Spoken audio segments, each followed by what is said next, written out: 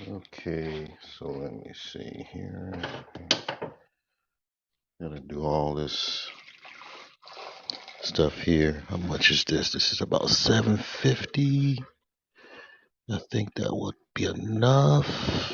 If I pour too much, it's going to go over. So give people time. It's probably going to be a first come, first serve, depending on how many people come up. Let's see here.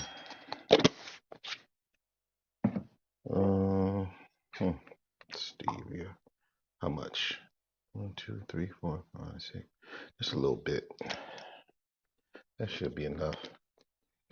So what I'm doing right now,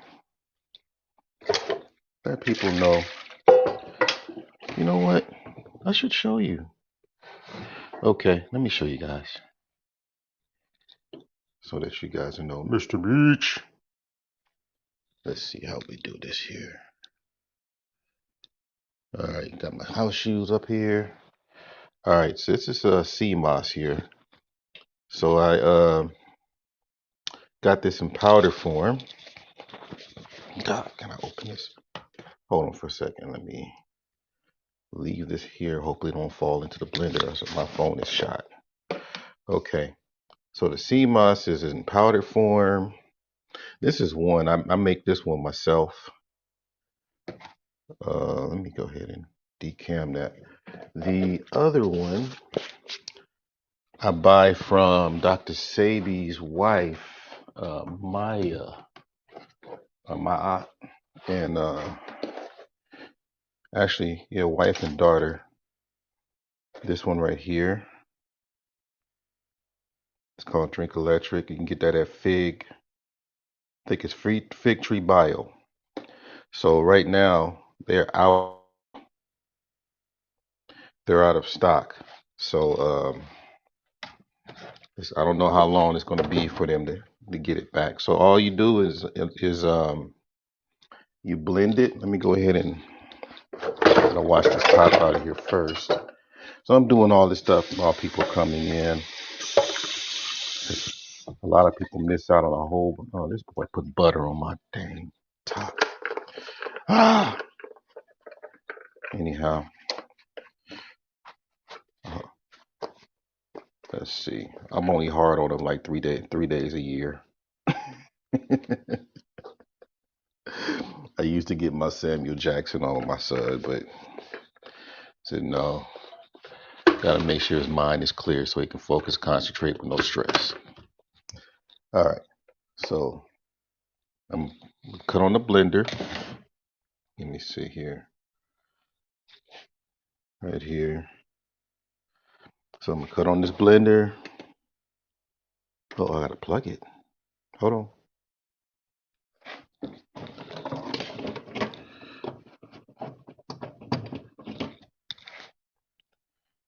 Cut on this blender here. All right, now we can do it. Cut on the blender. Here, put it.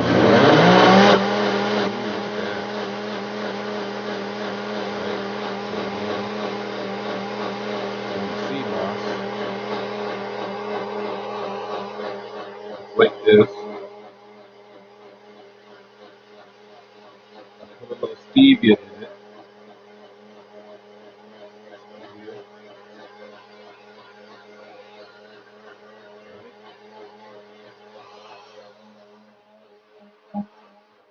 So before I put it in the blender, what I do is I put it in this cup, this tall cup. And when you put it in the cup, it bubbles up. And it don't taste bad, but you got to blend it up pretty good. If you don't blend it, it's going to be horrible. Horrible. I forgot he says that. It was funny when he said it's horrible. I think that was Tariq Nasheed that used to say it like that. Horrible. Right? So what I'm gonna do it twice. So this thing blends every minute.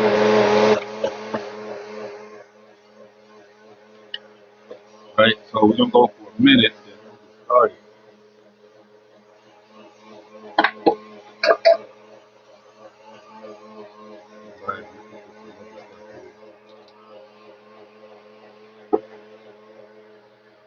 All right.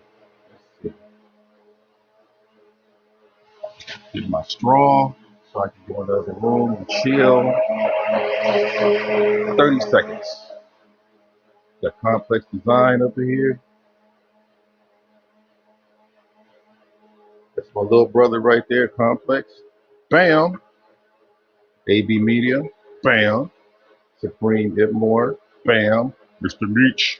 Bam. So what you guys are hearing right now is CMOS right there. This is the CMOS. You can buy this at the Dr. Sabi. His wife, it's called Fig Tree Bio, and it has that little bubbly type thing. So wait till I pour it. Let me go ahead and pour it.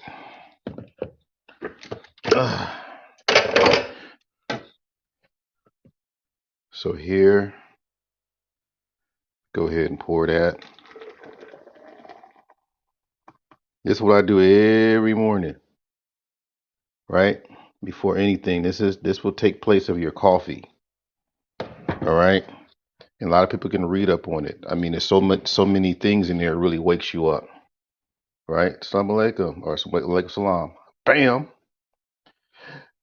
Right. So what I do, I have to wait because it's hot. You gotta use it hot because I don't know when it's like kind of like cool down. I don't feel nothing. It's just down the taste. But when it's hot to where you can stand it, you can feel it. It's like you can feel the tingle. You know what I'm saying? So so I had to wait for this to go down because it's bubbly. Because I mean, think about all these things. That's all your minerals and vitamins. That's like we're not fighting each other, but they're like trying to coexist. Okay. So waiting on that. I'm gonna be drinking this with a straw. It's hella hot right now. See, I made too damn much. That's my problem. The cup is not. I think I might do a little cancel culture. Say like, hope nobody take that as a shot. Cancel culture on my CMOS. Yeah, I might as well. I'm good. So I drink this.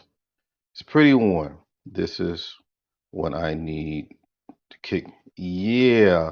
Okay, let me tell you what my mom told me, when she was living about the coffee. She said all you need is molasses and hot water every morning.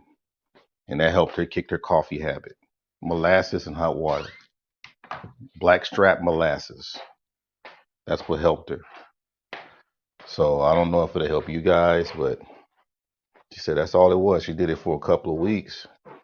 She was determined because she saw what it was doing to her. Because coffee is really bad for women, and women probably have the most addiction to coffee than men.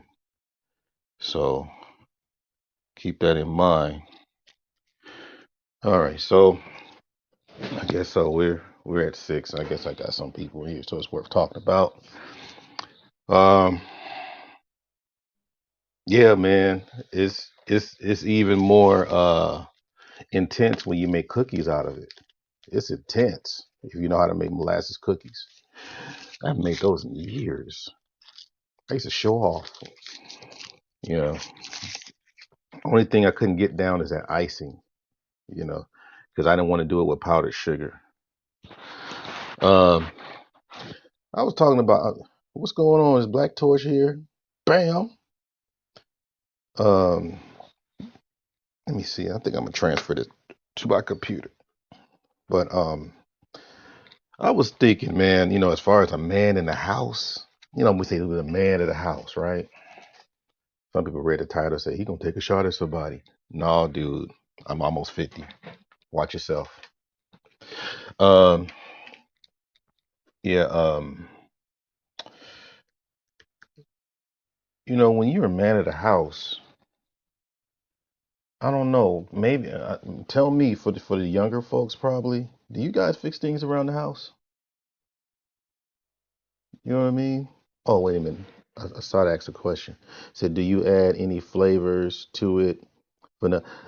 What I do, whatever you do, don't put anything like vanilla extract and all that kind of stuff because that takes away from the nutritional value, especially when it's hot. So what you're gonna have to do is get you some stevia with flavor in it. They got a chocolate flavor. They got a vanilla flavor for stevia. I use either English toffee or caramel stevia. You know, and that'll help. That's all you really need. You don't need nothing else. But I'm waiting for it to cool down so I can sip on it. Oh man, it's already cooled down. This is quick. Probably because I boiled it a while. I boiled the water a while ago. All right. So here's what's going on. Uh, oh, cool, fam. Okay, I'll shoot you this in a second. Um, what's happening is that I'm wondering if the younger folks fix things around the house. Like like if there is a clog in the sink, do you fix it? I mean, I'm gonna throw the link in the chat in a few seconds.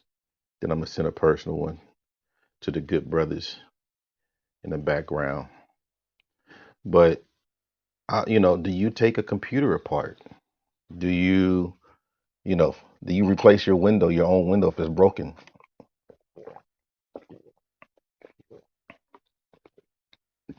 I prefer it to be more hot than this. God teasing. It's okay. I mean, do you even your car? Do you do stuff with your car? Do you fix the certain things in your car? I mean, can you fix your own tire? Can you replace your own tire? I mean, are you Mr. Fix It? And then if you are Mr. Fix It, um, are you appreciated? And that's the question. The main question is, are you appreciated when you do things around the house? You know, uh, matter of fact, hell, are you the guy that the woman calls just to fix the light bulb and then send you back home with nothing to show for your time? I hear some of those complaints. Um, I'm not sure if that's worth having a discussion, but I just want to experiment and see whether or not if people wanted to talk about that. Um, the fact that it's funny because I think a lot of women try to fix things and they break it, so it costs more to fix it now because you just made it worse. I've seen that quite a bit. Because remember, the I don't need a man thing is still rampant. So they buy into it just like Lifetime Movie Network endings. So I'm looking at that like, wow, oh, got BMT up in this bad boy. Bam. Right. So, but some things, man, I'm not touching. But believe it or not, I do take care of electrical stuff around here. I install lights, I install circuits. I can do that. And you know what's funny? Well, I used to work at Home Depot. So I built a lot of stuff around here. People are like, where you bought it? I'm like, no, man, I made it. you know, so I want to find out if brothers are too high maintenance. If you're too high maintenance, is that a bad thing if you can't fix things around the house? That's what I got from my dad.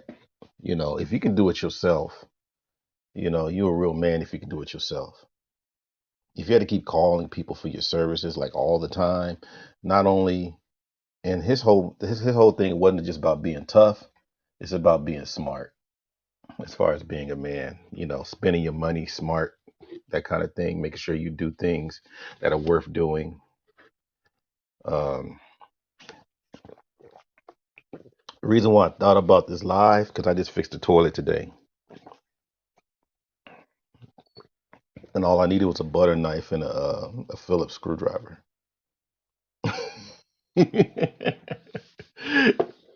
you know, because the way that the toilet look is like, no matter what you do, to be honest, it's like it kept running like, I was like, man, let me give me a butter knife and a Phillips screwdriver. Did a little tinkering, I moved some of the parts around, tightened some things up. All of a sudden, it just stopped. And I said, okay, cool. I'm used to it. So I want to find out too. Yeah, this is boring. I figured this was going to be a boring topic. Let me read what you guys are saying here. I believe the opposite because what is it? A lot of people would rather hire someone. Yeah, that's true. I used to unscrew cabinet doors, railings, have my 4 and 5 year old put them back on just to give them something to do. That's a good ass mom, dude. That's a solid mom. Man, um, I'm telling you. Let's see. Here, ladies and gentlemen, Complex Design up in the building. What's up, fam? Uh-oh. He's probably cussing out some tech guys in the background. No, actually, it's the guy with the leaf blower in the background. Hold on. Oh, okay. Jose. Speaking of, doing work around the house and stuff like that, it's apropos, Yeah, right? man. Yeah, man. You ever thought about that, man? Because real. I'm just gonna say, I'm just be blunt. Real men do a lot of shit around the house. Dude, that's why I was like, hey, man, I'll join you because, you know, I spend all my time outside in the garage. I got tool. I'll cam up if you want to see. But Whatever you I want. do videos on like gardening and stuff. Just being Mm-hmm. outdoors, doing stuff outdoors. Even like the stuff I work on. Hold on, let me see here. Let me get. What happened? Where'd you go? Uh-oh. Did I do something? Let's see. Oh, here it is. Layout. It's only 3 people. I think he came. I think. Oh, here it is. Got you, fam. He went back there. While we're waiting on Complex, what's going on, everybody? Hey, what's What's going up? on? What's up? Yeah, man. Y'all feel appreciated or underappreciated for fixing stuff around the house? Appreciate it. Underappreciated. Very appreciate it. There's a lot of young black men that are doing trade more than anything. There's anything. That's why I came up here to talk about the trades, the black tradesman hand.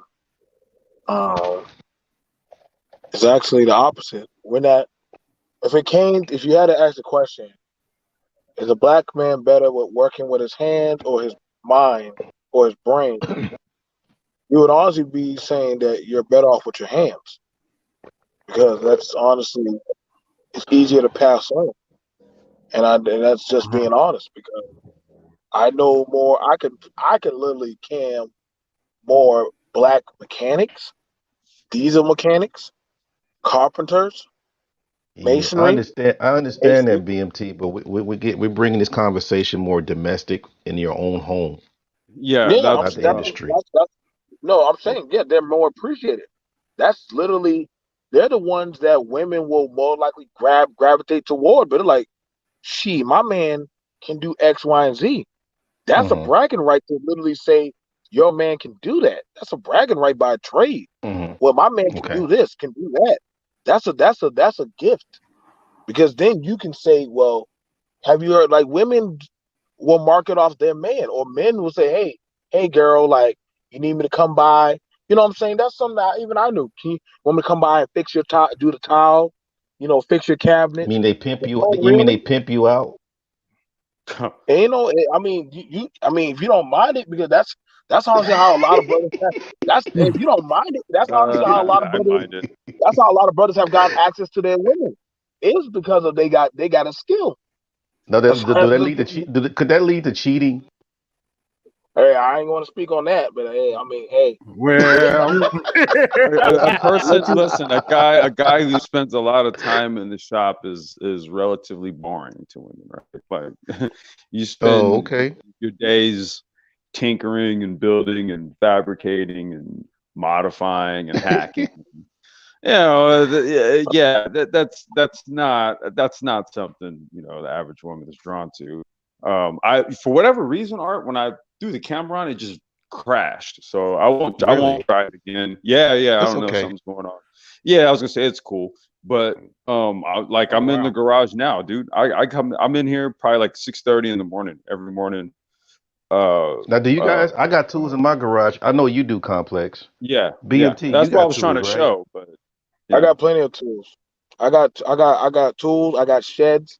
You already, yeah, I got a I shed could, as well. I done show my stuff. Like, Mm-hmm. I And we mean, already I'm know just that saying, AB like, got some tools. yeah, the blue collar man is literally like the most sought after, one of the most sought after men. That's by far. Like he is Well, literally the BMT, backbone. I That's would the posit to say, backbone. well, BMT, I would posit to say it's the dude who's skilled in both. Yeah. Okay, the guy who the Well, person, because like so, for example, like my mentor who really just kind of taught me like engineering hacks, right? He was an electrical engineer and a mechanical engineer. Okay, okay, so we could wire up some shit or we could fabricate some shit, right? We could Hmm. bust out the welding machine, or we're soldering, we're paralleling batteries to a controller and doing all this other shit, right? It crescendos even into what I do now, which is what I was trying to show, but it's a mix of mechanical, electrical, and technical, right? So if you could do both, I would honestly say that that's when you're most sought after. Like I would uh, say, like there's guys who can say they're good at machining and engine building, right? But Mm-hmm. then Hmm. you got the guys who can machine, engine build, and then wire up a custom ECU or engine control module to all of it, so they can do That the was my machining, biggest the problem. building, and the wiring. That was my biggest problem was machine. So I can do like I could build cabinets, I can build shelves, I can hell I can build all kinds of like wood. I'm good with wood. right. Tables. I have a big table saw in the garage. I got a miter. I got a Uh, Oh, sander. nice. I have a Nice. I have a handsaw. I got everything. I Yeah, make drills, everything, right? yeah. But as far as machinery, I might go back to school for that. so To what be you're at honest. right there? Okay, so what you're at? There's level one, level two, and level three, and level four. What you would be at because you have the machinery, right? Instead of like, Hmm. well, Hmm. I gotta get a little fix it, little, little kit. You actually have the machinery to go craft and build. You're at a little bit of a level two, right? So Hmm. the men that are level two who are actually have a trade, right? They actually might, Hmm. a lot of black men.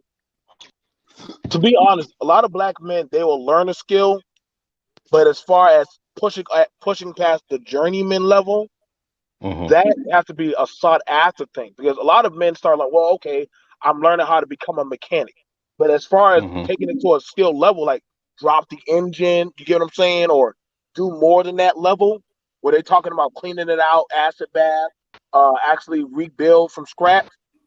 A Uh-huh. lot of them don't go that far. They might say, well, I can do the just net like where the prophet of thought is at. He's level four.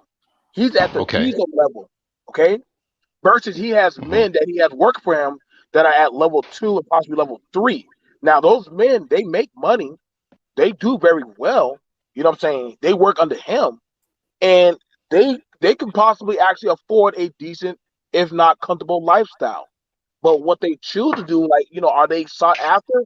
I see a lot of them out there, out and about, forming little, forming lives and stuff with women or different type of people. They just not like promoted like that. You know what I'm saying? Mm-hmm. It's not like you say, hey, my brother. You know what I'm saying? Like they're not promote. We don't promote the. We don't promote. As you know how you call it the jack of all trades, brother. The brother who Hmm. could do carpentry, masonry. Somehow your daddy can do everything in the house. That kind of man is all but just about gone. So Mm. One here on the panel. well, hold We on, got Dre up with the hold right on now. guy. Now hold on now, brother. But there's not that many of you left. You No, know that not about that shit. you get so you understand. Like I said, I know my daddy can do. Listen, if I put it in front of my daddy, he sees it. He don't have that college level education where it's on paper, but the man Mm-hmm. knows how to do it with his hands. That's a difference about a lot of black men. They didn't have the paperwork certificate, but if you gave it to them, they could do it. That's You know, the difference. BT, I would have to push back on that just a little Go bit. ahead, go I ahead, think brother. that Go ahead. there's a lot of brothers actually. I'm sub to so many dudes on YouTube. These are brothers that have like build channels and all this type of stuff. And I think what it is that because in this area of YouTube, people spend so much time in it, Right, they you're don't right. they don't know what it is that people outside of YouTube do, I brothers agree. included, I right? have to disagree. But these all these other channels that I'm sub to, I'll tell you one person in particular. Look him up. It's Jeremy Fielding. That's his name, Jeremy Fielding.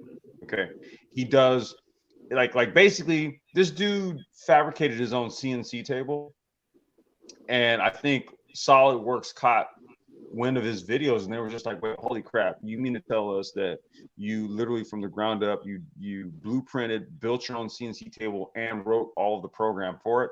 Why don't we just go ahead and just give you our stuff, and you can just kind of be like our influencer rep type of person?" And this dude has like I want to say he's probably over 1 million subs by now. There's a bunch of other brothers. There's one dude right now. He's building an electric cross cart. That's right. I'm trying to remember the name of his channel. I mean, there's so many dudes actually who are out like literally on YouTube doing a bunch of dope shit, and we keep getting sucked into this this um this manosphere gender war red pill. You already know the whole sort of ecosystem of conversations, right? Right. Mm-hmm. Versus where like say on the brain trust where we're okay, everybody there is an SME in something. We're all subject matter experts in something, right? Tech Yeah.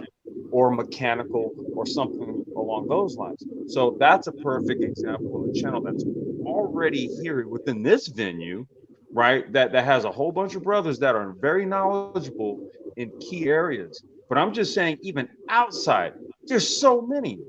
And I just think that it goes back to Art's question. I mean, are these type of brothers appreciated? I think Yeah. that's the real question because we're here. We're Well, here, and there's a lot I of say us, that you know. as a person in that field, knowing that you've seen as much as work as you guys have actually seen me do. Yeah. Are people like us appreciated? Hell no. Are there a lot of us? Not really. I mean, like you might say, well, I know 2 or 3 people that can damn near do everything, but trust me, there's a lot. I even got friends of mine who even call me. How you doing? What's that? 10, 12? Yeah. I got friends of mine who even call me. So I'll say that no, you don't get any appreciation. They like the fact that you can do multiple things because a lot of times people don't want to pay the price of doing a person that can do multiple. Pay your actual price. Yeah, I get. Yeah. Because this is the problem with being able to do multiple jobs that I find it very difficult to be like say a person in that field. The problem with that is that the fact is that when you can do multiple jobs, everybody always thinks every fucking thing is included. Rather than specializing in That is one, true. it's actually easier for people not to hit you with the, well, you can do that too. Thank you, ma'am. You have a nice day. You can do that too, or you can do this. You know what I mean? They expect more. No. I mean, That's true. how do you That's bill so and true. charge for your services? How do you bill and charge for your services? It depends on the job. It depends on the level Well, because just give you an example. Just give you an example today. I put on a friend of mine. I don't do no landscape. A friend of mine, he quit work and he started doing his own landscaping builder. And I spent about $6,000 into his truck, bought a new like $5,000 lawnmower, new weed whackers, all this shit. I put him on to 3 high-end customers just this week. Like literally within this week, just from knowing me, he has too much work. He has so much work just from knowing me, who work on houses, that his wife was planning on getting a job. Now she's saying that maybe she don't need to work. She can just help him run the family business. Okay, so that's a good problem. I mean, That's I right. don't have a problem to have. The issue is the biggest issue amongst black people is, come on, it's the hook me up phrase, which kills the hell out of Yes. Say that again. it. Please say it again. It's the hook me up, So because BMT, it's Yeah. once like again, I That ask, off to the how do city. you charge? Yes. you How can't do you actually. charge for your services? Well, here's the thing about it is, because how do you charge for the services? Yeah, Because like do you do like do you so for example, do you have like an hourly rate, right? And then that's what the hourly rate is. And then do you have say like your parts? So more, for example, parts and labor. So there's the labor side and then there's like the material side. Material side, those are costs that are going to have to be covered, right? Maybe where you can have some leniency is in what you're going to charge for the hourly labor. oh no, I However, can't get leniency no more. We can't do leniency. well, See, no. This is why I'm asking you because see, like in jobs, oftentimes the only leniency we can give a customer is what we're going to charge them on the labor, right? Because where we'll ultimately take a loss is when we kind of capitulate on the hookup deal, and what we didn't do was build margins into the materials that were used to fix things, right? So we sometimes that's why I was asking, well, how are we billing for this type of stuff? Because so that would determine whether we take a loss or we can actually work with them on some shit. You know what I'm saying? so okay, no, okay. So what you're saying? Okay, so let me. I'm going off of me. So Okay. I do hold trailers, properties, and hooking up of different stuff. Like, you know what I'm saying. So I give you the cost amount of the material, right? Okay. Okay. Either you want me to go get it or you go get it. Okay. Okay. Now, and whatever you give me, that's on your dime.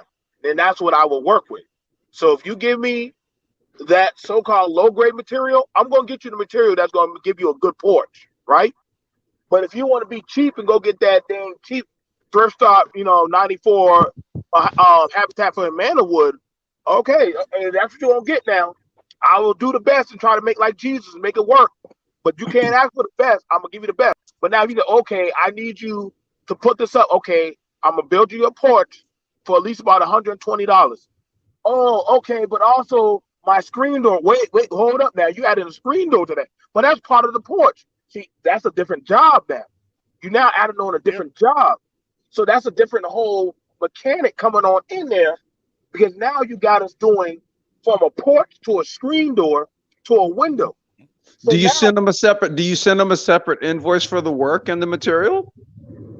actually when you before you start the job, that's Hmm. supposed to be the initial invoice of this is what That's we're what I agreeing mean. upon. Yeah. Will you go Yeah, through? yeah, You no, spec no, out the whole job before you do it, right, right? right. Yeah, we do. We supposed to, and I do that. But what happens? This is where they come to the unappreciated part, brother.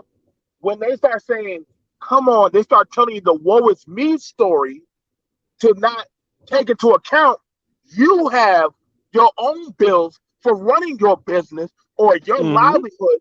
Yep. You Mm-hmm. supposed to just make do with whatever you get and Mm-mm. give them a Mm-mm. chance, because Mm-mm. No. you and I are both black. So I'm supposed to just Mm-mm. give No. you the low. No, but you understand what I'm saying, BGS? See Yeah. what I'm saying? I no. So, No. I so understand, but you're no. Mm-mm. underappreciating my trade, my skill, what deters me, a black man, from ever wanting to do business with other blacks.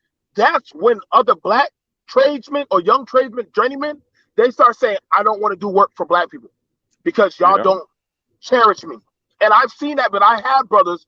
I've sent them to go do jobs, drywall, put up skeleton walls, do sheetrock, do different stuff, and they said, "You better get $200." They will try to Let me talk ask me you down. this. They'll try to Let's talk put a me pin down. in that one. Let's put a Huh? pin in that, BMT. Let's put a Yes, pin in sir. Yes, that sir. right, Yes, sir. right I'll do there. it.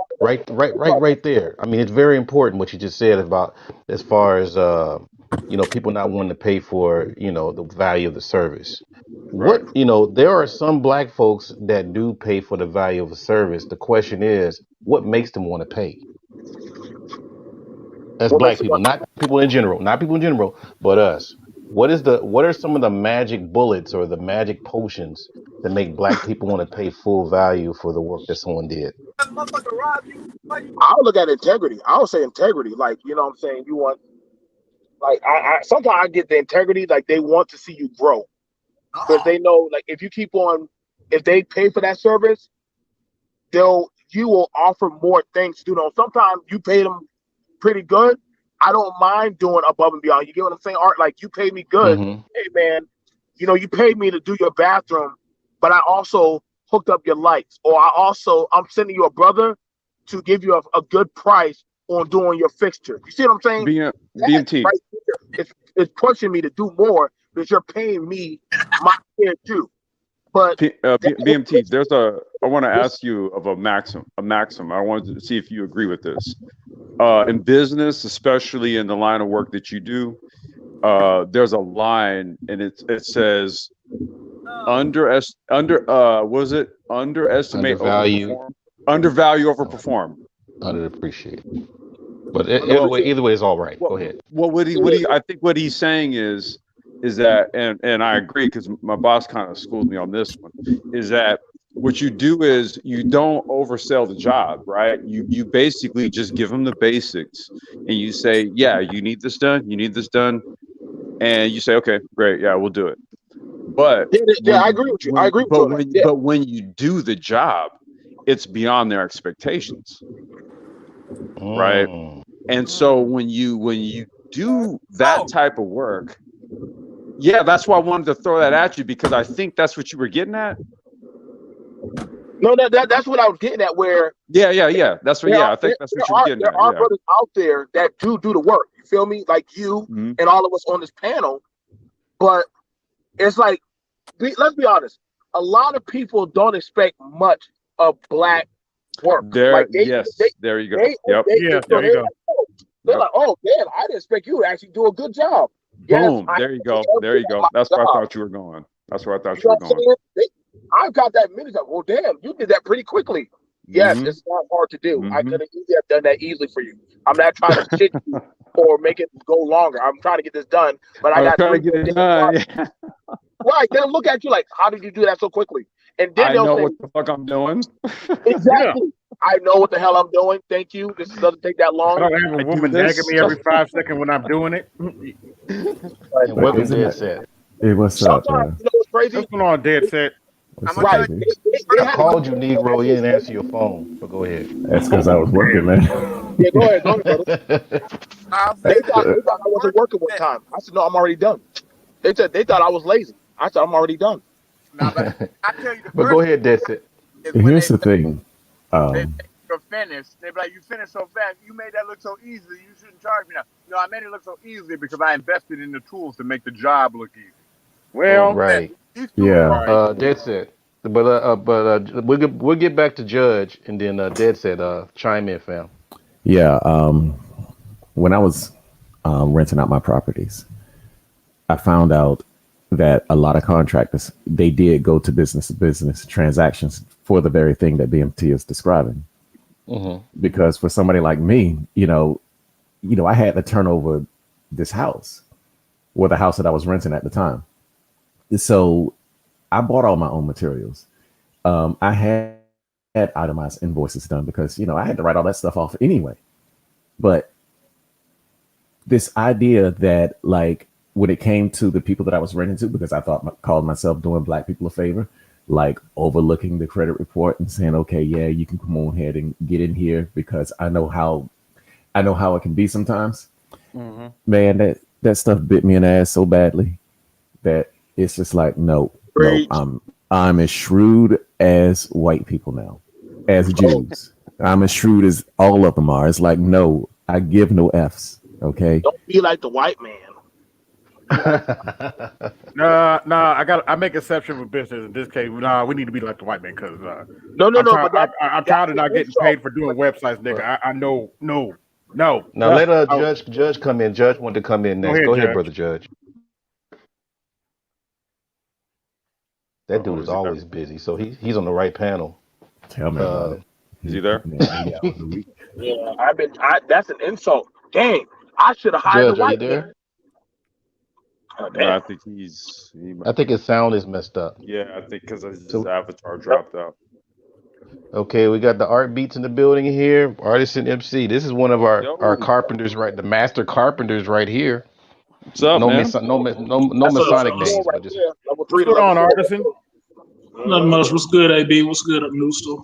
Complex, good set, and BMT. Yeah, Yeah, man, no long time. What's going Oh on? wait, y'all bringing back bad memories for me. Hey, tradesmen know each other, man. We know each other by trade. There's a reason I do not do work for my family and close people that I know anymore. Yeah.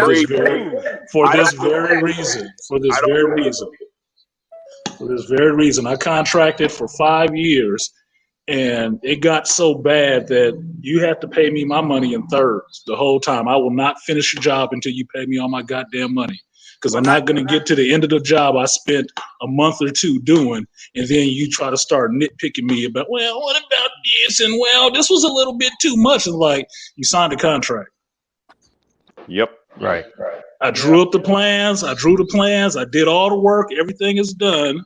I need you to flow me the rest of my money, or I will burn down your house. Oh, Lord. I can't. Okay. It always end up being some BS. I'm like, look, man, I know the white dude who's going to charge you twice as much ain't have to deal with all this stuff. I know he didn't have to deal with all this. Like, come on, man. This is exactly why. People still call me and ask, oh, can you put this tile in my house? Can you do such and such? Yeah, I could, but I won't. I don't have time. Sorry. I don't have time. I have do the y'all use ability. draw Yeah. accounts? I mean, do Say it y'all again. use I'm getting echo. draw accounts? Because like one of the things that I used to do with my contractors is like, okay, this is the account. This is what you're going to draw from. I mean, my brother was good at doing stuff like that. He was like, no, I'm not. He's doing my mom's house right now in North Carolina, and he requested a draw account from her. He's like, no, you put the money in this account, and this is what I'm going to draw from. Yeah, no, I never did that. That would probably be more beneficial. I never want to touch their money necessarily because I would go and price out the material and everything because usually they're coming to me, oh, I just want this and this, and they have all these ideas. I'm like, okay, I'll take all those ideas. I'll draw up the plans and everything. This is the material you need. This is how much it costs. This is where it's at. You can go get the stuff, have it dropped off. I'll come and do the work. Because as long as the material's there, I'll show up. If the material's not there, I'm wasting a lot of time waiting on you to figure out what you want to decide on. Like, look, call me when you got that figured out. Because if I have to charge you for designing fees, that's something completely different than just building fees. Ooh, That's why I was another like, one that's right why I there. was talking about like itemized invoicing and stuff like that. Yeah, complex. I always itemize from the beginning because I'm that. I don't want to say it sounds mean when I say it, but I'm that anal. I will itemize everything because I know how much it's going to cost and how much it's going to take They for me don't to do exactly understand what needs to be that done. blueprinting What is that echo? Yeah, somebody got a serious echo. Blueprinting is a skill. Blueprinting is a skill. I don't know why you don't understand that. Blueprinting Somebody's is in a the skill. store. That is not easy to do. I think that's Judge. Oh, that's Judge again. Busy Judge. Yeah. Yes, We're gonna start blueprinting is calling him a skill. Judge Busy. That's what it should have been his name, Judge Busy. Judge Mute. Busy. Wow. You should Don't start feel a bad, YouTube artist. You should start a YouTube channel on, I don't feel bad at all.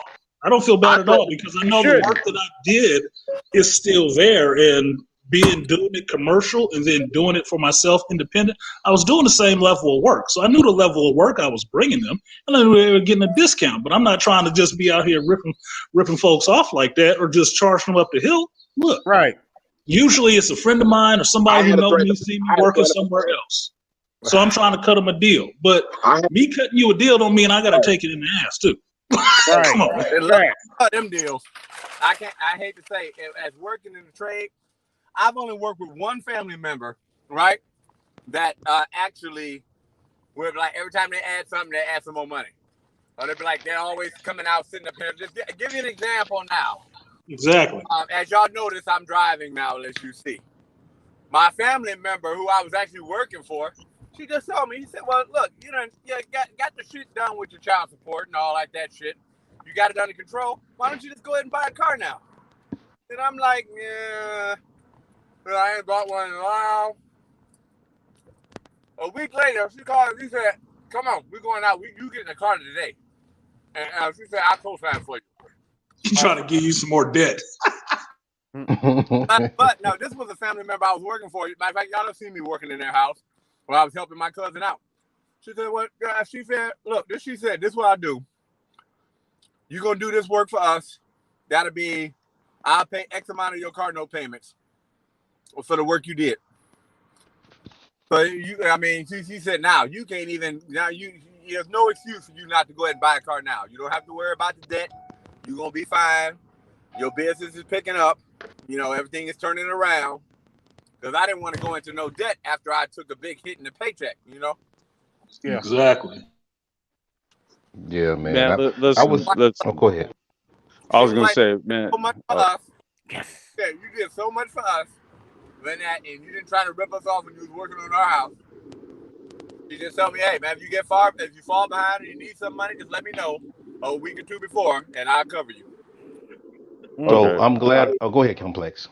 I was just gonna say, look, I lost one 6-figure business over family. I lost another one over a chick. All right. Wow. So You at this you're in the stage, right place. yeah, well, I can kind of speak a thing or two about all this shit.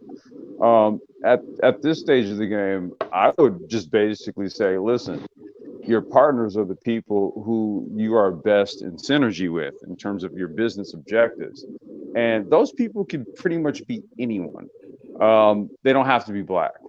And the reason why I've been able to do what it is that I do in the venue that I work in, with regard, it's tech and mobility, right? So, my partners span the spectrum. I deal with the Chinese, like literally, I deal literally with them in China. That's why I'm up at all times of the night. You lucky, and Complex. I'm always canceling live streams because I got to talk with them.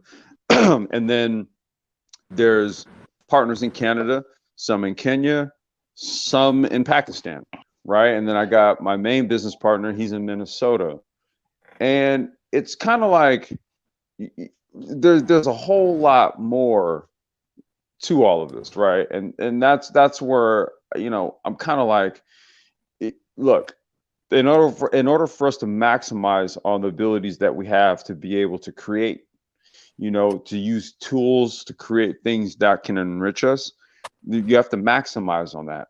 And sometimes that's not going to necessarily be directly with, like, say, like your family or your immediate the people in your immediate environment or surroundings, right? Your proximity. Sometimes your most productive partners might be some white folks. I know that sounds weird, right? But I got to tell you. No. You speaking truth. You speaking truth. Go Well, ahead. no, I mean, because dude, like I said, my partners are all over, and I got to. Let's come on. Let's be real, bro. I'm a programmer. How you think I feel about the situation? Wait, say that again, bro. Say it again. I'm a programmer. How you think I feel? Oh, about you said you're a programmer. Okay, yeah, speak on it. Yeah, I'm gonna look at a white dude first. I'm sorry. You haven't been to a Microsoft conference where you're the only black man in the room, literally. Been there. Other dark skinned person might be Indian or something. Mm-hmm. Been there. Yeah, so I'm going. So if I need a programming job done, yes, I'm probably gonna look at a white person first. It is what it is. Until we get more of our boys trained, there's nothing I can do about that. I wanna cut at this, and I'm gonna say this because I've taken a few hits saying, Joe, you don't care about black people.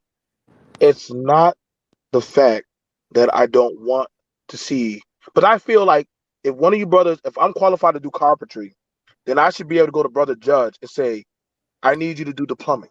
You feel me? But that, as the one thing, all we have as black men are our name. You understand me? All you have is your name. And if I reference you, right, I am putting my name on the line. So when I put you to the forehead and say, yo, I'm saying Brother Judge is going to be good. He's going to be fair. He's going to do a good job. And that brother shits me and is late, does not show any competency. That person is going to call me back up. You feel me? Say, yo, you reference this person towards me. and look at what they did. Right. You know what I'm saying? Or they fucked up. So right there, you just hurt the black systematic chain of camaraderie. There is a camaraderie amongst the tradesmen. If I do a job, then I will go get Complex, say Comcast. Complex, I need you to go do the electrical. Complex will go get artists and say, yo, I need you to go do the framing. You see how we help each other? But what happens is we have it where sometimes we either block each other out from making the bread, say, yo, bro, let me help put you on so we all can do this house and all make the money and we can all build each other up. Or B, we try to help another brother out and he F's up the job. And now, and I'm sorry, but they like it's bad because one black man messes up or one black person messes up, they blame all of us black men. So it literally, you can have 10 men do everything right, but that one man show up to work drunk or belligerent or rude. Oh my God, I don't want to deal with that. And I'm like, yo, you would never pull that with the white man. Why are you so quick to not have no patience with us? And I'm not saying we, and I mean, I literally have been there to where I have had to go back and apologize or say, how can I make the right? And I'm like, and after a while, I got to say, I'm not kissing no ass. Like, I'm not. Like, if you're not putting in the money with me, then I'm not referencing you at all. And that right there is when we do go unappreciated because there are good brothers that do want, you know what I'm saying, maybe Art has that name where he can help a smaller brother get his name out there. But I'm glad you mentioned that. go ahead, Okay, brother. here's the thing that I've been trying to get people to see. Because every time I throw in this our conversation about college, there's always this pushback. Well, you need a trade. Well, as we hearing these conversations, we got plenty of brothers with trade, correct? Yeah. And we need brothers that are up and coming to learn, so we can keep that number up, correct? Yes, sir. Correct. Now, and I'm speaking from my mother's delivery because she's been pushing that, and she's been kind of like semi successful in this. The things that I've been hearing, and I know Complex been touching on this, but I don't think people got it. It's about your business and your marketing. And the thing is that either you're going to get a degree in it, or you're going to be in partnership or a good friend that Uh, I get what that you're will be saying. able to do that for. The thing is that it's not supposed to be a this or that thing. You're supposed to find a way to have something. So, for example, the fact that someone, as far as a degree thing, I'm talking about the doctors, lawyers, that kind of thing, upper echelon. Yeah. As far as that, you know, and just like BMT, the last thing that he said about as far as brothers that be able to take people along the side, when you have that connection to where, okay, you guys went to high school together. You went off to learn all the different trade things, where the other dude went off to college to be upper, high up on the scale. Now you guys meet back after everything, after all your training, whatever. So therefore, he's in charge of all the accounts over the electrical, plumbing, or whatever, as far as the big, the 20-story building. You got the account. You good. My whole thing is that, you got to find ways where we support each other, regardless if you're in trade or if you're upper in the whole executive thing through education.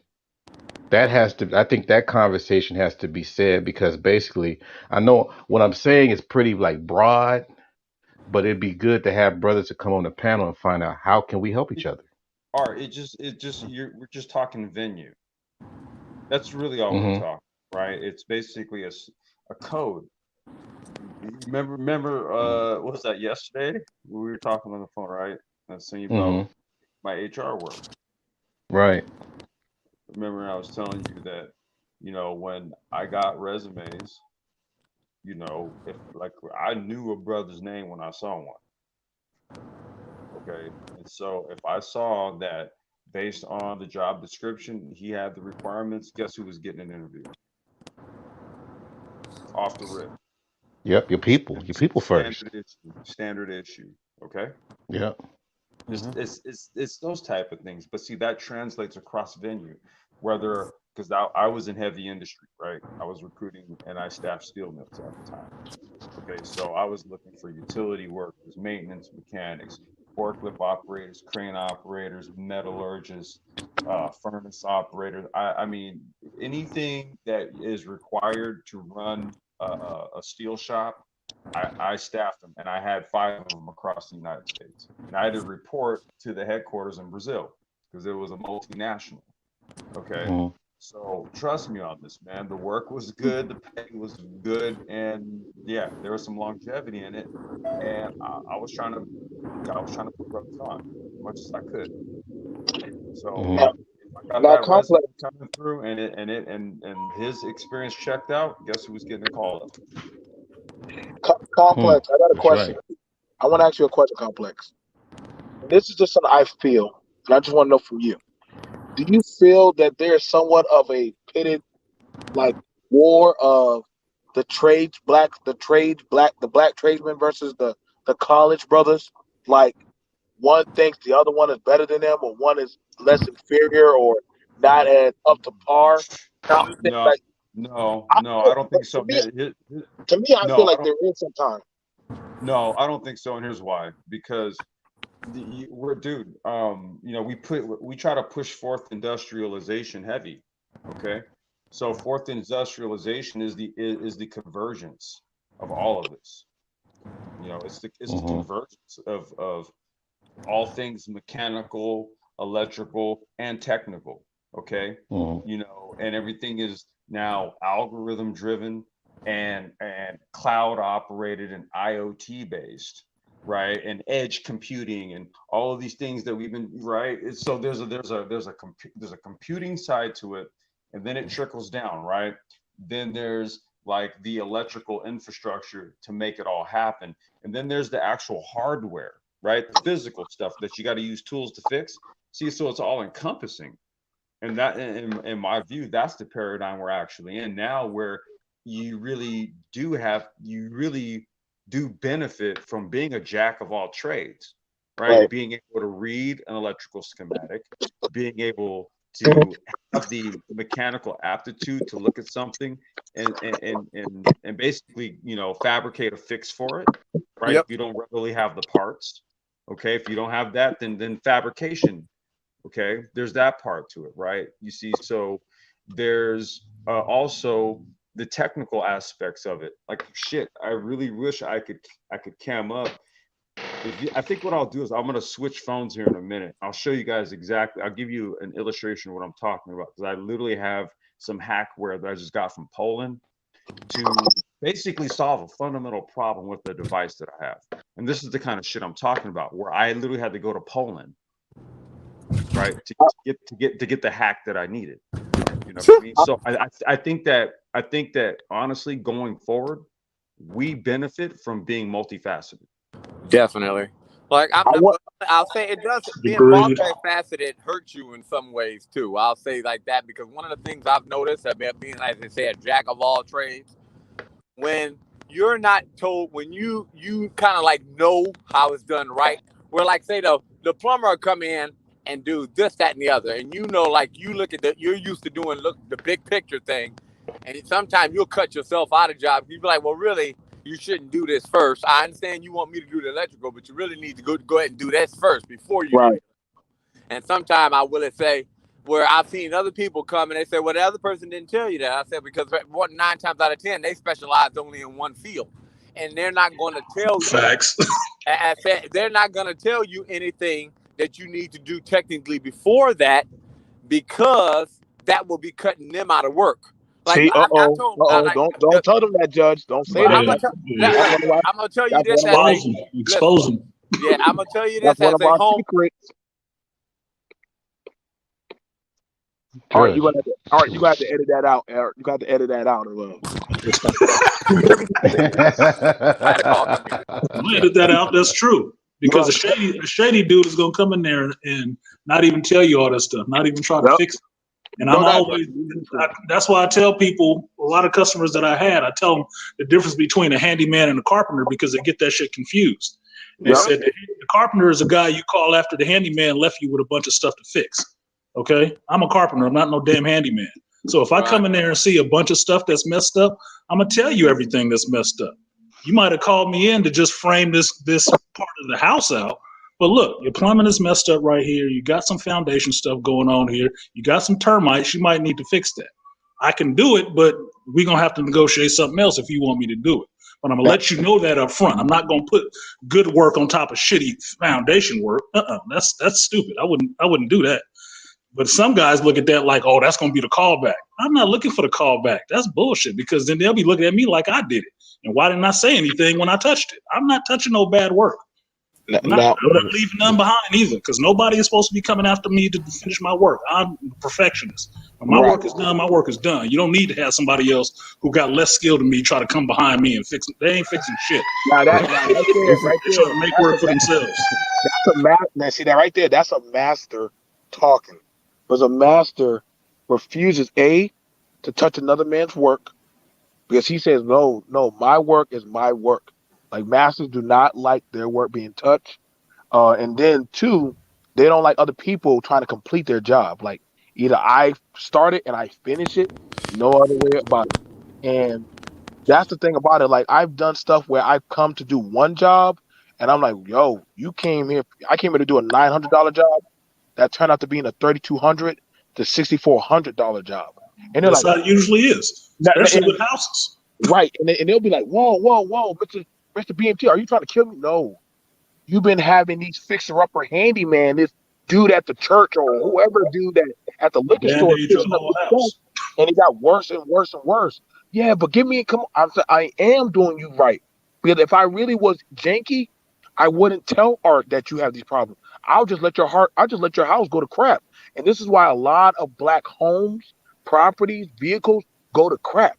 Because it's one thing when the person who knows how to do the job sees the problem versus you might have that janky plumber or mechanic.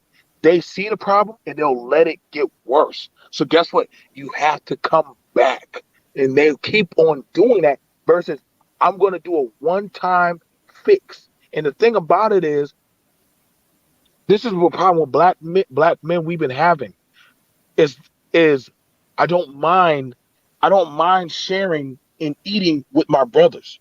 I had to learn that from the white man, and I'm sorry I did. He was like, listen, he said, hey, this white man kept every time he had a job, he would call me to do the job. And I never could figure out, but my black brethren, they didn't really call me for the jobs. But I said, yo, why you keep calling me, bro? You got your cousin. He said, yeah, but he doesn't finish the job like you do. Because you're Well, very let me ask you guys this. Let me ask you guys this because I mean, you guys are saying the same artists and man, complex too. This is an artist discussion too. A lot of artists go through this, right? Mm. And man, probably worse, to be honest. Oh, it's pretty bad. uh, Yeah, and the thing is that oh, Dead set definitely Dead set. Good lord, he knows. Yeah, a lot of happen to say everybody on the panel. The thing is that is there any kind of Ten Commandment Yes. rule where you have to work with black people to get paid in your Ten Commandment Uh, business? rule. you There can used make to up be. one. You There can Wait, you make used to said up be. one, but you'd have to be really selective. There You used to have be to, one. yeah. There no, you used to said be. a Ten Commandment rule. Yeah, There used to be. thou shalt only work with black people in business. We used to. Hell Wait, no. We wait, used to. That, wait, no. That ain't no No, more. because I got to eat. That I type have of to wait, eat. I'm like, when So, has that ever started? That's what I'm asking. It's like, huh? it's no, so wait a minute. I'm trying it's to get a context. You said, is there a Ten Commandment rule with regards to working with black people or Working doing with business? as far as customers, Right. So clients. doing business with and things of that sort, right? Right. Yeah, I think in all facets though, not just trade. Okay. Yeah. that. Well, so what you do is you do things based on the services outlined in either the contract or the invoice, right? See, so whatever is in the goddamn invoice that I send you, that's what it is. Facts. But what I do is I make sure I have a thorough conversation with the client to know what their exact needs are. And then what I do is I go over everything, right? So that they understand that what they see corresponds with what they've communicated to me, what their needs are. And then what I do is I get an agreement on this. Okay. And then when we get an agreement on this, boom, it goes to you. And then you're going to go ahead and pay that shit, right? You're going to pay all of it. That's what you're going to do. You're going to Thank pay you. all of it. Now, depending on what it, with my own business, like there's certain things where there's lease options involved, right? So there's going to be a third party where you're going to make any sort of financial agreements with them to do any sort of leasing and anything like that. However, at the end of the day, the money's going to hit the goddamn account. And we're not going to have any, we're not doing, I'm fronting, we're past that shit, right? The type of stuff that we've had to get into, man, it required us to put the money up front. We had one backer. And there's a brother in the manosphere. His name's Lionel. I'm pretty sure you guys heard of him. You know, he's our only financial backer. Everything else came out of pocket. So, you know, yeah, that's how we're going to do it. And trust and believe, you're going to get everything that's on there plus some. Remember, undervalue, over deliver, always. Yeah, the reason why the question was asked because a lot of people keep assuming that when we have a business, we only supposed to work with black people. We used to. We used to art. Like during the black codes, remember after slavery, we had the black codes and we had the suffrage. We had times where, you know what I'm saying, you weren't, if you were, you could work just as hard, if not harder than the white man, but you wouldn't get paid the same as the white man. You understand me? Like my daddy told me this when times he'll make me hold the light or hold the tools and stuff. And my daddy would tell me these things about why you treat. I said, Daddy, why you say yes sir, no sir? You older than him. He said, son, sometimes you gotta treat your brothers with respect because they never get treated with respect when they're at their job. So that was engraved in me as a black young man by my Facts. daddy because how he wanted to be talked to whenever another black man took on a job from him. You understand me? So that them days started fading away when we started having lack of respect for the black men that were doing the job and started saying, well, the white man do it better. The Asian man sell it cheaper. You know, it's like, damn. So, Exactly. Well, so the reality, the BMT, but where's the BMT, respect? These but are one of BMT. the times I agree with BMT 100%. Well, That's no, exactly what but I want to offer this retort, and I want to, you know, get his take on this because I think I don't think he's going to disagree, but I really want to know what his thoughts are. You guys can chime in on this. In this new age, though, see, all roads lead to China in terms of material sourcing and things of that sort until the United States rebuilds its manufacturing base. Okay. One little note on this is if you guys look up an article on Kentucky Motor Speedway Ford trucks, if you just Google that, you'll see what I'm talking about. Right now, there's all these Ford trucks that are rolling off of the assembly line, 95% complete, but they have to park them at Kentucky Motor Speedway. Why? Because there's a chip shortage. They need to put a single little chip in the trucks to finish them off. And guess where they need to get chips from? It's a little bit of trade war dynamics, right? It's not as if the Chinese are actually short of chips. I mean, what the fuck? What are they short of actually? Okay, they make everything. They're not short of anything. However, they do understand though that it is still strategic to do business with, say, small business, right? Where they'll still make all the things that are readily available that's rolling off of their assembly lines. Okay, they'll make it available to certain people. Okay. And that's kind of what's going on here. And what I'm saying is that, well, I think fundamentally we're going to have to start working with others, quote unquote. No, you're right about that. Fundamentally because of just how the world is shifting and changing. we have to evolve, right? To have like the level of maturity I don't within think. ourselves. Go ahead. No, Oh, I Got don't. him again. I'm not I disagreeing. said one I'm not thing dis. this is the one. is he Okay, barking this or is is one that of the me? things I want to say. No, I'm not. No, I like complex. I'm not disagreeing with you with that, brother. No, that's what Because I mean. I just wanted right, to throw that out there right. for you to, yeah. No, right. I get what you're saying about that because Mhm. I would love to work with my fellow brothers and you know what Right. I'm saying, do stuff for my people. But hmm we're way past that timeline now. You know what I'm saying? Right. So Right. right now it's like, yo, like some of my best partners, I'm sorry, they're non-black. And so but sometimes it's like the further I climb in the success, like how the brother was saying, like when he went into the Microsoft building, he was the only black face. Bro, I have been at some of those auctions and I raised my hand. I'm the only black man. Yeah. And I'm like, oh shit. Like, am I in the right room? That's the story of my life. I'm But I, always the only brother there.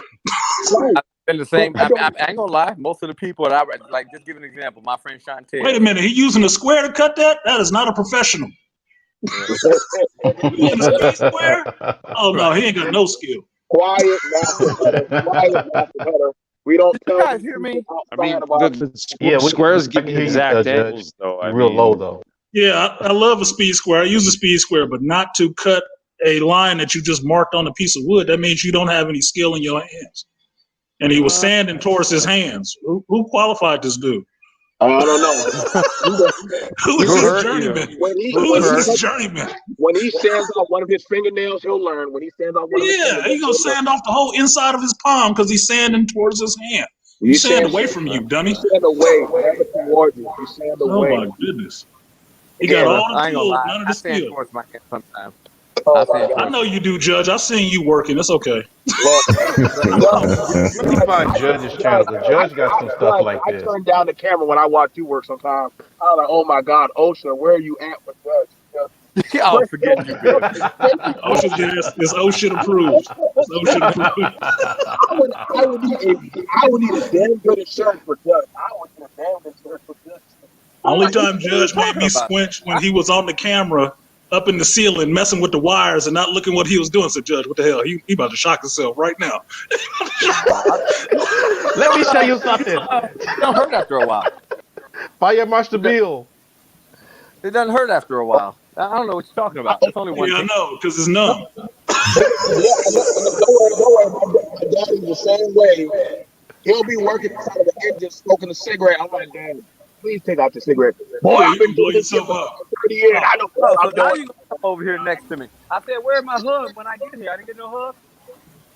Yeah, that's one thing about black. No. I swear, black men are. We don't got no kind of value in safety for our health, man. Like no gloves, no eye pro, no helmet.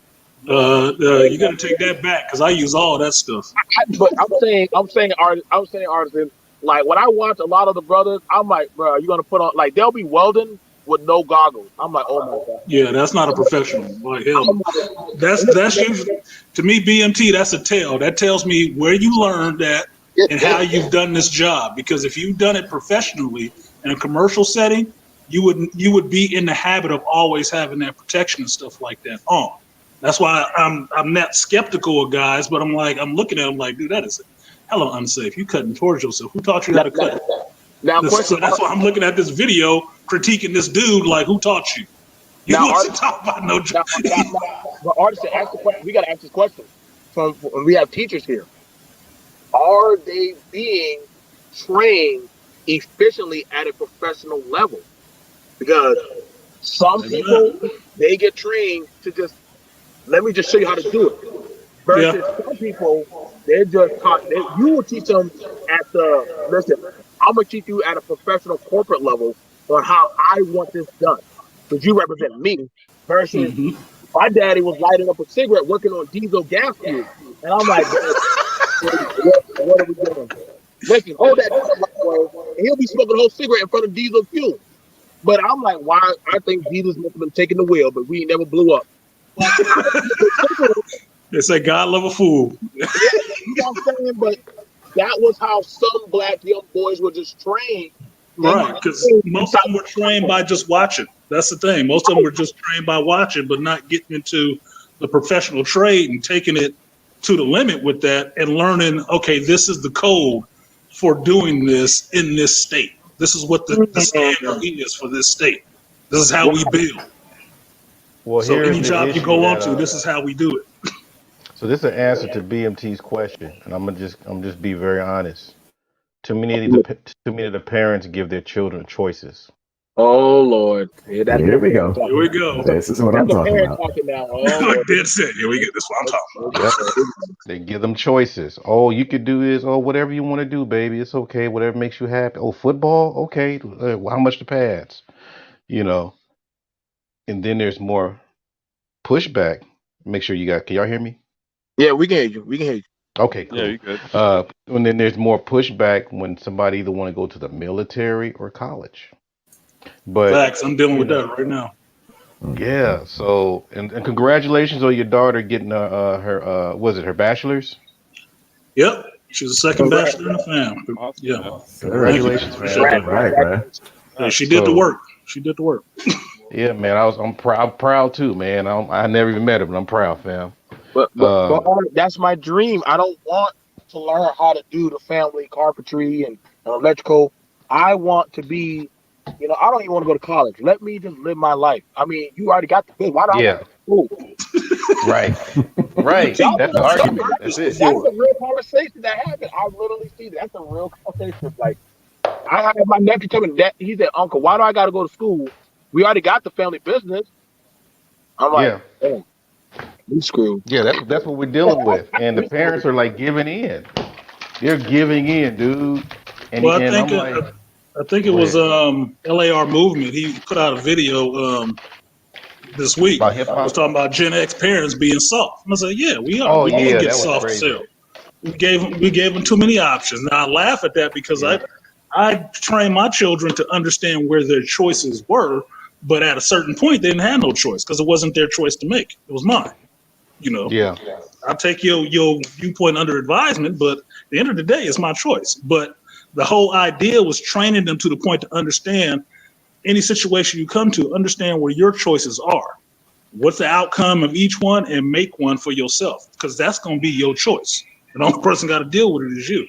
So, like my daughter, the degree she got and the direction she went may not have been what I would have thought for her. I still want her to, get a job with the government and go into the military or something with all these language skills she got. She's still like, nah, liberal stuff. I'm like, okay, whatever, man. Look, I'll get back to you. Get back to you. It's your life. You got to live it, not me. So I right. think To, Yeah, that's I was to gonna say Art's, to Art's point, I'm kind of in the middle of the road with it because I kind of went against my own family narrative, right? To the point where I was damn near disowned. Let's just put it like that.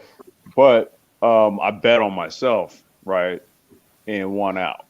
Let's just put it like that, right? See, so let's just say that at that point, there was no longer any sort of question as to what it is that I would be able to do out here in the world. I think I think once that occurred, I think then the other shit started to happen, right? Kind of like resentment and jealousy and things of that sort, rivalry. But we'll leave that facts. there. Right. but You see, to so I think that the reality as men, and this is just kind of how I've kind of taken all of this, is that it's really just a matter of like I don't think there's ever going to really truly be a place where you can have pure contentment. You know what I mean? Where you can kind of just rest on your laurels. I think when you start to get to the point maybe where you're at end of age, that's the case. But I think before you get there, there's always going to be this thing. Even if you build in mechanisms of like passive revenue and stuff like that to maintain your lifestyle and stuff like that, you're always going to have to like stay on your toes, right? And I think that all of the challenges that we see, that we face, really are to prime us. right? It's really kind of it's a prime us and to really kind of, give us the fine edge, to really kind of say, okay, like, look, listen, this is how I do it. I kind of give them a air of stoicism, a stone face, and I say, this is what I want. I need a price on this. I have a client waiting. Let me know. Right? Yeah, I would agree. Well, Yeah, and you don't make any bones or any fusses about it. I wanted to say, I think it hit me hard because my daddy he's 80s. He's in his 80s now. And my dad is still out there in the field.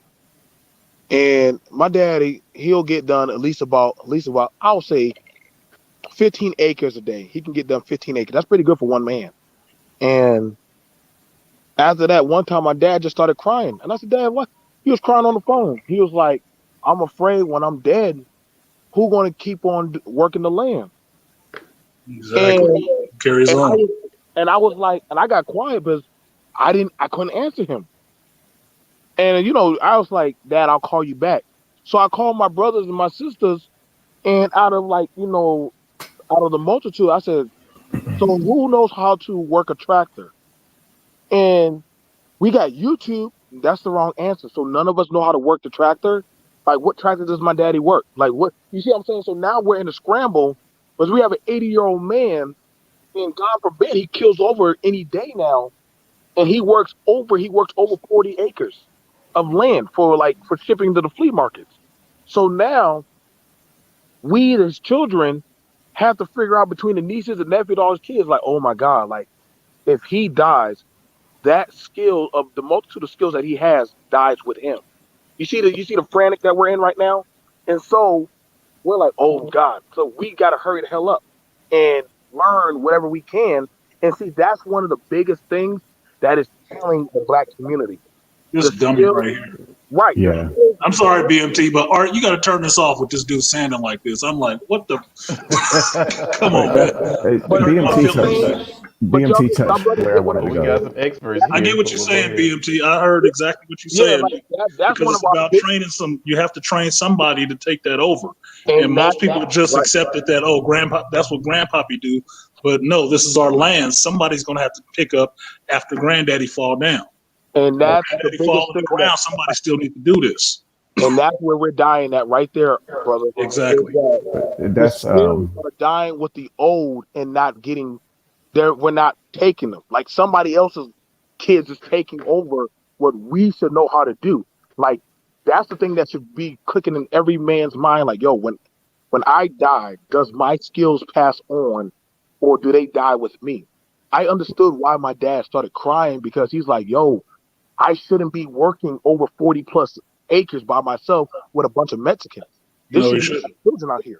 Yeah, it So, should be the family. that's what Carter G. Woodson talked about in the miseducation of the Negro. That's exactly what he was talking about. Yeah, But yeah. to the point of the YouTube thing, because I run across this a lot. And just like, this carpenter up here that, the tradesman here can recognize what he's doing wrong. When I'm seeing people using Blender or, they don't understand, I'm not a coder, but I understand the concept of clean code. And I'm watching this stuff and people's like, oh, I can just go on YouTube. And then when you look at their work and it's just like, nah, bro, this ain't gonna Yeah. work. No, It because ain't gonna work. that's the difference between information and knowledge. And what YouTube and the internet has done is supplemented information for people with a knowledge base and skill set. And they think, well, I can watch a video on it and that'll be okay. You said the person who made the video knows what the hell they're talking about. You just learning Exactly. bad skills from somebody else who didn't. You learn half of what they knew and they only knew half. So you got 25%. So yeah, you can watch somebody do it, but it's not the same as you doing it and learning from your freaking mistakes. But everybody can't spend that kind of time to learn a trade for 4 years. Go to school for tech for what 8 years or whatever and learn how to code and stuff like that. Most people don't want to do that, but they'd rather watch 7-minute video of somebody doing it and say, oh, this is all you have to do just to do this little part. Okay, now I'm smart. No, that's not how this shit works. You have to dedicate yourself to something or you won't know anything and you won't have anything to pass on, really. What you gonna pass on? Somebody else's tip? And we got the master built. We got the master master of everything right here, called Prophet of Thought. What's going on, brother It's Xavier? the voice. Yes. Peace, peace, peace, everybody. What's good, brother Art? Peace, everybody on the panel, man. I only came up here because I saw my boy KIT on the screen. I was like, I gotta go up here and see what the hell they talking about. But Well, he's not on the panel, but I'm just trying to find the brother's yeah, material. I know. I think that often because I heard you brothers talking, about application of skills and things of that nature. And what I think often happens is we get caught up into thinking that we can learn everything from YouTube. Not everything can be learned from YouTube. All right. I mean, there's some stuff you can pick up here and there. I mean, I'm a mechanical engineer, right? And where I'm at now took me 31 years to get here. I don't think I could have got where I am now by watching YouTube videos. I really don't. Preach. I mean, I just, I just don't think I could have gotten here by watching YouTube videos. Now, not to, dissuade people from, maybe looking on YouTube to learn something, but, to learn a skill, man. Number one, you have to study the skill. Number two, you have to apply the skill. I mean, like the brother just said, there's a difference between information and knowledge. I mean, you can get some information about something, man, especially with what I do. You probably won't be able to do much of it by watching a few YouTube videos. Your ass gonna have to get in the truck with me, all right? Go to one of our contracts and see what we do every day. You might can get the basic, on the outside edges of what we do, but I couldn't put you on a commercial generating system because you tell me, well, X, I watched 15 YouTube videos. No, I wouldn't trust you, doing any type of maintenance on any type of system just because you did that. Exactly. No, absolutely not. Absolutely not. But Not in a customer's house with your name on the line, right? hell no. Because when something screws up, I get the phone call. It's not the people who work for me who get the phone call. I get that shit. So, when you're out there, you're representing me. So I would like to know that you have the ability, to do things the right way. All right. Do things the way they're supposed to be done. So I don't get that damn phone call. And if the only knowledge you got when I send you out there is you done watch some YouTube videos, I can expect to receive a lot of phone calls because you done screwed something up or something that broke or something. Yeah, that could get pretty dangerous too. Because I remember when I was doing safety for truckers, and we had just gotten the natural gas trucks, and it clearly says that the service pressure is 3,600 pounds per square inch. Mm-hmm. You know, these knuckleheads would pumping the damn thing up until it stopped at 4,200 pounds per square inch. And I'm like, dude, I said, look, we actually had one guy get fired over that because he just kept doing it. It's just like, hey, you stick it in there, you let it, they used to sticking the damn thing in the thing and then just letting it go until it stopped and then hanging it up and then taking off. It's like, no, it don't work that way, bro. You got to stop the pressure. But this is the kind of, to Teapot's point, this is the kind of danger that the general public finds itself in when somebody in that position just neglects his job. Facts. Shalom, everybody. I'm glad you, brother. Sorry. Go We ahead. got brother DE. What's going on, brother D? Go ahead. I'm good.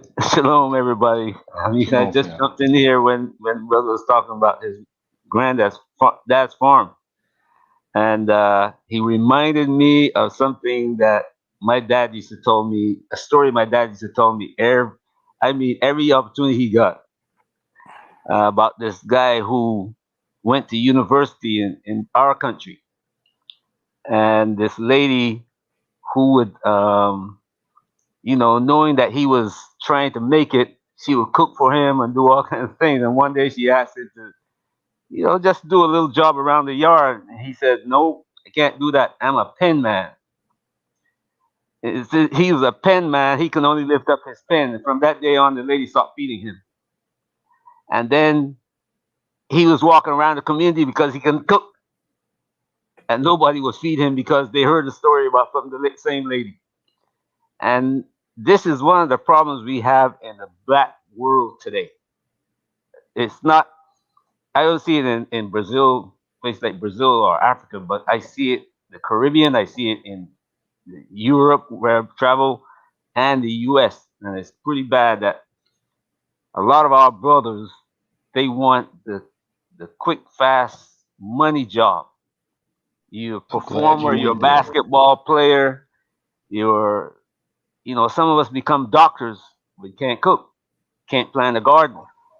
And when and in my country, I can tell you today, people send me videos of people fighting for food in the supermarket, but the land all around my house. My dad died and left the house there, and all around that house, there are people who have cars and they work in supermarkets and all kinds of other positions. Nobody knows how to grow bananas or even a mango. Nobody knows how to plant a carrot. And with this COVID thing, when it came to, people there were fighting for food in the supermarket. Miles, people, lines 2 miles long. I've got the video showing lines 2 miles long, people waiting all day to get food. And the supermarket was rationing the food. Mm. And it's happening. It is the I walked into Walmart last week here in Florida, and the shelves were empty. When I say empty, I looked at the shelves and I thought, what the? Why walk in there? And I didn't. The things that I went to God, I got, but bananas, water, bottled water, cereal. I mean, the shelves were half the stuff on the shelves were gone. When this thing comes, people are talking about when the rent stuff start. How many people going to be on the street? But already I see food disappearing from the shelves, and nobody is saying anything about it. But when it starts, what are we black people going to do? If you can't plant something to eat, what are you going to eat? Even though you're a computer man or a doctor or a Mm. lawyer, you better have a second job, even if it's fixing the plumbing or you have a backyard, you plant something in it. When I was growing So up, my dad, all the men in our community had jobs, but they were all carpenters. My dad would leave home on the weekend when he's off, go build somebody else's house. I'm gonna get my prophet of thought on here because he asks better questions, but I know he's gonna ask something like this. So do we as a community have it backwards? Are we like completely behind when it comes to preparing for emergencies or even having that trade or having multiple types of things compared to the rest of the global population? Did I do it right? Did I do it right, prophet of thought? Exactly, you did. That's the correct question, bro. You can Then be we got all women. We talk about all women. All women work in the supermarket, and they have degrees. You know, either they have PhDs and masters and bachelors, or they work at Walmart. And neither one of the two can raise children. But I thought that degrees aren't degrees supposed to be like for the women, I guess. Aren't degrees supposed to be used as mouthpieces for the working That's class? what a degree is just for a job. Wouldn't you think that? You know what I'm saying? But they only use it as mouthpieces for themselves, and they don't get. And how far do they get? Yeah, it's a status Not symbol for very them, just far. like driving a BMW or something like that. It's just a More status symbol. symbolism. Yeah, that's the part that I don't think that. Do you think they know this, or do you think they I still don't think trying they to give figure a it shit. out? I think they know, but they still under delusion that if I have this degree, it means I'm better than everybody else. I mean, I'm a Oh, okay. tradesman, a journeyman tradesman with a degree. with a bachelor's, but I don't want to run around bragging about that shit. I did it because that was something I wanted to do because I like having a lot of skills. I like having being very skilled at whatever it is I'm doing. So Right. I'll dedicate myself to it and see it through. Right. But it's not anything I lord over anybody else like I'm better than you. It's just something that I have. It's just another tool in my toolbox that I can pull out and use if I need to. That's all it is. Exactly, bro. And Exactly. we got Keep It Techie in the building. What's going on? This is one of our celebrities. What's What's good, up, What's bro? up, KIT? boys? I just What's up, subbed to your fellas? channel since Art had you up here instead of that other goofball. For sure, man. Appreciate it. Appreciate it. Nah, I heard a few things, and I definitely agree with it. As far as learning everything from YouTube, you can't really You get can't. into the field just strictly off of YouTube. And the whole purpose, I guess, of my channel, well, one of the purposes is to introduce it to people.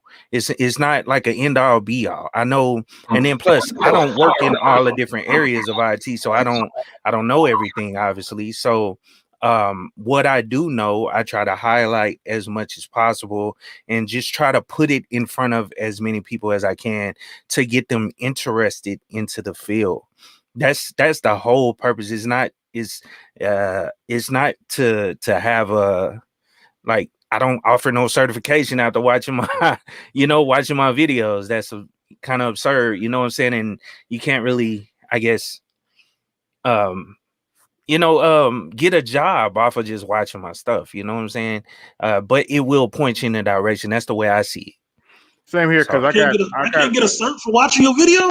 I'm unsubbing, man. nah. Hey, look, Hey, hey, look. you I'm don't forget unsubbing about right there. ICDC College. ICDC College. Oh You Mm. yeah. know. Yeah, and So for the make me record, just as good as anybody else out there, right? Watching the video. yeah, hold on, wait a minute. Okay, for the record, I got some tutorials on my channel. I'm not a Oh, okay. certification machine. You better get Let that. You me got to look get them that on your up. own. Don't hold me up like that. Don't put that pressure on me. Exactly, I'm right. just trying. I'm just trying to spread the knowledge. I got some C# tutorials, and I'm gonna put some more stuff on there. Okay. But one thing I can say though, I am currently building a Linux, the CompTIA Linux Plus certification course, and that'll be releasing pretty soon. It's just for anybody that's interested in Linux. Most of my videos are on Linux, and that's all that's mainly what I talk about. But so I figured, well, since I talk about this and Mm-hmm. Linux is kind of like a hobby for me, it has helped me in my career in the IT field, but maybe I should offer a course. So I just built a full-blown course. It's gonna have like 100 videos or whatever. I'm not trying to advertise it because it's all about if you're interested in Linux or not. So whatever, or if you feel that this certification can help you in your IT field. So whatever. If you come, you come, you know what I'm saying? But it's gonna be totally Mm-hmm. free. Like close to 100 videos of just walking you through everything you need to know to pass the certification. And I might do a few more in the future.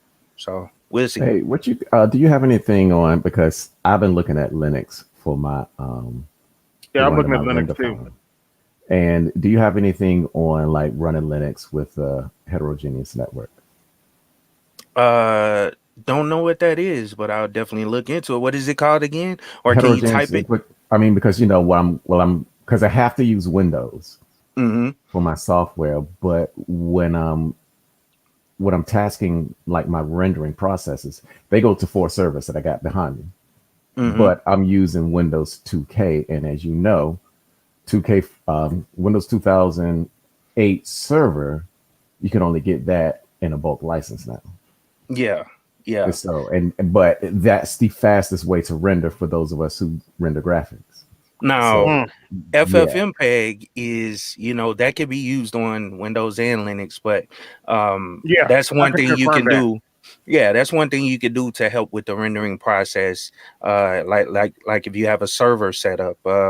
Like for one thing, I push my videos after I record them to my server.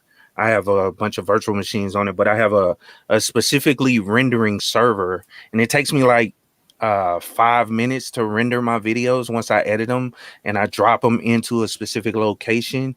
And then it'll go through. I have some Python scripts that go through and cut out dead space. You know how when you pause or something, you have to relook at notes or something when you're recording.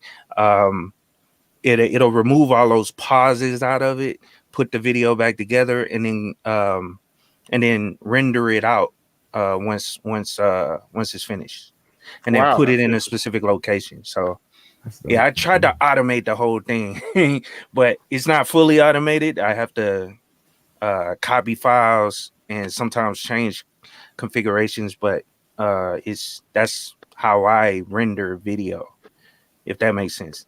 Oh yeah, that makes sense. For sure. Yeah, that makes sense. Oh man, well, that's the one thing that you don't see a lot on YouTube is like because like if anybody looked at my videos when I'm doing graphics and I apply math to it, it is to do precisely that is to automate the process. I don't want to keyframe every single thing that I come across. A lot of that shit can be automated. So you run an expression or a script or something like that just to decrease the workload and keep productivity Exactly. up and maintain efficiency because this shit takes a long time to do. Yeah, exactly. They teach us functions and return types for a reason, so we don't have to repeat ourselves every 5 seconds. Exactly. You Programming don't is want to hard, reinvent the wheel every time you come across something new. That's the whole point. Hey, can you guys hear me? Okay? huh?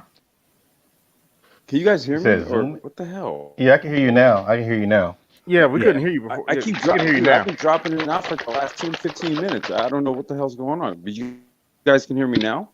Yeah, I Yes. can hear you now. Now the thing is, My DE really goodness. touched on something I don't think people touched on. I mean, understood.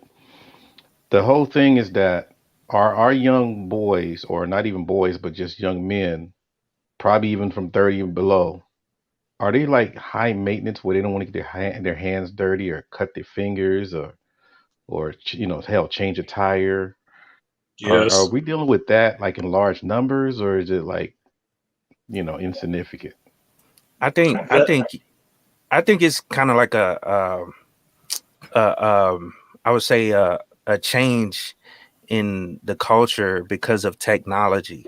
And sorry to cut whoever was finna hop in off. I apologize, but that's the way I see it. I apologize though, but that's the way I see it. It's almost like these kids nowadays, or most everything they do is on a computer, or the game, all their entertainment is on some type of electronic device. But and that's why I kind of push my kids. We go bike riding because the dynamics has changed as far as from when I grew up versus my kids nowadays because of all the technology. We didn't have well, I had a Nintendo, but I would rather be outside playing football or playing basketball or something. And as well as parents nowadays, everything is pretty much centered around you paying for a service. I mean, look at the way we order food now. You know what I'm Hmm. Yeah.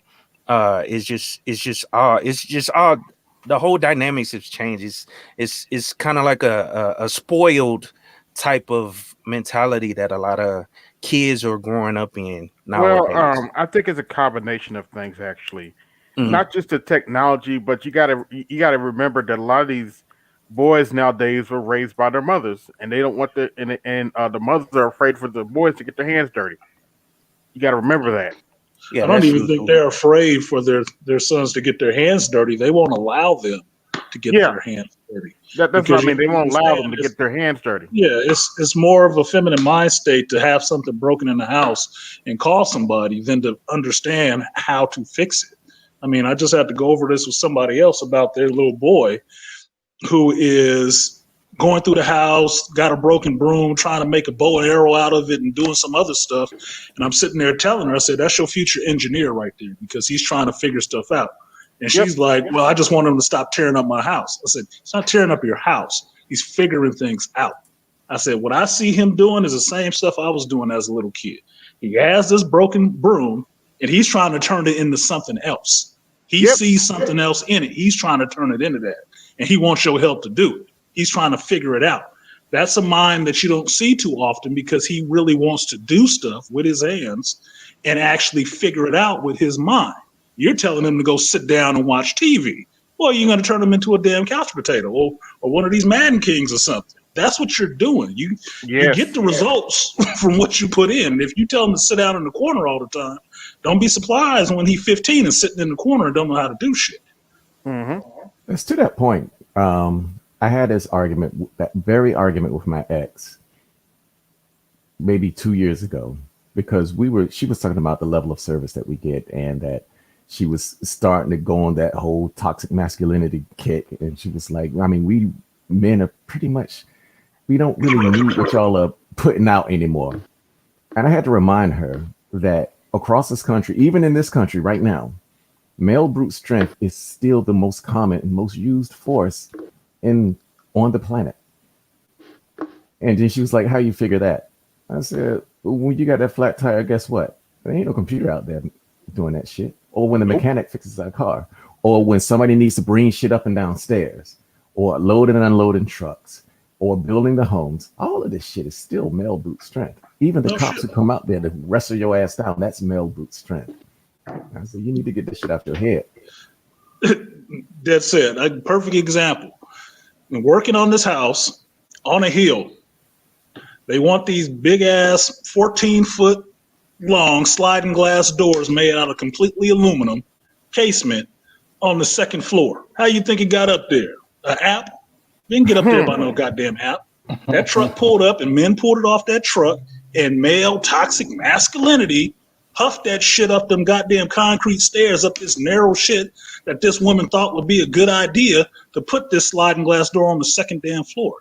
But we also had to figure out how to get it up there because the dumbasses who designed it didn't figure on actually putting it in there, how you would get it there. They just figured, well, it would be good to have these there. Yeah, it would look really cool. How you getting it up these narrow ass stairs? Exactly. How you getting it up 5 flights of stairs on a hill? And the damn thing weighed damn near 1,000 pounds. How'd you figure that out? They didn't. So we had to. The findings. So it sounds like the findings is that the younger generation had their mind more occupied than their hands. Whereas the older people almost had a balance, or more hands, less concentration. Is that about accurate? It wasn't quite more hands, less concentration. It was just the concentration led to the hands. Because it's just like Art said, you have to think it through. You have to strategize a way to get this shit up there. And so men, I mean, we always had to figure that type of thing out because we had, okay, if you want this built, we got to figure out how to build it. Yeah. And then the brute strength came in.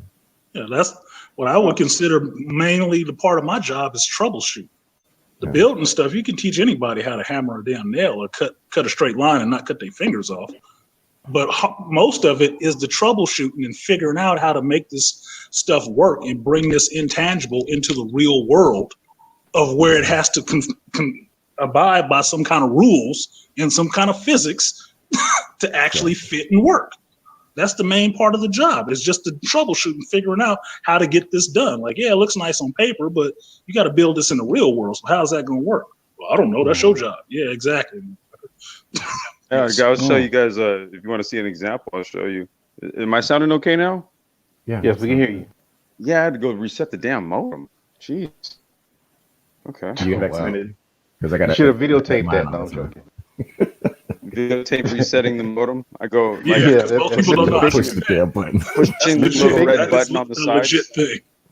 Yep. I got to make the little noise though. Boop, when I push it, the little red button. Oh, he's a magician. I just put duct tape on mine. All right. It's just tech support. I put the foil at the end. That's what. Yeah. No, I'll show you what the brother was talking about in terms of basically like hacking and troubleshooting and modding and all that kind of stuff, like repurposing. Because I think my camera is working now. Like I said, dude, I don't know. Shit's been on the fritz. I made a rhyme. Hold on. Wait. Let's see here. Let me me swap the cam. See, back facing. Yeah. Woo! What's up, everybody? Hey, Ort, I gotta run, man. I just Okay. wanted to pop up right fast and Oh, support you, hey man. Josh, So what's up, dude? yeah, what's up? So yeah, Does that keep you I'm checking? gonna keep listening in the chat though. I've been listening back and forth. So I appreciate it, man. Well, I appreciate you too, man. I wish I Yeah, could we do something to appreciate you help the too, bro. cause.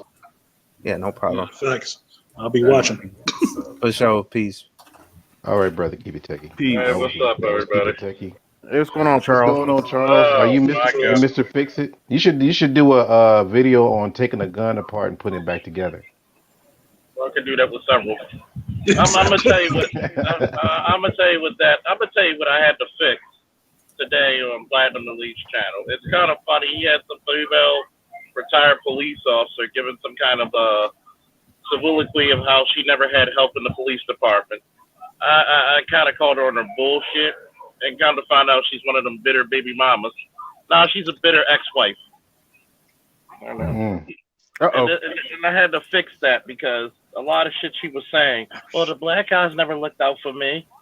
I said, I really find that hard to believe as a New York police officer. No black guy looked out for you. So you're telling me you're this rugged individual that we never look out. Well, they don't look out for the females here. Bullshit.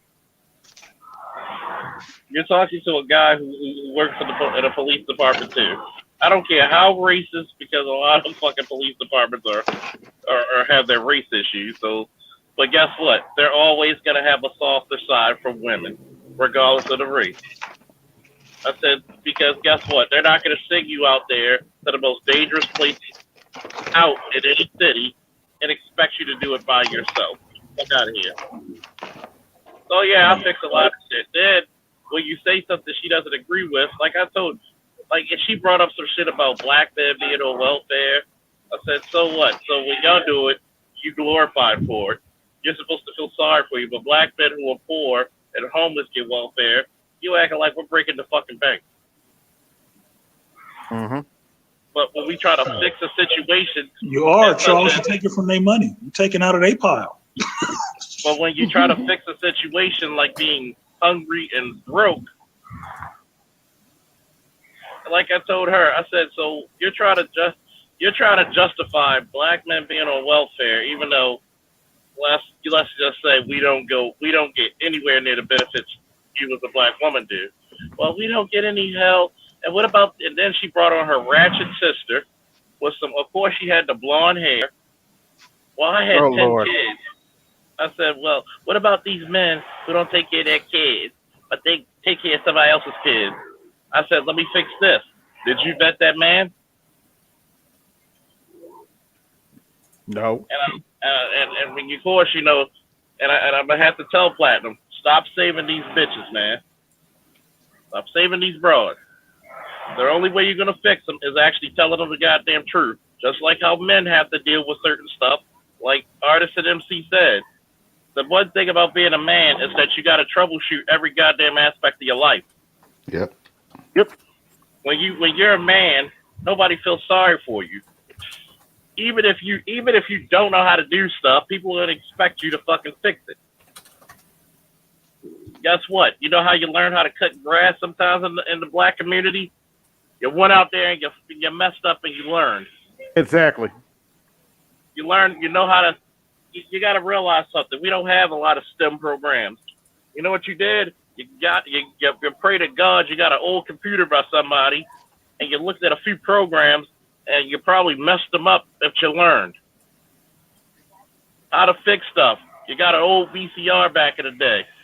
The tape was jammed. You took the top off. You unscrewed the damn thing.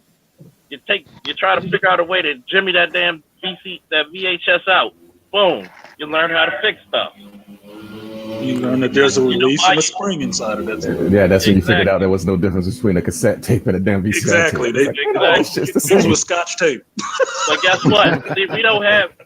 Back in the '80s and part of the '90s, you actually had repair centers. Okay, stuff wasn't readily available to fix, and it was too damn expensive to buy a new one, so you had to repair things. But like I told this lady, you didn't repair. You got your bitterness and you got your 3 sons because why? If it was that bad and you married a guy who was also a police officer, but you're worried about the rears and the money, but that's all you care about because how you gonna raise your 3 boys being masculine your damn self? Condom broke 10 times. Couldn't fix that. I said shut completely the fuck up with that big ass forehead. Mm. I said Well, first of all, I can see why. Because you were too fixed. Hold on a second, Charles. Complex, are you motorizing that scooter? You're too fixated on being a goddamn. Are you motorizing that scooter? Trying to get some money out of a situation. See, a lot of these women out here who marry men, they looking for a come up, and when the man finds the bullshit about him, he fixes the situation by cutting himself out. But at the end of the day, why can't you get that man his kids? Yeah. Oh, she didn't want to talk about that. But I digress, fellas. I digress. No, Yeah, I but was I gonna kind of tried give to. more of a yeah. Go I ahead, was Tim. gonna kind of just give an example of like more of like a practical approach to like troubleshooting, right? And thinking in maybe more of like a problem solving manner where it has you maybe because of like say business environment conditions or supply chain issues or what have you, you might have to hack around on some shit that you already have, right? So this is what I was speaking to, getting this module right here created by this dude in Poland, right? Now I'll show you what I'm talking about. So this right here is the motor controller like that's made that comes in the Xiaomi M365, right? So these are 300 watt motors, 7.8 amp hour lithium ion batteries, and based on the outputs of this in either the eco or sport modes, you can max get 15 miles an hour. If you weigh next to nothing like my daughter, you'll get probably like about 20 on eco mode, and then on sport mode, yeah, you'll get like 8 to 10, right? Because it increases the mile an hour by about 35%, right? So it drains more of the battery. Versus this scooter right here, which is not a Xiaomi. This is actually a Mankio, right? But it looks the same, right? So functions the same, everything, different components. I can do different things with both of these. Now, for commercial purposes, I have to do a lot more retrofitting to this one than I do to that one. And largely it has to do with the fact that this controller works more efficiently. So it makes more efficient use of the battery. There's like a processor on this one, where this one has a more of a traditional brushless motor controller. Now, the only reason why I say this is because if you try to like hack around and let's say you dump a battery, an external battery pack in there, and the reason why you would want to run 2 batteries in here is so that you could double the range of this. So let's say I wanted to use this for delivery vehicle purposes, right? And I'll show you what all that shit is over there and how it all ties in. So let's say rather than the 15 miles I get out of it, I want 30. What I need to do is I need to double the capacity of the battery. Now, one way I could do this is I can hardwire the battery in here to this battery in here, but that's going to cause like basically a fire hazard, right? This shit will explode ultimately. If it heats up too much, it'll explode right between your legs, right? We don't want to do that. So what we want to do is we have to work with how the logic in this controller works. And what happens here is that when this controller detects more power than it's supposed to out of this battery right here, it assumes that you actually have a charger plugged in and it shuts the scooter down, right? So to get around this, you plug 2 batteries into this thing, and this is like a go-between between all the battery and the electronics and this controller. So all the power dumps into this thing and then through this thing into here, and it tricks this thing into seeing it all as one fucking battery. Okay? That was the way you had to get around, trying to make this type of shit work. And so it took some digging, but look, in order for me to double the range of this, I could have either went and bought a battery pack that's double the size that fits up on here and does all this other shit, and it would have cost me 3 times as much as this little hack. This little module is $67, right? This bag was probably So 35. American. Yeah, with the 3D printed mount right here. Okay, so this is this mount. Oh wait, you know what? I got one over here. So you use 3D printing to mount, to fabricate the shit that you need. Okay, this is more of the troubleshooting and modding and all that stuff. It's like, all right, if I need something, get it 3D printed, basically. So do these. These are like maybe $40, right? So we're looking at $107, and then the pack that I'm going to run in here. Basically, I found some on Amazon that's going to do the trick for like $70. So all told, we put in $200 plus, if we factor in shipping. But what we did was we doubled what this thing can do. Like max efficiency, right? Modification, hacking, troubleshooting, right? Looking at things strategically in such a way where we say, okay, how can I better maximize on this? What can I do to increase its efficiency? Now that this thing has more power, longer range, I can do things like strap one of these little trailers to the back and then rent this shit to somebody who wants to do Instacart runs, and they don't have to use their car. And they save a lot more money using something like this that can pull 110, 120 pounds of groceries.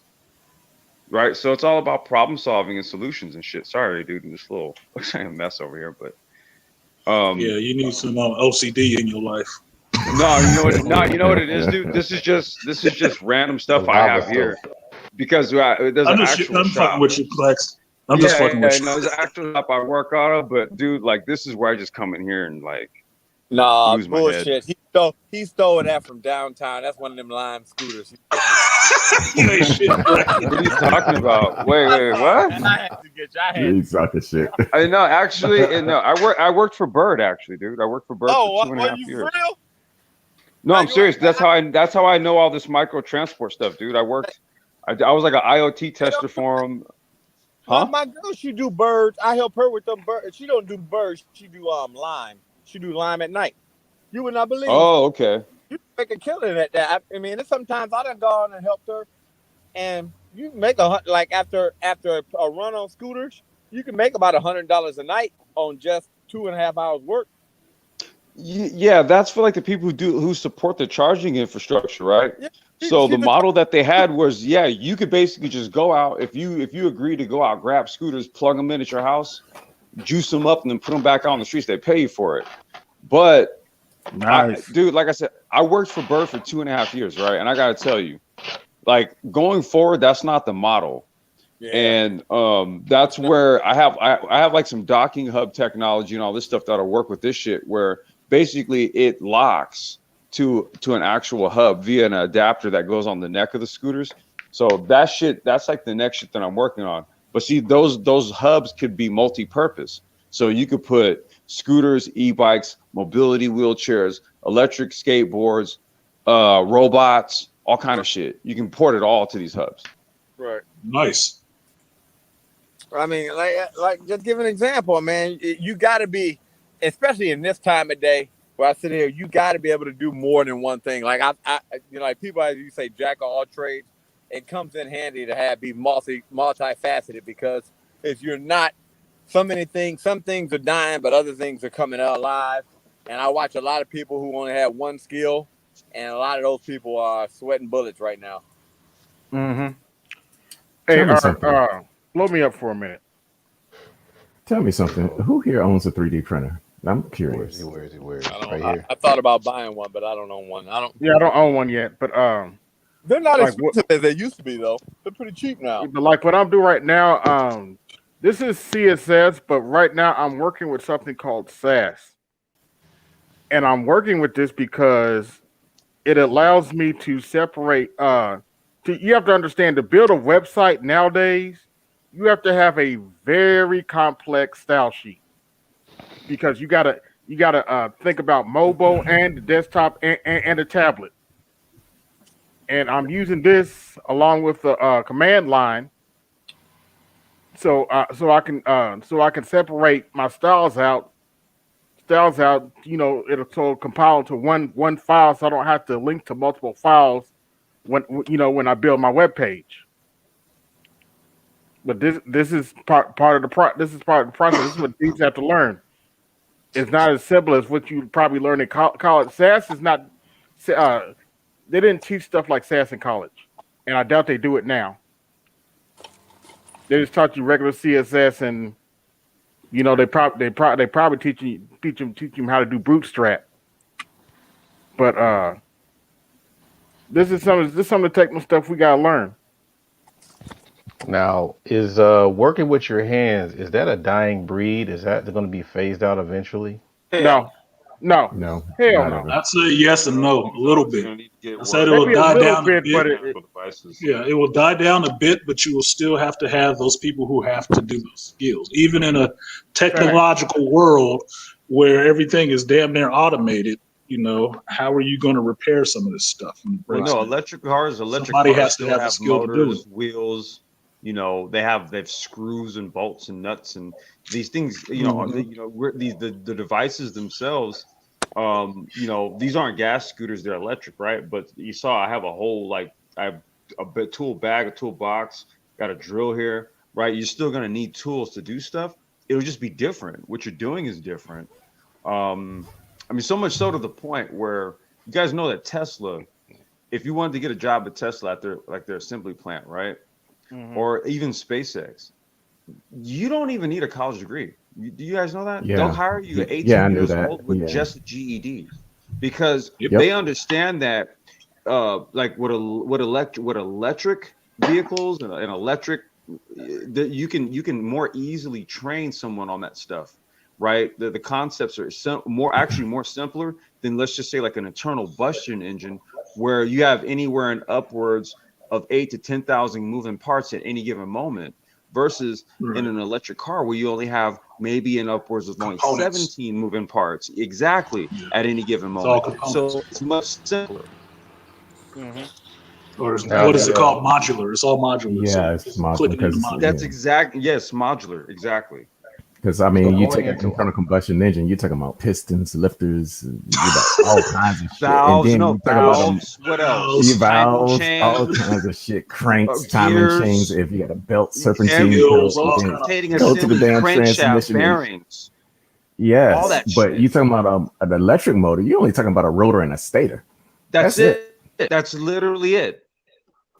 Yeah, two so parts that going keep because that thing we're going. looking at automation. That's why I asked the question because automation is like unstoppable, right? Right. So, how do you factor the, using your hands in that arena that's coming, like a matter of fact, it's here and it's on the rise even more. So when it comes to using your hands, where does that fit in?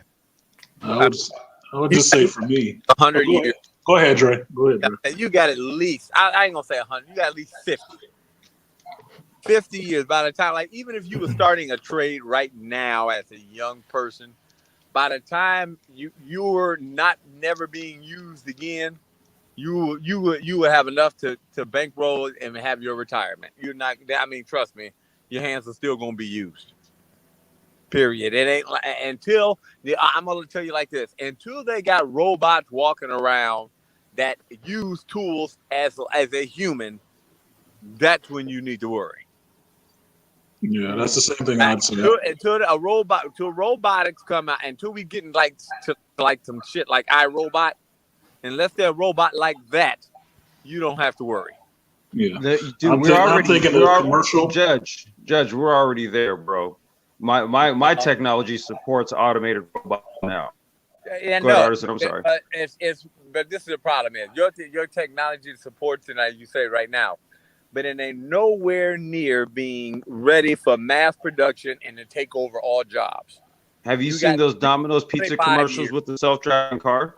Yes, I've been seeing the commercial. Think about it. We saw the self-driving cars 20 years ago. Still, you talking? Remember, I was selling computers back before motherfuckers had internet in their houses. And I've been so to go to show you when it comes to technology, I was into that at first. And I watched it grow. I remember when the first computers we had, we were running like 133 megahertz. Okay, are you telling me I about mean, what just you remember, to and I'm show you telling you how. about literally what is here. I'm gonna do this. I would let Artisan go, but I'm gonna run real quick, and then I'll jump on my computer, and then I'll share my screen on my computer. I'm gonna show you guys some stuff. Okay, but what I'm trying to say is this: by the time, like, say if you were telling a young person who was saying, "Look, I'm gonna be an electrician," he's got plenty of time. Your I'm job literally is going to be fixed doing. out. I'm literally working. I might be working with Art to do workshops on this stuff with the students Okay, because the technology is already here. okay. I think But listen, I think the you might be problem. miss. Look. You don't know how to factor in. Maybe because I kind of worked in multifaceted area. Like I used to do the tech. Now I work with, like, more with my hands. I used to work with my hands as a thing to get away from being always in front of the computer. But I'm gonna let you know. Say if they boom, everything was ready to go tomorrow, and say like, all these robots, they're safe. They can do this. We got self-driving cars, full rollout tomorrow. Everything like this. An electrician will still be in demand for at least another 20 years because the infrastructure that's still here needs to be upkept by that person. Yeah, He's that somebody has Sure. to build Go the ahead, Artisan. infrastructure. Go ahead. Yeah, I was just going to say, just from my vantage point, you will always need somebody to build that infrastructure before you can have the robots come and take it all over. But Right. even then, you're going to need somebody because Right. just in construction, right? One of the things I love doing is driving through San Francisco and seeing all the buildings I worked on and knowing, hey, that's 50 stories. I was out on the side of that damn building. Yep. I was Until out you of got a robot that's going to be outside doing the building, doing the stuff that I was doing, and being able to program it to do that stuff, you still need people to go up there and do it. Because when it breaks down, you still going to need somebody to go up there and fix it and continue doing the job. So it completely taken over just in the trades of construction. I don't see it. Yes, you can 3D print a house, you can 3D print a lot of stuff, but at the end of the day, once, say, 3D printing becomes common, will you want it? Will you still value the handcrafted touch? Just like we talk about with animation. Do you like all that CG, or do you like some hand-drawn cell animation? I'm Which gonna do ask the you prefer? BGS. I'm gonna ask the BGS question. Do you have a choice? You have a choice in the sense that choice always comes in as what is popular standard, and then what do you personally actually like, right? You can buy all this stuff that's really automated, really sleek, and really clean, but there's always a niche for handcrafted stuff, right? There will Yeah. always be that niche of people who actually like to do that kind of stuff. I don't see it going away completely. Yeah, you can automate a lot of stuff, but I don't see it taken away from at least, say, tradesmen, a good Yeah. plumber, a good carpenter, a good electrician.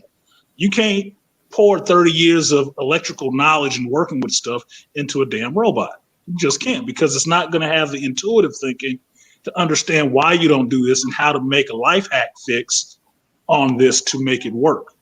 It's only going to know the plans. It's only going to know the code.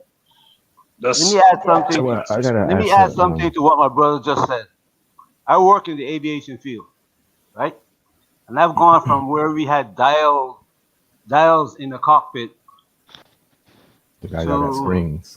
the 6-7 that the pilots would just take it to the end of the runway, hit one switch, it would take off and land and power down itself at the end of the runway. Yeah, like some But you SpaceX shit. need, Like you you playing with still a customer. need, right? You still needed two pilots to get that damn airplane from the end of the runway to the gate. Somebody to start the engines and push it back. So yes, this thing can work, but the hands-on is still going to be there. It might be minimum, but it's still going to be there. Yeah, I'm going to. I mean, because I was thinking about the 3D printed houses, and the thing about, from what I understand about 3D printed houses, yeah, you can 3D print the components, but men still put it together on site. Is that not true? Exactly. You're 3D printing the frame, the outside of the house, right? Right. And although everything else from that point can be components, somebody has to come and put it in.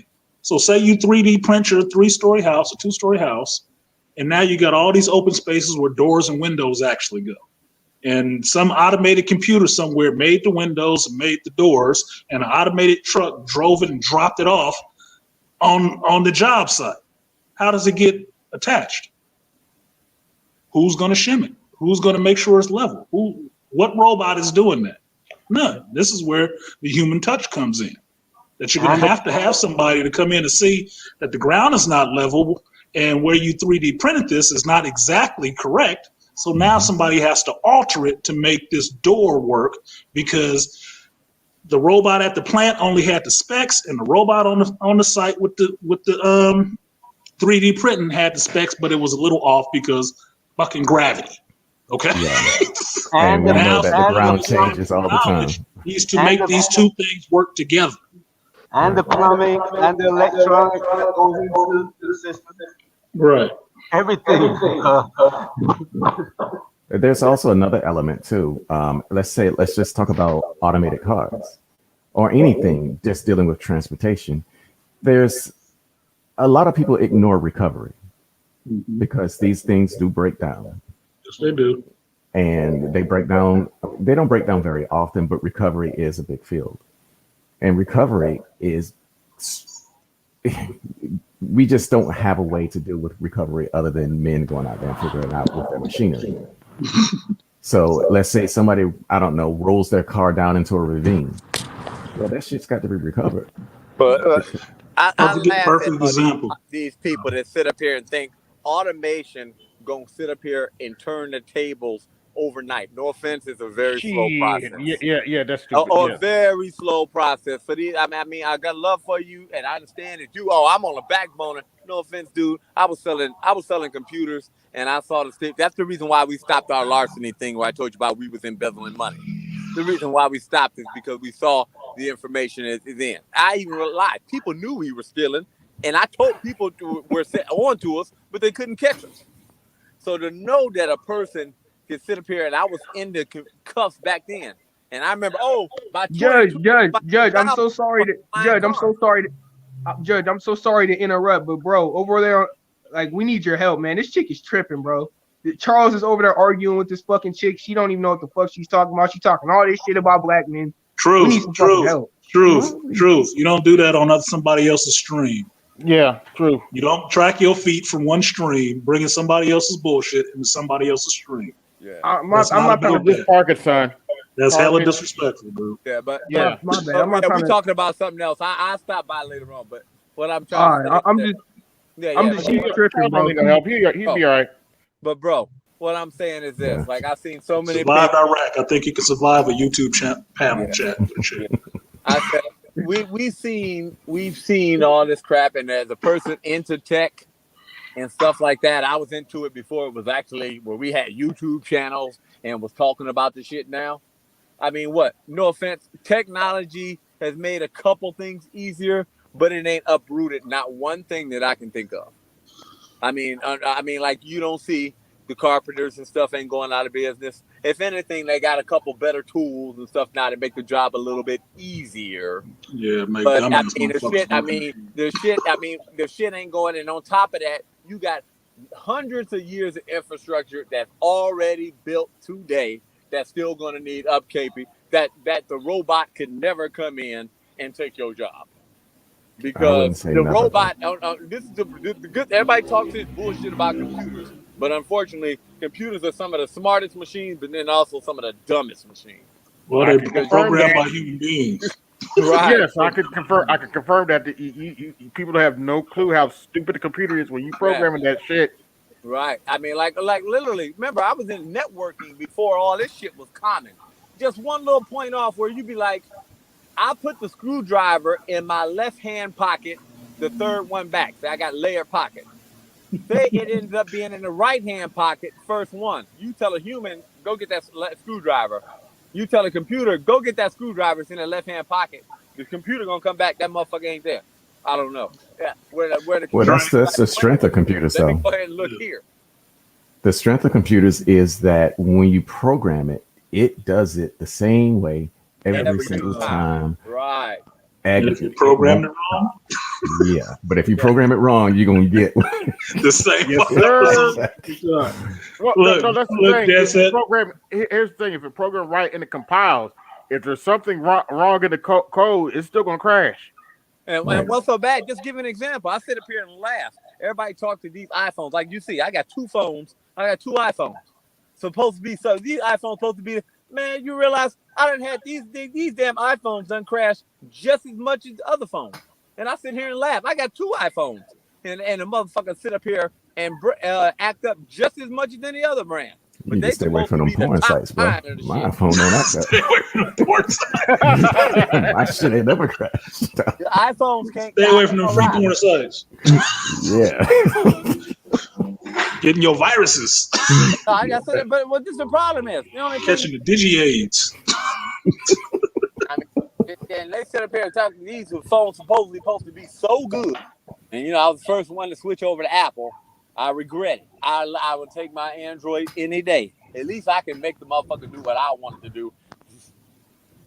I just say this: I don't overly worry about automation and computers taking over everything. It's going to take over a large percentage of things, but I don't see it taking care of everything. Like Dre, I programmed out of high school. That's what I was doing, and I know from programming is that any computer program is only as good as a person programming it. So since human beings are the ones programming this shit, it's going to have some fucking flaws. It's going to fuck up.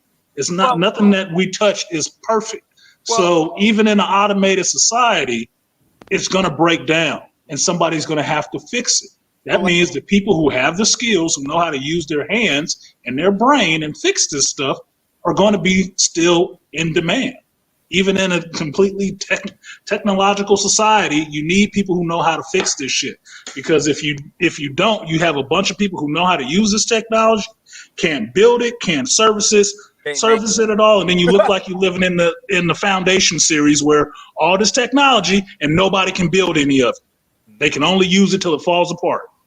And then that's the problem. And what happens? What happens? Say when say we built say boom, all the electricians are gone. We automated, all running electrical wire. Okay, so bang, all these machines just run the electrical wires. Okay, now they run for all your buildings, everything. Okay, we haven't had an electrician in 30 years. Now the machines break down and can't. Say a virus hits, the machines break down. They can no longer string no wire to new. Nobody knows how to hook up any circuit. Now what happens? Redundancy. Planned redundancy. Redundancy. Okay. Yes. Because planned redundancy is pretty much common practice nowadays.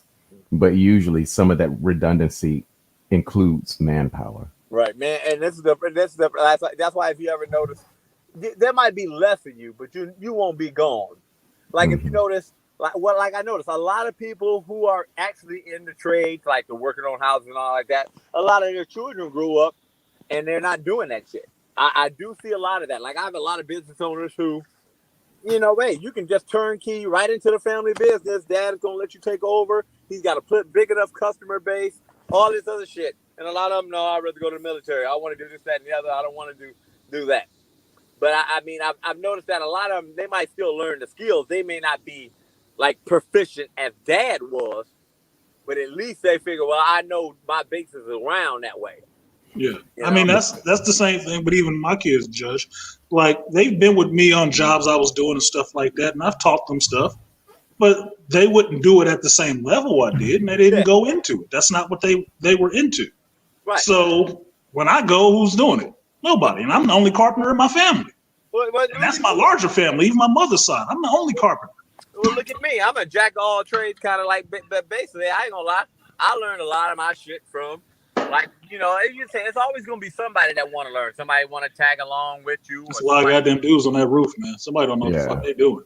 There's another element to this argument, though, about automation, because if, let's say, all things being equal, the economy doesn't change much and we get all of this automation, there's always a question of who your customer is going to be, because unless the economics keep up with the paradigm that we're in, then we are looking at something self-destructive. And I have to assume that the men who are creating this are looking at that aspect of it too. I mean, it's going to, like I said, we always sit up here and say it's not going to happen in our drive. Then the destination is on your right. Yeah, it's not going to happen in our lifetime. I don't think. Because think about it, like, I've watched our computers and stuff is growing. They say, oh, we'll have robots by 2010. You know, we going on 2021, and these motherfuckers can barely walk. You know what I mean? So you see, it's not going as fast as they thought it would.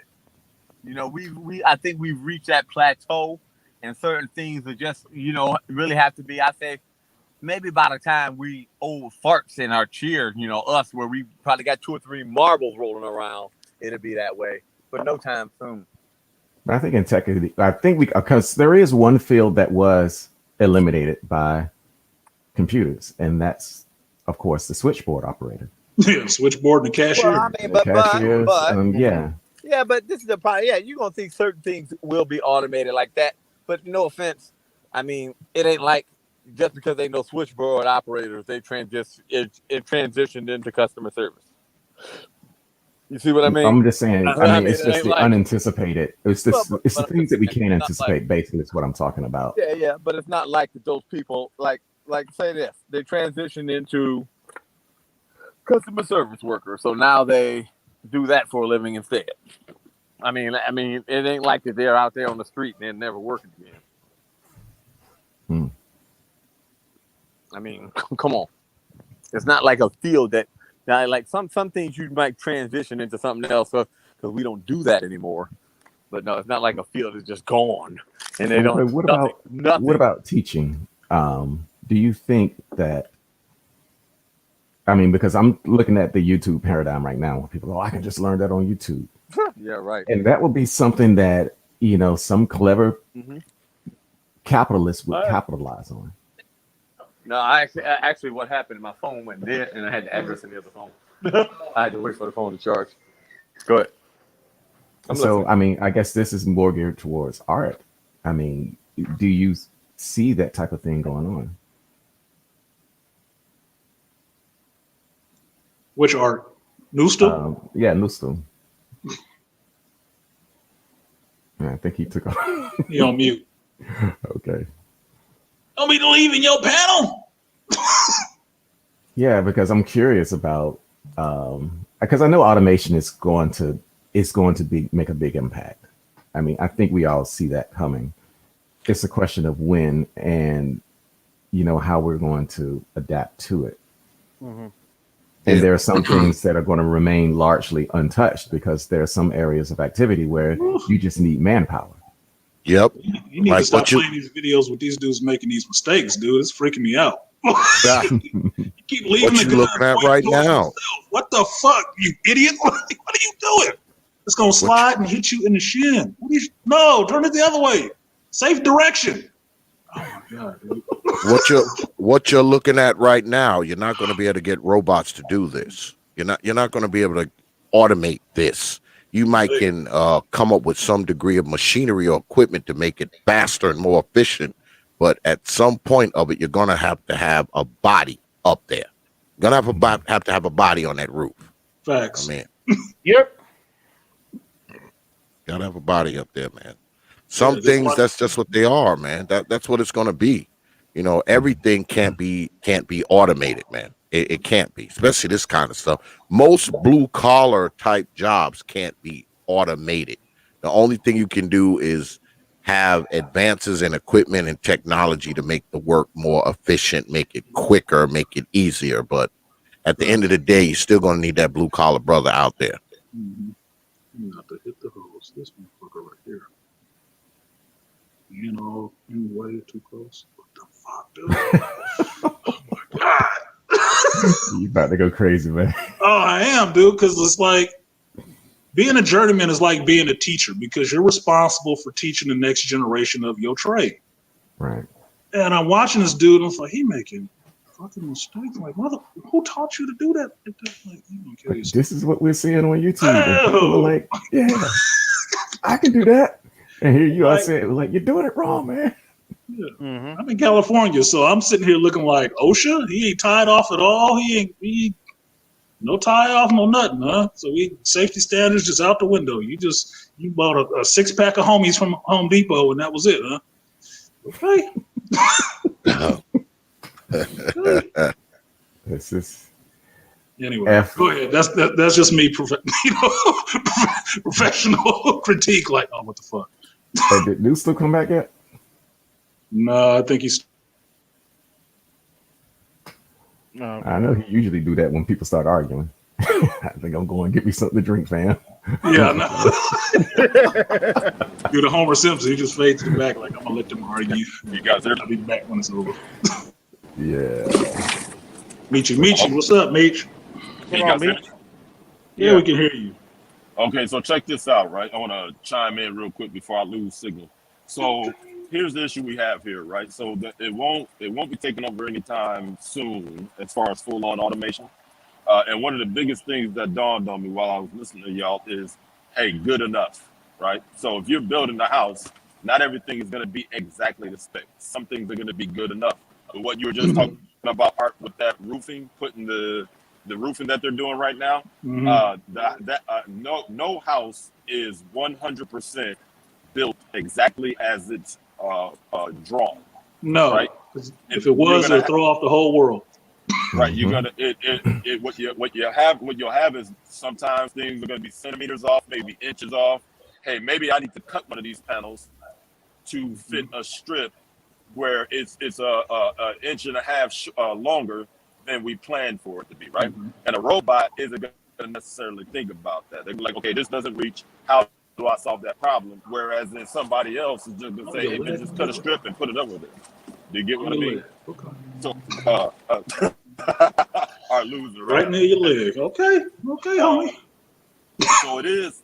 You're always gonna need people around because somebody has to deal with improper programming, like you guys said. Somebody has, and not to mention time constraints. You know, you can't sit around and wait for the robot to come back, tell you, hey, there's an inch and a half area not covered, and then you got to write a program, and then that area is not going to get covered, and that roof's not going to get finished for another programs week or so till they program it. Yes. So I mean, it's going to be there, but the numbers are certainly going to dwindle greatly. I mean, when's the last time y'all went to a Walmart that had a significant number of cashiers at the register outside of the holidays? But do you know what they got a significant amount of at Walmart? Greeters. No. He said greeters. People working in the back. About that, though. They've got a significant amount of stockers and receivers. That's merchandising teams now. Where I'm getting at with that though is that this stuff happens slowly but surely. I think where a lot of people think is when people make statements like, hey, you know, automation is going to take over, and it will. I mean, for the most part, it's not going to be a light switch. It's not going to wake up one day and everything's changed. This stuff is going to be slowly but surely, like cars, like computers. If you look at any notable tablet, you know, Samsung, whatever, iPad, the fucking Microsoft Surface, and compare that to these giant fucking computers, or even just a gateway back in the goddamn day. I mean, Dell, you know what I mean? In 2000, just in 2000, you know what I mean? I mean, it's just way fucking different. You know what I mean? Way different. Well, I think if you're not paying attention, it will seem to happen, you know, overnight in a sense. But if you're actually working out there and dealing with this technology, you'll see it develop over time. You'll see it develop over time. Yeah. Well, there are some frightening things taking place because they do got some programs that are writing programs already. Yeah. And you know, that's the only thing I worry about taking over is AI, not just the computer itself. AI. AI scares me. Because you know, hey, one of these days, you know how it is with us, right? We're never satisfied with enough. Somebody's gonna write AI to beat somebody else's AI, and then that person's gonna respond by writing another AI to beat that one. And next thing you know, this AI is gonna be like, well, really, we don't need either one of you motherfuckers. Yeah, see? The Ultron imperative. I'm worried about the next Ultron. Yeah, that just happened with Facebook. You do the math and figure out, you know, we got to kill y'all because y'all the problem. That happened with Facebook like a year and a half ago, where Facebook had to shut down that damn program because it started writing in a way they don't fucking understand. The program started talking back to each other. They created their own damn language. You know what I mean? So That's where. I almost That's had a why I be Skynet right there. That's why I be Yeah, but disagreeing with that greed is good over every damn thing narrative that when they're talking about business. some things you can only make so good though. I mean, like I use things like ohm meters, I use flow meters, I use a graphic calculator, I use digital force gauges and stuff like that. And over the course of the years, they've gotten a little more advanced. They look a little fancier and they got different kind of numbers on them. But they basically do the same shit they did 15 years ago. They look Exactly. they look fancy and they got beeps and clicks and they're magnetized so they stick to your belt now, but they still do the same stuff. So, and when you're talking about automation on the automation side of it, one thing about automation and robots, it can build, but it can't repair. All right. It can build computers, you can get robots to build cars and build furniture and build televisions and all this kind of stuff.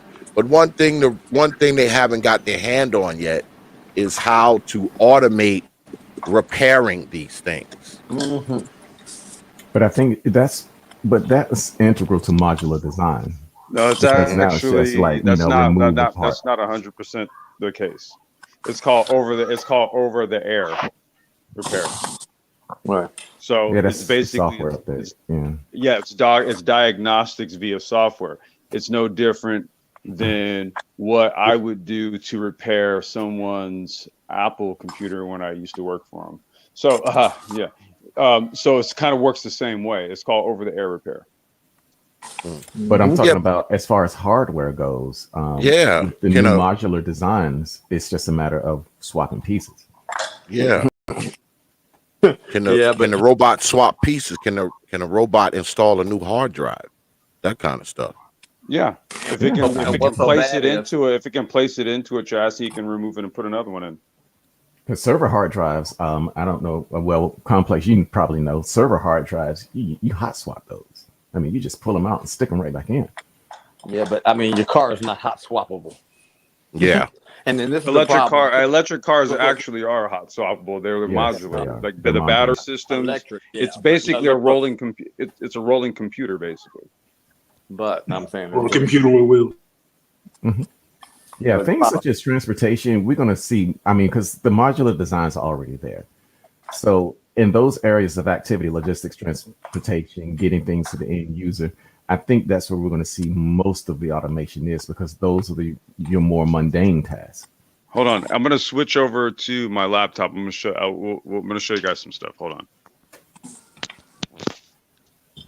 In the case of the operating room, where you got a guy who is going to be there, he's 5 feet tall, 150 pounds, and the guy who is going in there for the same operation as this guy, who is 6 feet tall and 350 pounds. What does the robot do in this condition? Wait a minute, say that again. You're going into operating room, Okay. and the guy is so you're doing, I don't know, a small operation, hernia operation. A guy who is 6 feet tall, 350 pounds, and a guy who is 5 feet tall, 140 pounds. Your computer, who is going to perform this operation, how do you do that? Right. And on top of that too, one of the things is this, like you said, you say you build a house, that you build structures, you should already know there's no damn wall, no house where all 90-degree angles. Those corners ain't 90. They're not true. Computers are used to the same exact thing. Everything has to be in the place here. They don't know how to wing it. They don't know how to adjust and do any of that crap. Why do you think when Windows came out, it was the first program that said, well, you might have meant it to look here for that file, but maybe I'm going to look here. And people thought, oh, wow, that's going to be the future. And you see, that's going to make it to where all these jobs are not needed. And you see 30 years later, still what? Nothing. Those same jobs are needed. Some of them might have changed, but it ain't like they took over the world. Yeah, I think this whole thing is in its infancy still. So yeah, still in its infancy. You got a long way to go. Yeah. You got at least another generation. I think one of the biggest one of the biggest beneficiaries of automation would be, of course, getting on Mars, because where you lack manpower and you need materials. I mean, they've already producing oxygen and water now, so once we start planet hopping, yeah, I can see automation being very beneficial. Yeah, I'm about to drop out, fellas. I'll catch y'all later. All right, peace, brother. I just don't think we're ever going to live in a fully automated world. I think we're always going to need men out there building, constructing, running cable, putting pipes in, building framing. I mean, we're always going to need brothers out there to do something, man. I mean, even if I think the automation thing is more of a concern for the kind of the white collar fields, that kind of thing. They could probably swap out. They could probably swap out a computer programmer and just do that all by automation, I would imagine. But I don't think a robot is ever going to be able to modify an engine the way I can. I don't think a robot's going to be able to do fabrication on a piece of machinery the way that I can. I just don't see that day coming where robots and automation just take over everything, especially in the blue collar fields. Because you can't. I don't think there's going to be a robot that changes your flat tire. People understand the impact of Eli Whitney in the field Negro. The what? I said people didn't understand the thing with Eli Whitney, the impact that Eli Whitney had on the field Negro. Yeah, because he made the cotton gin, right? Yeah, cotton gin. So you didn't need much labor after that. But that's what I was alluding to that with education with you, Art, when you disappeared. Oh yeah, cause sorry about that, because my wife had me occupied. We talked about some stuff, and I'm like, damn. She's starting to do this when I'm on YouTube. I'm like, I noticed she don't do that on my regular ones, but she does do that in my extra when I do my extra stuff. So she knows my schedule. But go ahead. You put in more tempo on YouTube. I got a high. I tried to get away with it by using my phone, but she saw me use a computer too. I was like, oh shit. But go ahead. Well, basically, what I was asking you was about automation in education as far as teaching goes. Because of course, we got this YouTube thing that people just keep tripping on. But do you ever foresee a time when it would actually become good enough to, replace a teacher? Because you got people who are connected to goddamn cartoon characters. Well, you have to turn the object of the game is to turn students into automatons, and that's where BGS was talking about. There's a complex when you come to what's it called? Because I try to. Usually, my mind is starting to work wherever there's BS, I have an automatic tune out, but it's called Common Core. Okay. Yeah. So the Common Core, it takes the real significant thing out of the work, and make you only worry about the surface. So when you get into the industry, that missing piece is going to be the machinery, the technology. It's going to fill in that gap that you didn't get in as far as your foundation. So mainly, instead of you being the controller, you're going to be the controllee. So some students are not getting it. I mean, that's probably a blessing in disguise for students not really in it the way that they want them to be. Because think about this, man. America was the leading country as far as education back in the 50s. And then it started to just, plummet. But yet, I didn't see any sense of urgency to try to improve it. You know what I'm saying? But we still got schools running and all this kind of stuff. And every now and then you get these interventionalists that come in and say, hey, say no to drugs and stay in school. Thank you. Give me a check. And then they leave and they say, oh, we have someone to try to help. And so revolutionizing education, like, people who say like, oh, they don't need to go to school for 6 or 8 hours a day. You can actually do it in 4 hours a day. Yeah, so that's where it looks like it's going because I think this is probably the best test for them during this pandemic to find out how effective can Zoom class or stay-at-home classes be for students. Wow. So I guess we'll be getting that data by the end of the summer because that's pretty much a 1.5 year study. Can I hurt some people's feelings? Yeah, I'm looking to see that myself. Can I You hurt some should people's cover that when it comes out. Okay. You should cover Okay. that. Go ahead, Judge. I'm gonna hurt some people's feelings right now. I'm just gonna tell you, if I was a young kid right now, and you told me to go into tech or to learn a trade, I tell them learn a trade. You know why? Because there are so many people right now who can't work with their hands. You sit up here and how they're dogging people who work with their hands. Man, them people that work their hands gonna be making $90 an hour in another 10 years. So Because now we're in a Go into tech discussion. and do the trade on the side. it's so little. They're Right. making that now. Yeah, but I mean, like They're even making that just now. app stuff. But Because why does it a have lot to of be either people or? can't do it. So Hey, Dre. but the conversation is now tech versus trade. Hey, Dre. One. My AC went out about a week ago. Mm-hmm. A guy came here and put one. He changed one part. $150. The part cost $40. The labor $150. Yeah. He changed the capacitor now. But one of the things I see going on is that we are not educated people here in America, but we are importing them. Well, not even They the fact go into that all the islands around here, even the Philippines. They bring in nursing from the Philippines. They bring in programmers from India and wherever they can find them. All the people with that higher education, they let them get educated in their country, and then take them out of their country if they can and bring them to America. well, not even the fact of that, but the problem is that I see is this: and not enough people are going into the field. There are people who are leaving the field. So what just happens is that creates an artificial demand, and your services are even worth more. Like I mean, especially when you sit up here and say, well, people be like, "Well, just can you squeeze me in? Do whatever." You know what I mean? You know, like literally.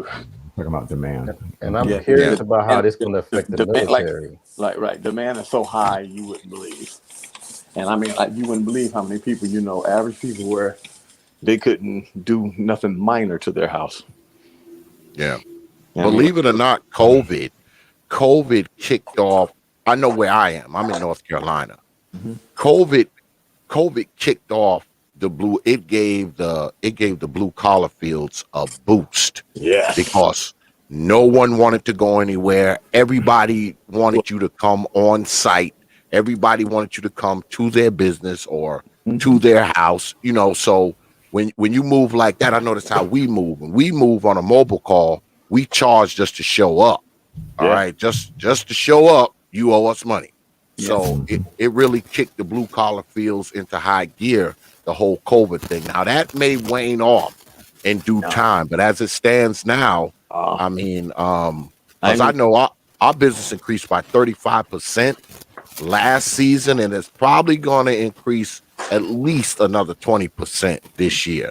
Well, not even the fact at least. Yeah, well, the fact that I looked at the same thing with me. I was worried about it because I was always, oh man, it's gonna be bad. It's gonna be bad.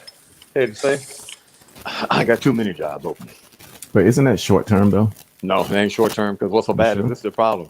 Well, people, I thought about it short term. You say, oh, but more people are working from home and all like that. So what do they want? When you work from home, and this is where you say you spend more money because you want your place to be how you. It's like saying everybody who was working at a business, and now you figure, okay, only 1 or 2 new business open up. But now you take, and they had 1,000 employees, but now you got 1,000 employees who are making their home their new business. So you just put a big demand. You may not be doing huge jobs, but like your small, what I call one-hitter quitters. Woo! So you're talking about mostly, like you're talking about paradigm shift then. Right. You cut out the middleman. Right. I mean, like I know people who just mount TVs on the wall. That's all they do. And 10 a day. That makes sense. Hey, you guys see my screen? Can you guys hear me? Yeah, the supported vehicles. Damn, I had Hold to on, like can keep. Can I? Someone's like that. somebody got some static and The static boy. and I just wanted to say this is the truth. I just wanted to come in and apologize for that outburst earlier. I apologize, bro. I didn't mean to interrupt What outburst? conversation. There was an You good, outburst. fam? No, I came in earlier. You know what I'm saying? I was bringing some drama in. My bad. I apologize. How dare you outburst on Dang. our channel, young fella? What's My wrong bad. with You know what I'm you? saying? Yeah, you I good, just have to man. come in here and get that right. You know what I'm saying? That ain't representative of my character and stuff like that. So you know Oh, what I'm I saying? must have missed that. Yeah, I missed that one too. But I didn't know. Yeah. Oh. Well, I Don't mean, worry. Artisan said something We about forgive it. you. Yeah. We Yeah, forgive I you, handled What it. the young fuck? fella. You get a voice changer? Well, thank you. I appreciate that. Yeah. Okay. Most definitely That's won't cool, happen man. again. Yep. You guys see this stuff here? Yeah. All right. Mr. Meach is called downsizing. Go What is it ahead. called when a job function is rendered unnecessary? Yeah. Depends on if you're talking corporate or you're talking just layman's terms on a construction site.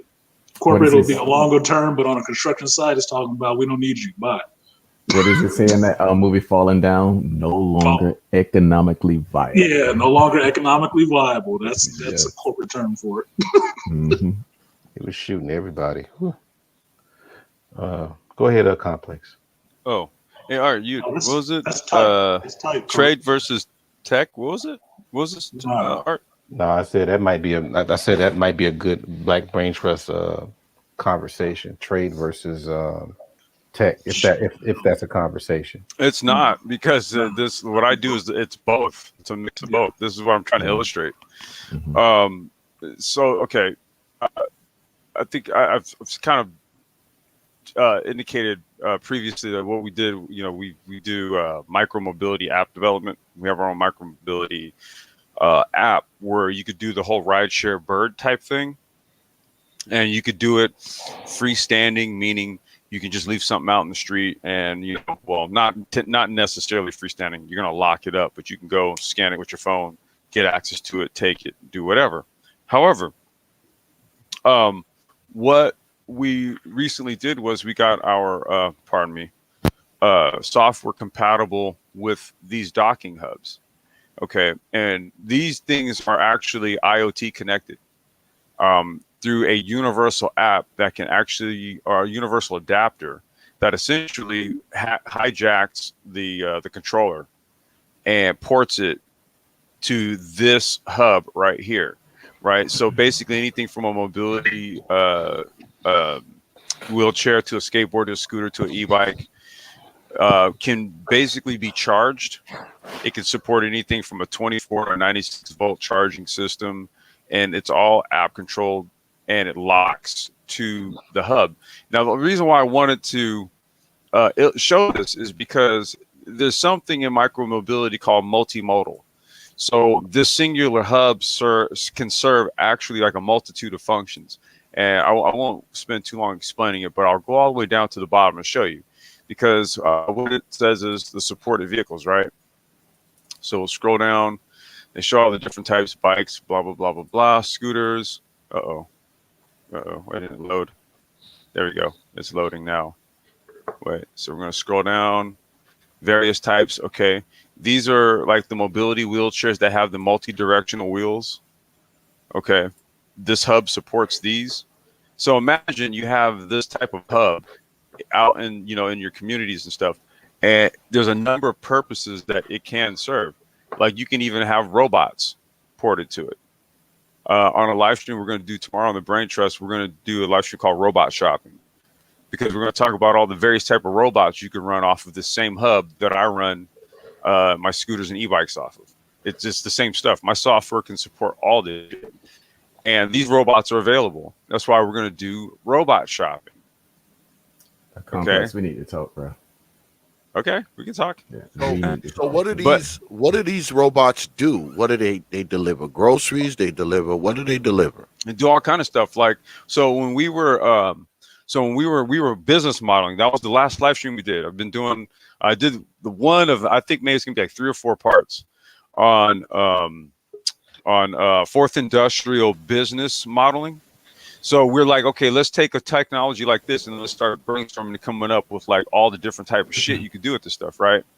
So I'm like off bat, like my head starts to think industrial, right? So mining robots, right? You just stick a hub out, one robot goes out, is doing some mining and shit. Battery goes down to 30%, it comes out, docks, the next one goes out. And what you do is you actually contract with a mining firm and just say, hey, look, for for these tasks, I have a robot that'll do this and it'll reduce your cost by X amount, right? That's how you get subcontracting accounts using like technology and shit. And this is like universal. So again, like there's a multitude of things you could do. We were talking about snow blowing machines, right? So like when it gets like all like snow piles up and shit, you just have these snow blowing machines that just automatically dock to this, and you just port it through like either like Google Maps, Waze, Waymo, whatever the fuck, whatever mapping technology you want to use to just chart out, geofence the routes. When it hits 30%, the motherfucker docks up. You send the next robot out to go and blow the snow. Okay. There's so many uses for this type of shit that I think we've so far hit probably like about maybe 15 to 20 different verticals, different type of business models you can run off of a singular IoT based hub. Multitude of vehicles, multitude of robots, a multitude of things. Now, the question becomes, okay, you could sit and say, well, it'll be off in this amount of time, off in this amount of time. I'm over here laughing because literally this is my tech right here. My software runs on this shit, and I already know I can run fucking robots off of it right now. So I'm sorry if I sound a little bit dismissive because this is the reality right here. Who fixes these things when they break, though? What do you mean who fixes them? Okay, if you're going to launch or if you're going to have a robotic firm, okay, then obviously you're going to have some electrical and mechanical engineers, right? You're going to have some people that might have some skill sets in robotics, 3D printing, shit like that. Okay, okay, no average Joe goes and launches a robotics firm.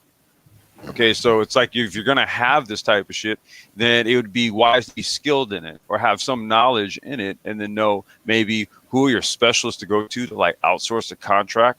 You can run the shit and not even have nothing to do with it. You could go to somebody and just outsource maintenance and repair. What do you think people who run scooter fleets do with me? They send me their shit to fix because I'm the one who knows it.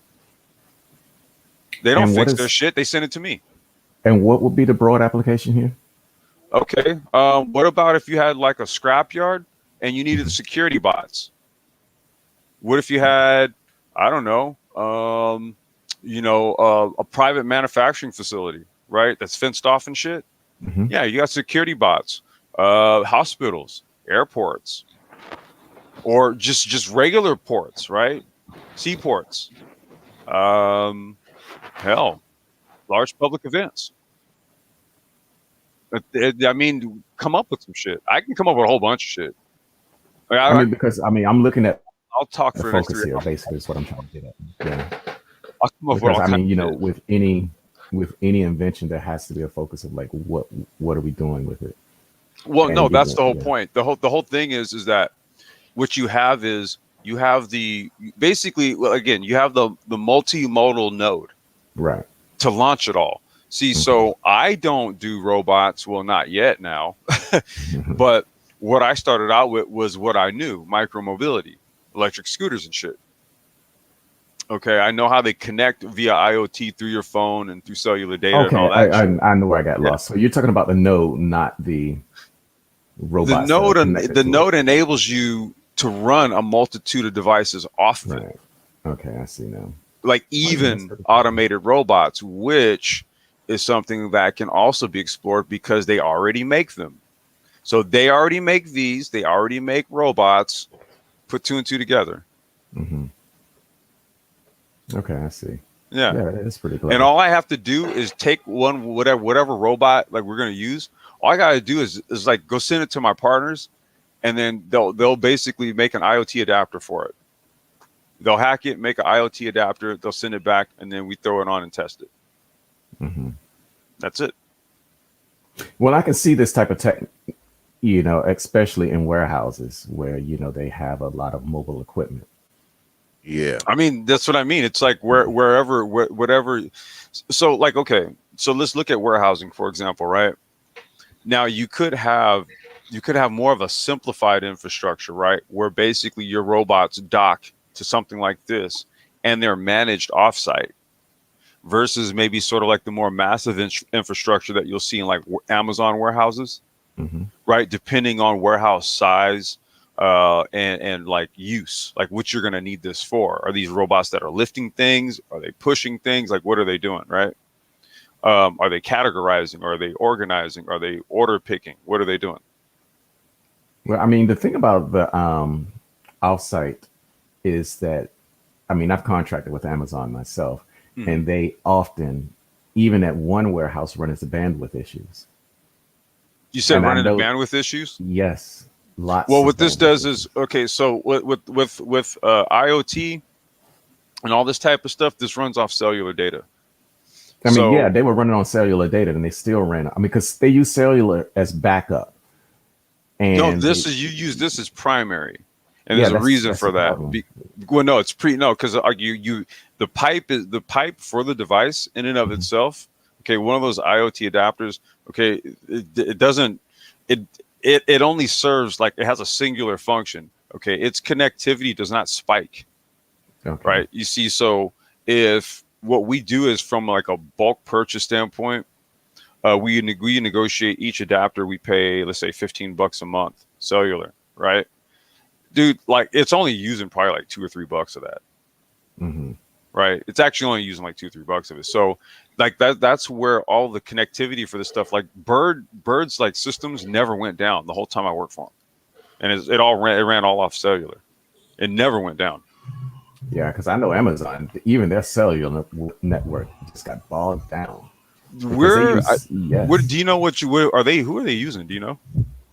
I wasn't sure. We No, use Sprint. We use Sprint. yeah, I wasn't sure who they were using, but like over there in down near the Baltimore port where I was Mm-hmm. contracting at, Mm-hmm. they had it's like a 4 warehouse complex, and there was constant bandwidth issues. Yeah, you see this. You see this hub right here. Mm-hmm. It's got a cellular data connection, and then you either just tap into the local power line, or if you set these up near a business, which is what we're planning to do, then you could just run it literally off of their outlet, Mm. and then there's a data. Yeah, it has a cellular modem on it, and it connects. Most Amazon factory warehouses, they walkie-talkie. They don't use cellular cell phones inside the building. They use Yeah, walkie-talkies.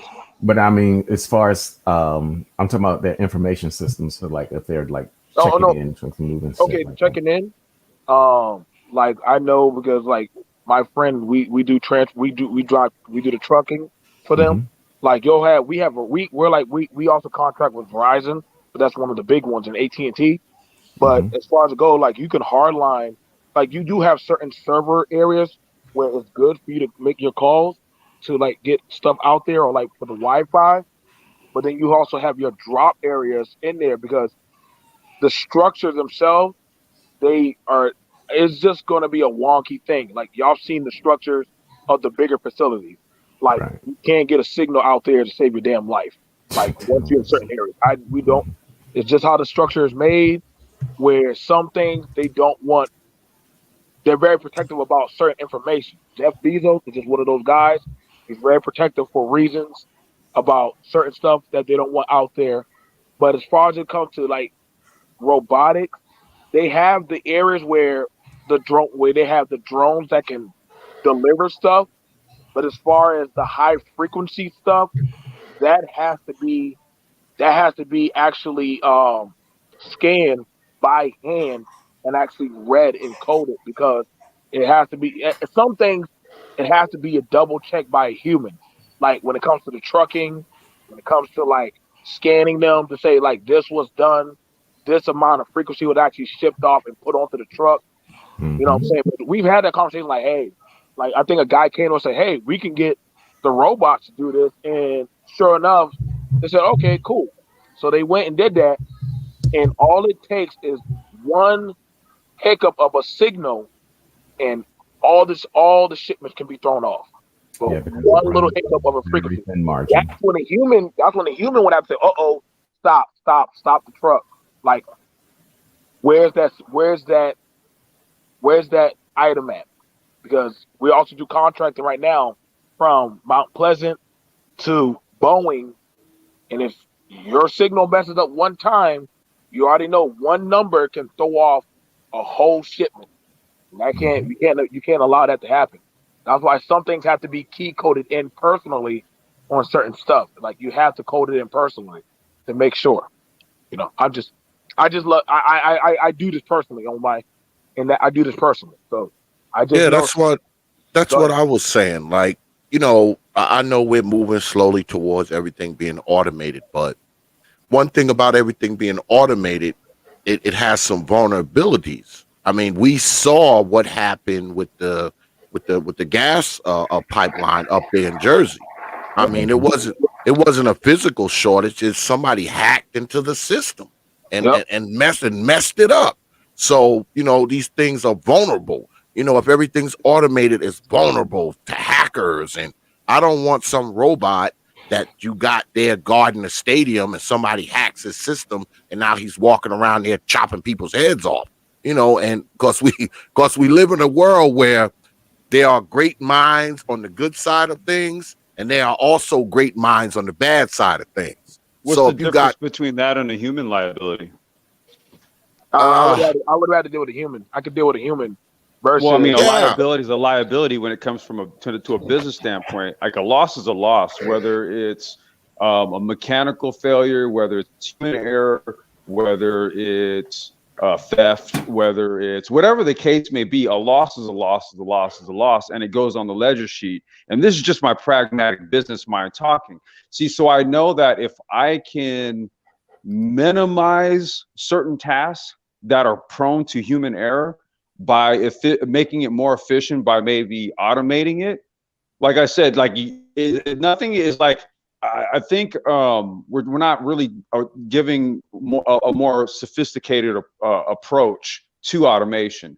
It sounds very rudimentary, and I don't mean to sound insulting or anything, but it's sort of like there's like a baseline mechanism of how the technology works. See, so a lot of what you say in terms of what may or could or would should happen fundamentally doesn't, based on how the fundamentals of the technology works, right? See, there's just certain things that can and can't happen.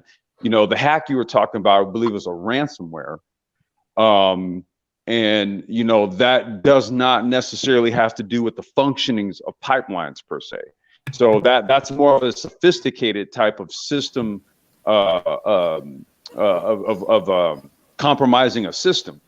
Okay, but it doesn't really matter because you've seen a multitude of times that oil pipelines will succumb more times to human error than sophisticated cyber attack. And I believe engineering cannabis. Yeah, There, that's bro? me. Yeah, Hey, what's going on, brother? I'm good. I was been listening to the panel, and first thing, my expertise is automation and AI and design. And what I've been listening to is more of a one-dimensional statement on automation right now. Everybody's talking about robots, but automation already exists in your life every day. Your phone, it's an automation when you use your phone for your facial ID. That's automation. Siri, it's a natural language processing unit that uses deep learning. That's automation. Your banking system, where they detect whether they've been hacked or it, that's automation. Where your child goes to school is automation. Where you go jury duty, where you selected, it's automation. Automation exists everywhere right now, and what this panel is talking about is just the 1% of what automation is. Robots are not. Automation is beyond just robots. It's predictive Yeah, I analysis. agree. It's pattern recognition. It's beyond. And again, I'm designing an automation system to basically automate a growing cultivation plant for cannabis. So I'm taking a master grower's intelligence and his knowledge, and I'm putting it into a deep learning algorithm to teach it how to think like the master grower. So if I So you can can make more program weed. something to teach it like, to learn like a master grower, why can't I teach it to learn like a mechanic? It's called deep learning and reinforcement learning. There are ways you can do it. I Now, do it every day. It's not what you should know. It's evolving. The word automation is not what it used to be. It's an evolving term. Automation. It's right now. There's right before 3 years ago there was automation was basically known as just machine learning. Now it's machine learning, deep learning, and reinforcement learning. Now there's a fourth one called hybrid reinforcement learning. So automation is beyond what we're looking at right now. It's what you talk about is 1%. It's a robot. Automation is way beyond a robot. I see now, automation in your everyday life right now. You live, it's automated. You when Yeah, you use automation. when you Oh, sorry, go use when you use basically any service online, it's an automated algorithm. YouTube right now is an algorithm due to automation. Hmm. So again, automation is in your life every single day. So everybody's trying to narrow it down into what they can understand. But I mean, even with the self-driving cars, I've seen the architecture in the automated cars. It's still evolving. It's still learning. Yeah. Automation for instance, the self-driving cars is an automated system that learns from interaction with human beings. It's learning as it goes. It's learning how to move. It's learning how to drive. It's learning mistakes. And as it learns, it grows. It's like a child teaching a child how to. It's learning. Right now, you have Elon Musk bringing um, installation where he's going to basically hack your brain or something. I can't remember the Neuralink. device. Like Neuralink. the movie Neur, Anon, neur, neur, that's neur, October. Neuralink. The What? Neuralink. Mhm. yeah, I know you're talking about the Neuralink. That was actually something that we actually looked at in the military, where you can actually everybody in the team can actually synaptically link up, and actually That instead of having to use a communicator, you can actually telecommunicate it link without even have to talk. You can actually link up with each other's signal. the installation Yeah. of Neuralink is done by for an AI robot, just to install it in your brain. Your vaccine for COVID-19, you know, it's an automated robot, automated Oh, algorithm that created the vaccine. engineering cannabis. Engineering cannabis. You know, it's an automated vaccine, the COVID-19 vaccine. Everybody's shouting. You know, it's an automated robot that created it. It wasn't a human being. Did you know Now, this? CRISPR. CRISPR. now, question. Now, with the thing, CRISPR created it. Did now, you know? now, here's the thing about it. So, I'm asking you this. Here's the thing about it. So, with all the automation, right? Hmm. Which is still powerful, the man or the machine? That's the The thing. It's man evolving. creates. Man and machine are Yeah. both. They will evolve. That's the Yeah. problem. You're still thinking it's stagnant. No, Nothing is I'm not stagnant. thinking. I'm not thinking stagnant because Then they will evolve as they grow. As the man evolves, the machine will evolve. It's an okay, yeah, evolution. It's If I evolution. were to, if I were to ask you, if I were to have asked you, 30. How old are you, by the way? I don't want to overshoot your age. I'm in You my don't have to. 30s. You're in your Yeah, I'm 30s. in my Okay. 30s. So let's do this. Let's say if I would have went back 25 years ago, and you were probably maybe before the age of 10, right? And I come from the future, and then I show you what we're using today. Do you think at that time you would know how to use it? No, I wouldn't know at the time because I'm Right. young. You would have to. Yeah. Right. We evolved to this point. And Right okay, look at now, okay. We but talk now of hold on. repair. Now in saying that, okay, now hang on. Now in saying that, right now, watch this, and I'm gonna show you from with art and TPOT. If you were to ask people, tell me 10 phone numbers in your phone, could they do it, or has automation of the phone made them lazy where they can't even remember simple phone numbers that they would already have memorized?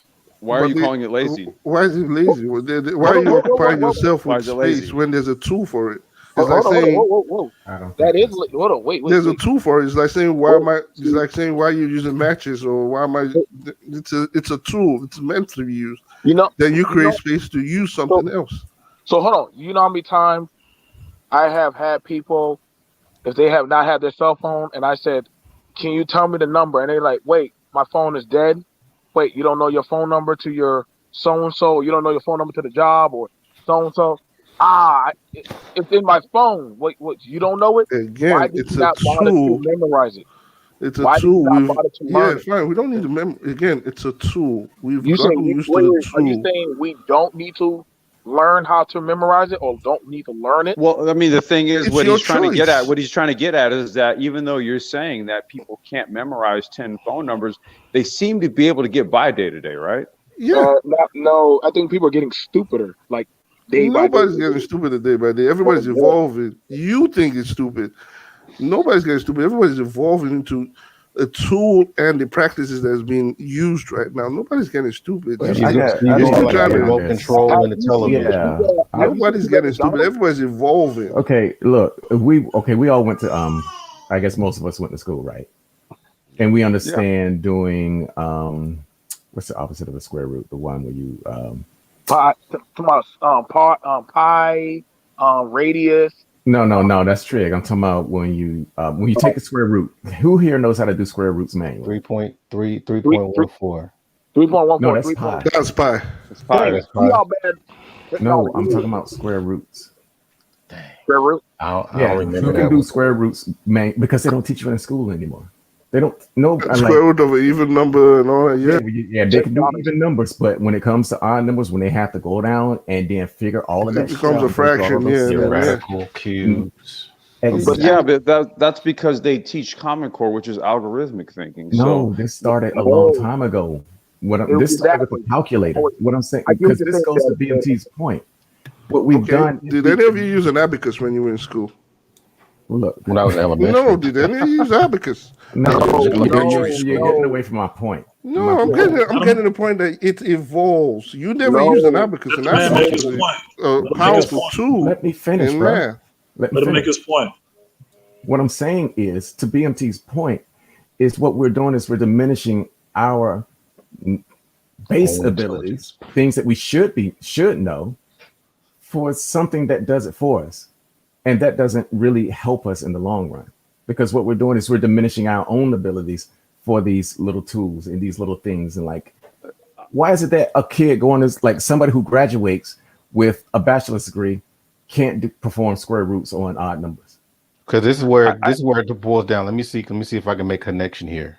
I think what the brothers are trying to say is that you have that school where they're dumbing down things and having students to be more complacent and not really stepping up to the plate to keep up with the intelligence. But these brothers are saying that we're supposed to be evolving just as higher as the intelligence grow instead of sitting there waiting. So, for example, we're supposed to be going beyond the remote control rather than just using it. We're supposed to be beyond that to control that television based on our abilities. The problem is, go ahead. No. Go ahead. That's what I'm saying. Art, that's what I'm saying. Art, like my dad, I can use that laser, right? That laser, there's a laser that can measure the room. You know what I'm talking. So a lot of us brothers, y'all know what I'm talking about that laser that can measure the room. My dad literally will say, "Get that out of this room," and use a tape measure and read me the measurements of the room. But I'm like, wait, but we have the technology. Why do we need to use the laser? We can use the laser. It will give us all the measurements. No, son. You need to learn how to use the tape measure because I understand the base knowledge is needed. I understand that. it's the Before basic. The basis sometimes when you skip. I get what the brothers are saying about technology. And yes, it is a help. But when you're jumping past the basis, but sometimes when you become dependent on one thing, no offense, but a lot of our people This is why we're getting overjumped, because we're jumping past the things that we should already have at the basic level that we ask We're for. acknowledging that. No, BMT, oh, yeah, they're I acknowledging do that. apologize. I do apologize. I'm just saying They're that's what I acknowledging would. that. I mean, Yes, they're sir. saying is that you have to go beyond. The thing is, as technology grow, you supposed to grow too, instead of Yeah. Look at Elon Musk. Look at Elon Musk. He came out and said, "I'm afraid of AI," but look at his company. All of it, his company's AI. His rocket ships AI. His trucking is AI. Everything he does is AI. Even his Neuralink is AI. But he comes out and says, "I'm afraid." Yes, there's a fear of it, but what I'm seeing now is people are so afraid of it, they don't understand it. They don't want to understand it and use it. Elon Musk is afraid of it, but he's trying to understand it and use it for his profitability. And that's where we should be into. We shouldn't be afraid of this technology. This technology is so powerful. I've seen automation in hospitals, in research labs, identifying COVID patients quickly, not by even testing blood, just by looking at it. Well, I They think I got the, automated just look at it and say, "Hey, he has COVID," I not think I by got the right testing. people. I got the right people on the panel. Can somebody answer me? How does that make sense that Steve Jobs did not have his children mess with any of the devices he created? Because they understand the psychological impacts. This goes to Elon Musk saying he fears AI. Mhm. All right, when you the reality is this, and it goes back to what engineering cannabis was talking about. It's what's your fear comfort? Like, what's your level of comfort with regards to your fear? Okay, some people fear it to the point where they would rather use, say, like hand tools than, say, like a digital measuring device or something like that. Okay, so if you just opt not to do that, fine. Some people are going to take it further. They still fear the impact. However, they're not going to let it stop them. And that's where engineering cannabis is going with this. Like, Yeah, you have to rationalize your fear of this. But this is exactly what we talked about on the panel with Dr. Nicole Ali, and why I wanted Hey, to have Famous, that what's up, dude? conversation about transhumanism. Oh, my In dude the is chat, up here. What's good with it, TNB? What's good with it, man? You got the heroes. Welcome. Go ahead, fam. But I think that's important because I wanted to make the delineation at the very onset of that broadcast and separate the difference between civilization and culture. And that oftentimes you'll find that the civilization will have a direct sympathetic relationship to the technology, but it takes the culture, which serves as a earlier form of technology, to adopt to the changes of the civilization. And what's happening now is the fourth wave industrial complex in general, which has transhumanism in its four pillars in tow. The culture isn't necessarily prepared to deal with these rapid changes. And so what people are falling back to is that measurement of fear versus comfort that Complex was talking about. But in reality, what it is, well, let me re-articulate that point. Imagine old technology meeting new technology, and in its transitory phase, we have conflict. And people aren't really sure where they really stand on the spectrum of what constitutes as new and what constitutes as old things that are being mastered. And I think this is speaking a bit to the point that BMT's talking about, because our neurology is predicated on a use it or lose it dynamic. So if we're not engaging in certain modalities of thought, in certain activities, especially on a cognitive level, it'll atrophy just like a muscle. So if we have technology get used to that, our biology is wired literally to follow the path of least resistance. And so it will adopt and integrate using that technology preferential to something that may be more manual that doesn't necessarily depend on that technology. And that's where we run into the potential downward spiral to get caught up in this scenario of having key skills, key cognitive just modalities of expressing yourself in the real world going down the drain, i.e. the measuring tape. But I really want to emphasize a very specific point that this is not this is not something that is of anyone's opinion. This is coming whether people want it or not. And so I think the strategy needs to be, how are you going to respond if you know that this is already on the way? Thank Become you. mentats. No, Yeah. and I thank you. I thank you for that, protagonist. I want, like, I agree. Like, we can't stop. Like, technology is forever evolving, right? And I remember I used to get in the argument with Art about music, Oh, about let's get into that too, now, since Complex is here. Art. Now, you remember how me used to have it about the guy who can compute, right? Versus playing the instrument. Now, you remember we used to always debate that Let me all remind night people what long. he said. He said that why should I play the guitar when I can just program it on a computer? Now, exactly. You remember when me and you had that? We had a long 2 day debate about that and about the difference about the guy, Prince. Prince could play any instrument you put on him versus me being a sound engineer and me and Complex going in there and making a dope beat. There's a Let's there's a difference of the skill level between the two. Okay, let's do this. Much like the example that I showed with the hub, the technology, right? Where it indicated that it was multimodal. Okay, so part of the fourth industrial paradigm is multi-use, right? Mixed use, multi-use. And even in my music days, oftentimes we refer to our music as mixed media because you really couldn't pick up what it was we were making. It could be hip hop, electronic, it could be any kind of shit at any moment, right? Depending on what it is that we were doing. So the reality is that in order to kind of break new ground, you have to kind of mix different ingredients to come up with different things, right? That means you got to think differently. And so it's once again, if you're going to make the music reference, I would dare say that the modern day, say, forward thinking, sophisticated musician incorporates all tools, analog, digital, and other means, right, to break new ground. And this is once again what we're talking about: forward thinking. You take the tech and do something with it. Otherwise, you'll be bogged down in conversations about what it's going to do when it gets here. Now, here's the thing: I damn sure have every intention to wield it.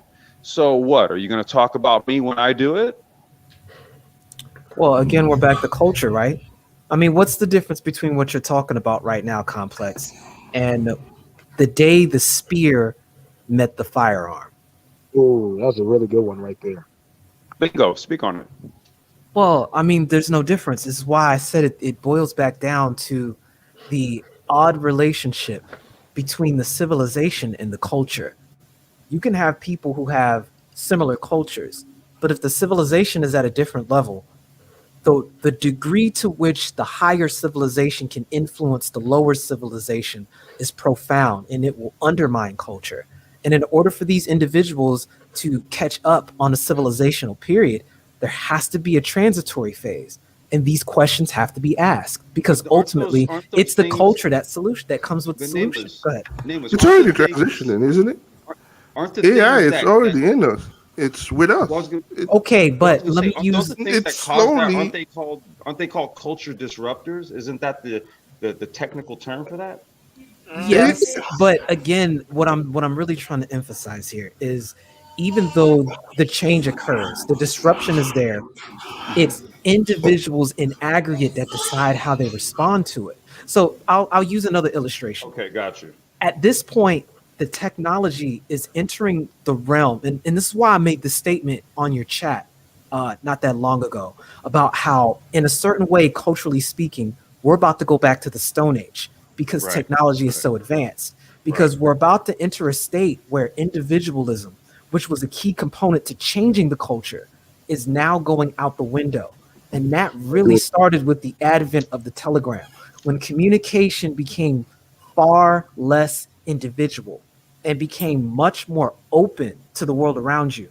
We already have a paradigm in place that views the world with these broad senses of the way it's made in archetypes. In other words, the way we operated with the shaman, the war chief, and the witch doctor is going to be very similar to the roles that the scientist, the AI, and the algorithm can now perform.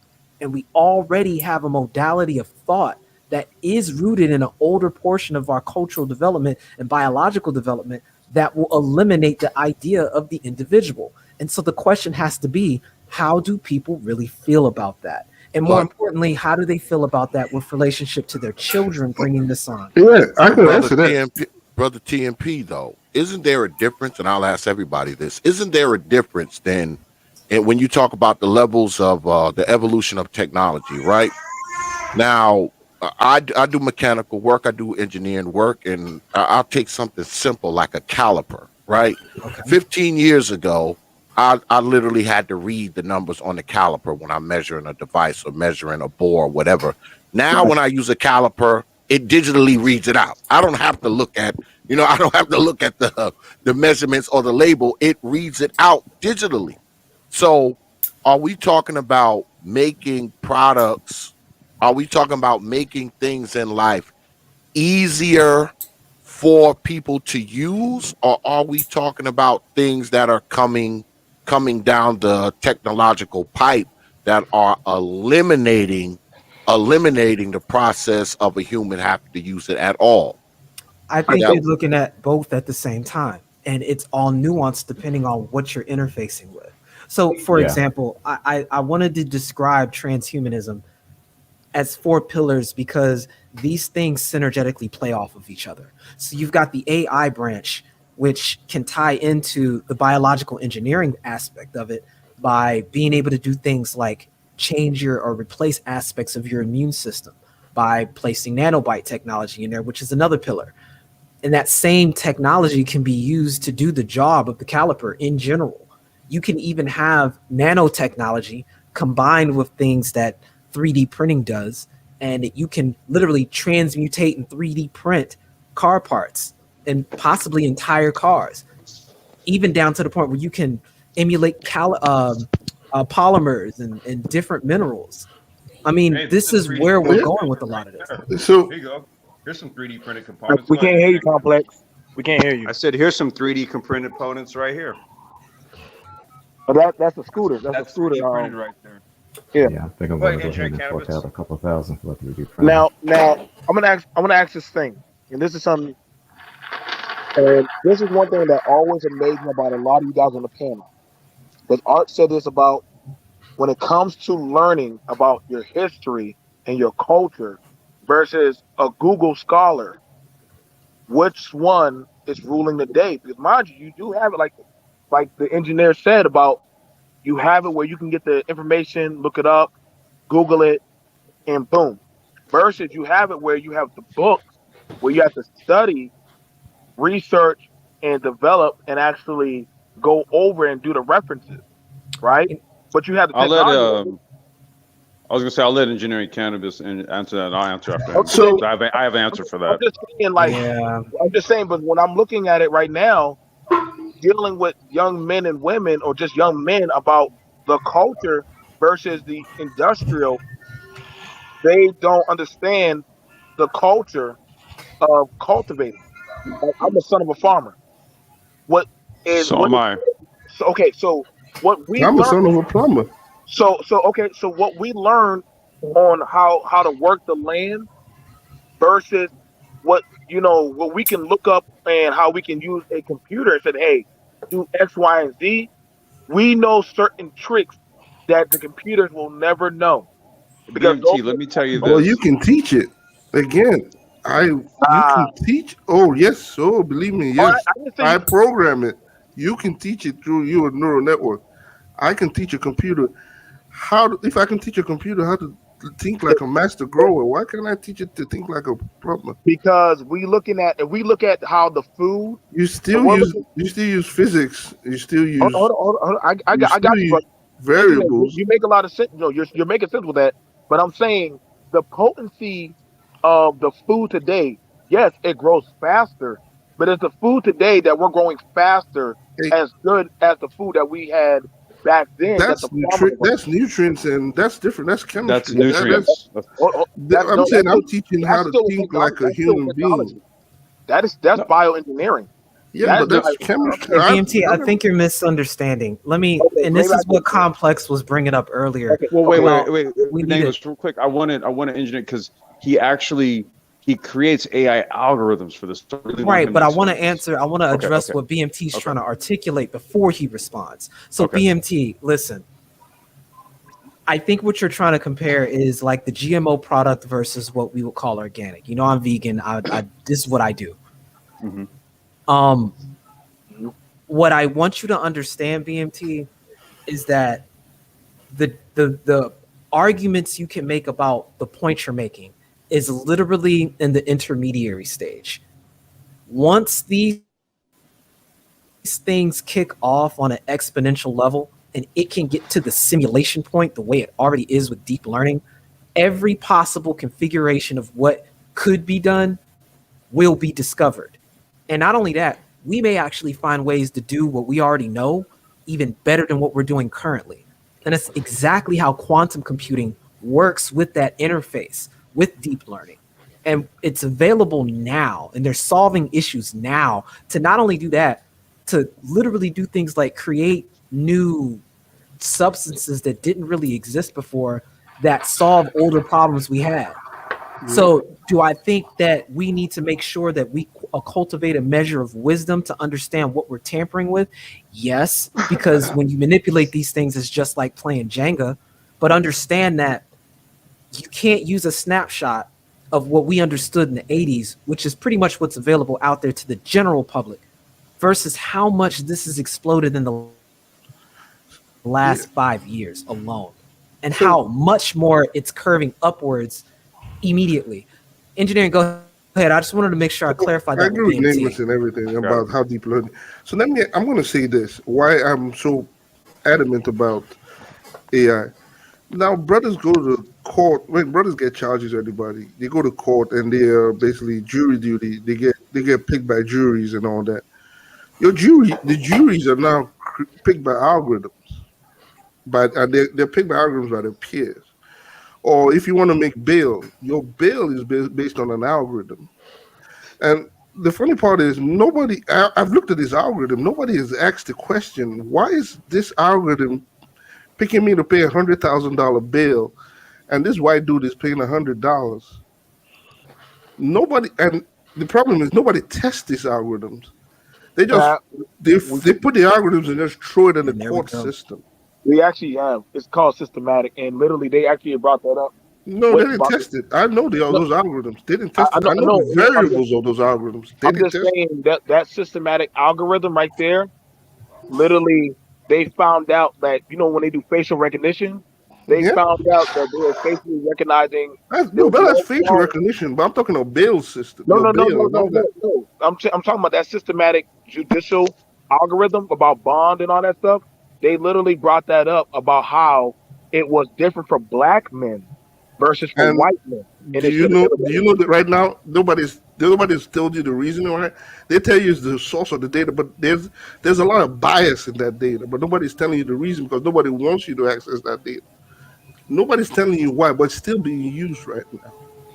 Don't you think that there's a measure of don't you think there's a measure of interjection that has to happen to where that's why it's important to have these conversations? That's what I'm saying. That's why the knowledge is needed to understand, so you can ask the question: what variables are you using? Let me say this last thing.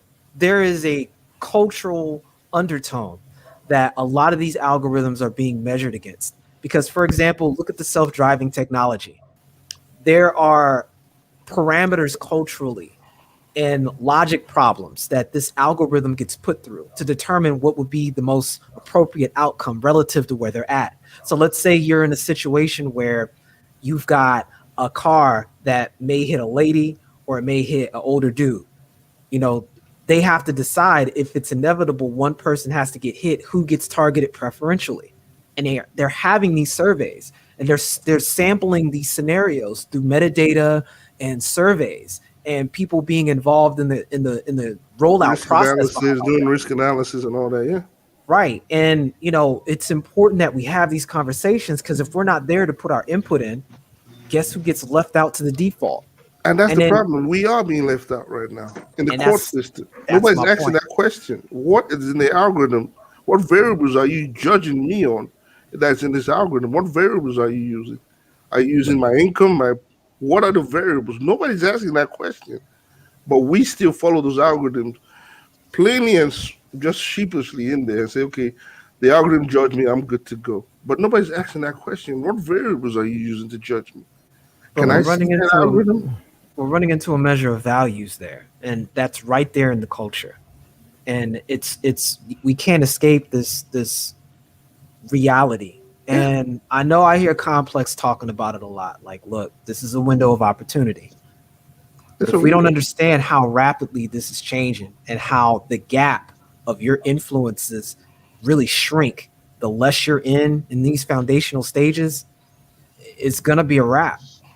And I design, and I see a lot of bias in source data and everything they do.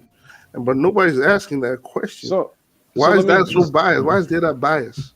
So but let's nobody wants to understand what AI is. Let me piggyback on that one, right? So, for example, right? What is recording? There's a multitude of applications that record various types of traffic and transportation data. Uber, Lyft, Lime, Bird, all of them. My application does the same thing. Okay, so what happens when the applications that are used are owned by individuals like us? Right. See, we can determine. Go ahead. Well, I'm thinking about how at the end of the day, we have to be the ones to define what the variables are that the algorithm's looking for. There you go. Continue. So because we're already shifting our presupposition on what's classified as valuable, if you're the one writing it, you circumvent a lot of that mess and you get something that's far more balanced and nuanced to the aggregate of the population, if not at least some degree in favor of you, in that it's not disproportionately lumping in things. And I think anybody that's worked with insurance before has seen a lot of how that gets worked. And I see a lot of that logic and the influence of the variables and what's considered a variable being implemented with these algorithms that are coming out that people will be subject to.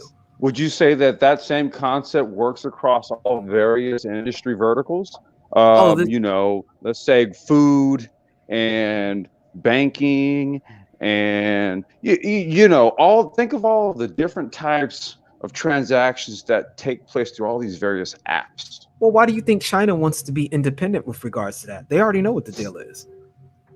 Well, I got to tell you right now, China is the factories or the world's factory, and they have pretty much everyone by the balls. This is the reason why I split my sleep shifts so that I can be up at night to communicate with them in the morning, where it's morning time with them when it's nighttime here in California. Why? Because I have no choice but to deal with them.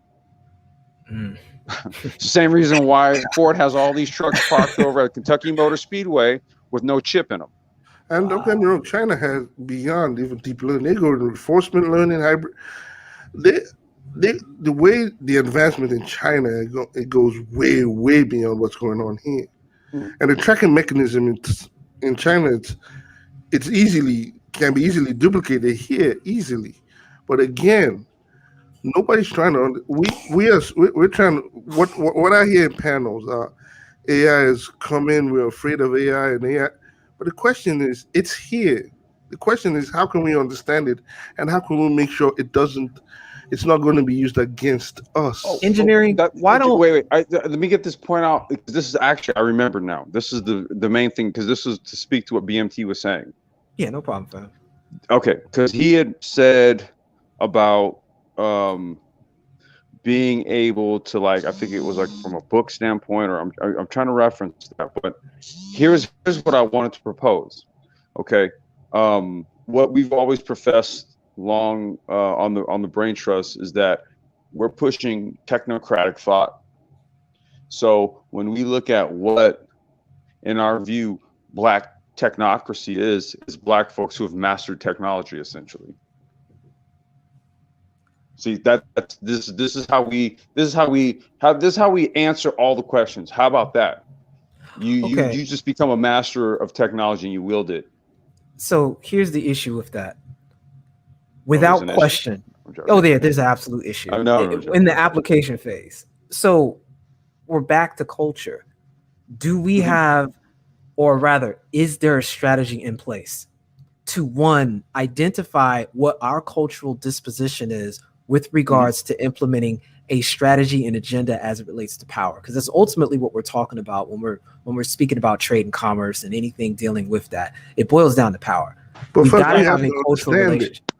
You have to understand. Go ahead, engineer. You have to What I'm understand saying the is, what I'm process and saying. level in place before. You have to have knowledge of it before Well, you let can me. implement those solutions. Well, let me. If you don't have knowledge, you don't know what you're implementing. Let me make the point though, because if you look at the way this gets rolled out across the world, they're using their culture as a mirror to integrate it into what they need to do and form it to an agenda, because that's where they find their values from. And it's from their values that they can actually apply the technology in the first place. Okay, it's implemented, but Engineering, slowly. you got it, and then I got an answer to that. The question is, but how does the value of a cell phone right now? Understand It's valuable to everybody right now, right? Say that again. The value of a cell phone, a smartphone. It's valuable to interaction, communication.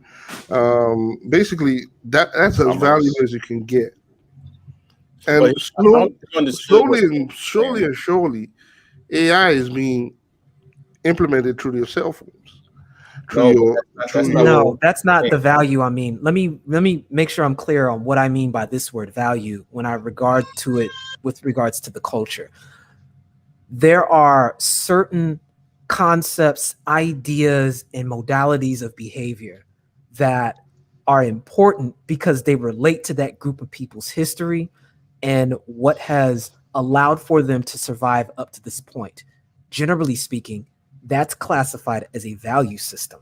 And it's this value system that I'm saying will identify what is classified as valuable to that particular culture. So people will tend to lean towards the value that their culture has as far as how valuable a particular technology will be to them. So that's why I use China as an illustration, because it already has a set tested and tried set of general values as a culture that can double over to the civilization. So they can more seamlessly take advances in civilization and meld them into the culture almost without resistance. Right, Because of but the way they operate. the problem, right. The whole thing is that we're not the Chinese now, are we? Of So course, and what that's we the right, difference in the and culture so I'm talking right, about. and so no, here's the thing, and nothing that this culture that you're speaking of, i.e., I guess we could say those black folks, nothing that they're doing at this moment is working. Can we agree on this also? Absolutely, and this is Okay, what. so then guess what has to happen? Right. The hardcore discussions have to be had. And guess what you can't do? Nameless, I think I told you this. Sometimes you have to do the thinking for people. Sometimes sometimes the shift in culture is not gonna be based on general consensus. I'm sorry to inform you of this. I'm sorry, but sometimes it's gonna have to take the people who understand that at the end of the day, shit's gonna happen one way or another, right? And they're going to have the impetus to go ahead and say, okay, well, look, if it ain't me who integrates it, it's going to be someone else. And this is the reason why I don't do things like go on Platinum Elite's channel, for example, and talk fourth industrialization. It's pointless. The thing about it is that they'll just be a customer of it, or they'll be a like a symptom of it. There'll be a side effect of it. There'll be a remnant of it. I don't know. Like, see, this is all self-determinate because we're in this great reset. See, so in a great reset, everybody's scrambling to figure out where the hell to go. You have people figuring out, well, I was once in my masculine frame, but now I need a high-value man. See, so there's people trying to figure that out. You have people trying to figure out what their purpose is. You have people trying to figure out pills, et cetera, et cetera, et cetera. And then guess what's happening on an industrial level? On an industrial level, no one's thinking about a goddamn thing that black folks are concerned about in terms of their culture. No one, So not a let me go goddamn into person. this. Let me go into this because I still don't think that Nameless got his stuff addressed completely. Because, like for example, I think everybody's very familiar about Chinese culture, Japanese culture, some of the customs, all the way from what do you call it, arigato and all that kind of stuff. There's a lot of different dynamics that goes into how the man and woman interacts with the whole belief system, things that go back thousands of years. So those things, those values are carried into the future, into the technology on how they make decisions, how they weave things in and out. Whereas we as black people, our experiences is still white America, so therefore we don't have a separate culture because black culture is American culture, Well, right? your So experience the is quickly question, becoming fourth I gotta industrial. finish the question. So the question is, how do we, or if it's possible, how do we, and this is going into Dr. Amos Wilson, by the way, when he said, how can you fight uh how could you fight an American system when you use his same spirituality? Well, let me finish addressing this point because Marcus Garvey already presented this 100 years ago, and I think we said that last time we talked. Complex. Complex is absolutely right. We do need to have generally a circle of muhaha who don't give a damn and is going to push it forward. Like that seems to be the only way this is going to work.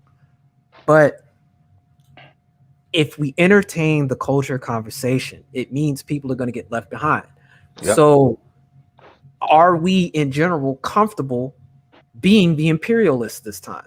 And in general, I don't think we are. There's we a have few no of us who choice. will, but I don't think this is an option anymore, which is why I really want this to be talked about so people can ask themselves, would they be willing to conquer the entire planet using a technocracy and potentially going off world and having your influence go that way, just to make sure that we could have some measure of equilibrium, benefits and punishments to assert ourselves in the future. Well, let's Because answer every that other group of question. people But is what's willing to being do that. pushed right now is the fear of the technology, not the Yeah. use of it. What's being pushed right now is, I'm afraid a robot is going to take my job. Not how am I going to use this robot to Well, them the basically people are make my supposed to own Right, be but job left there's more people in efficient? behind. China that are saying the same thing, but they've Well, got a here, government what I'm that's talking willing about to put. here, But we're not talking our about folks, Chinese. Listen to what I'm saying.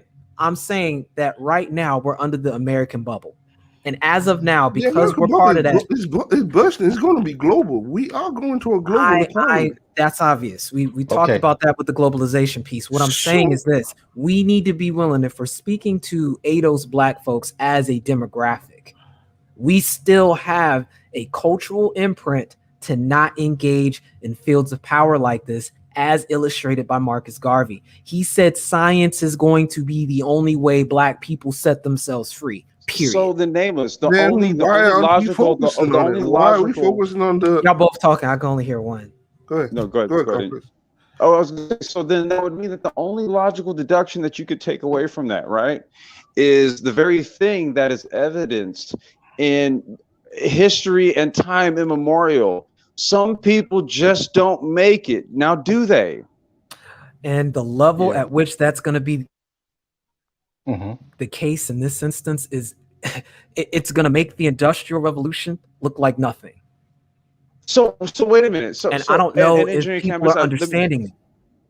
So Okay, we so are let me all in just. agreement that I mean, but shit. I'm sorry. You get where I'm going with this. It's just like okay, I all understand all you considered. guys. I understand everything y'all saying. Yeah, But go ahead. all considered. If you look at how human evolution has been, anything uh anything but nice and rosy, right? I would say it's been more bloody and murderous and treacherous and just a lot of death and a lot of shit. Like we're very familiar with it. So I think we need to take the rose tinted glasses off here, and we need to really be realistic about the onset of this. I already just showed you like the very tech that I use. I can wield robots right now. Engineering cannabis writes AI applications. But Why is those this things you sounding so showed, far fetched? because Why it's not far why are fetched. these None things of sounding so far fetched when there's two people literally right here saying it's here today? those things are No, far no, no, no. fetched with the I'm not people on the saying it's panel. far fetched either. Let me try to re-articulate what I'm speaking to. because just because a human being can identify something as beneficial to them doesn't necessarily mean that they're going to engage in that activity. And for whatever reason, on a fundamental level, that's a very consistent thing for human beings to do. Things that aren't necessarily in their best interest for whatever reason. But when it's in a So, when it directly impacts your everyday life. but they have to have a value system that can identify that. And let me qualify that statement.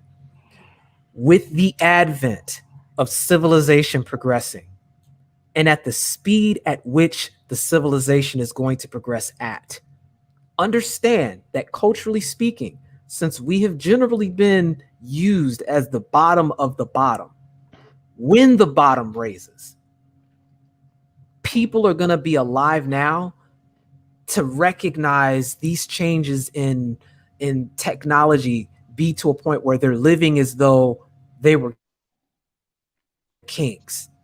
And I'll qualify that by looking at things like 3D printed housing, things that will be baseline introduced with nanotechnology and biotechnology, getting rid of a lot of diseases that pretty much people were falling over left and right for, the general quality of living improving across the board because you can mass produce food that's actually nutritional at a much easier rate now.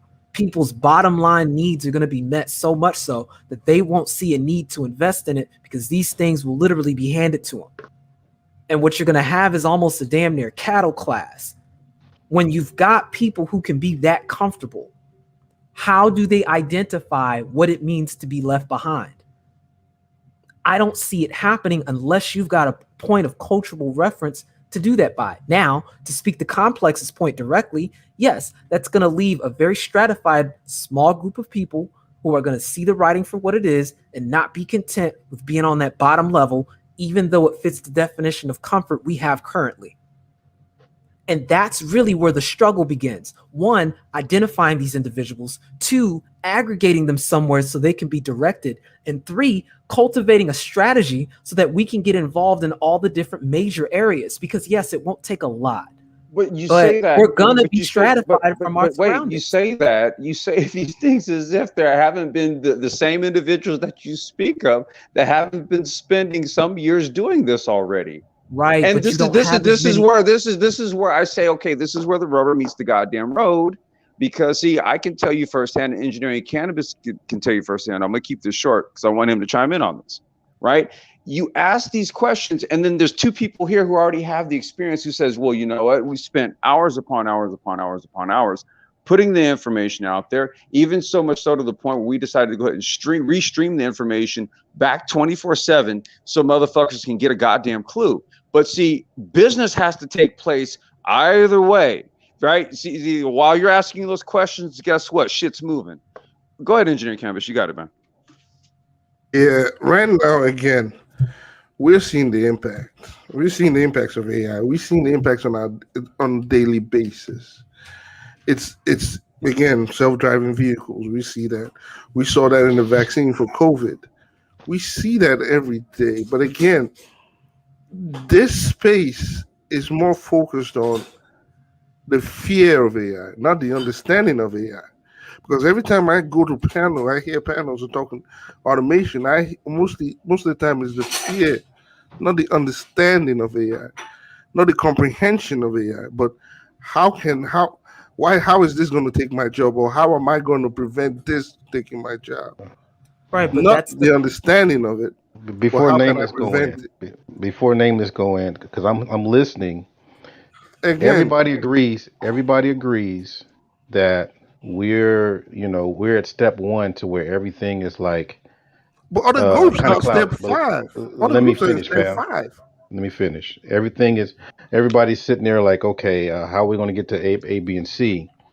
Now, what I'm hearing from Complex and engineering cannabis is that you keep describing step three. We're already there. This is already happening. Blah blah blah. You got to get with the times.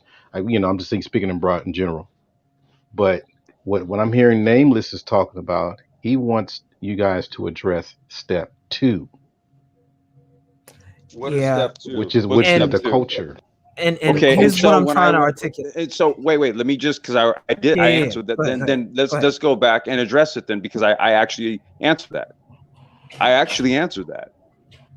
Okay, Like, for I told you example, what you has have been established with the black community as far as moving forward? Even though okay. we're saying that, I know you're saying that, okay, well, the ones that are not with the program got to be left behind.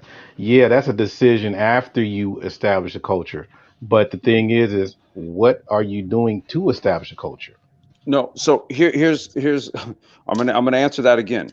Okay. Hmm. See, so what black folk have to do is re-self-identify as something other than what they've been.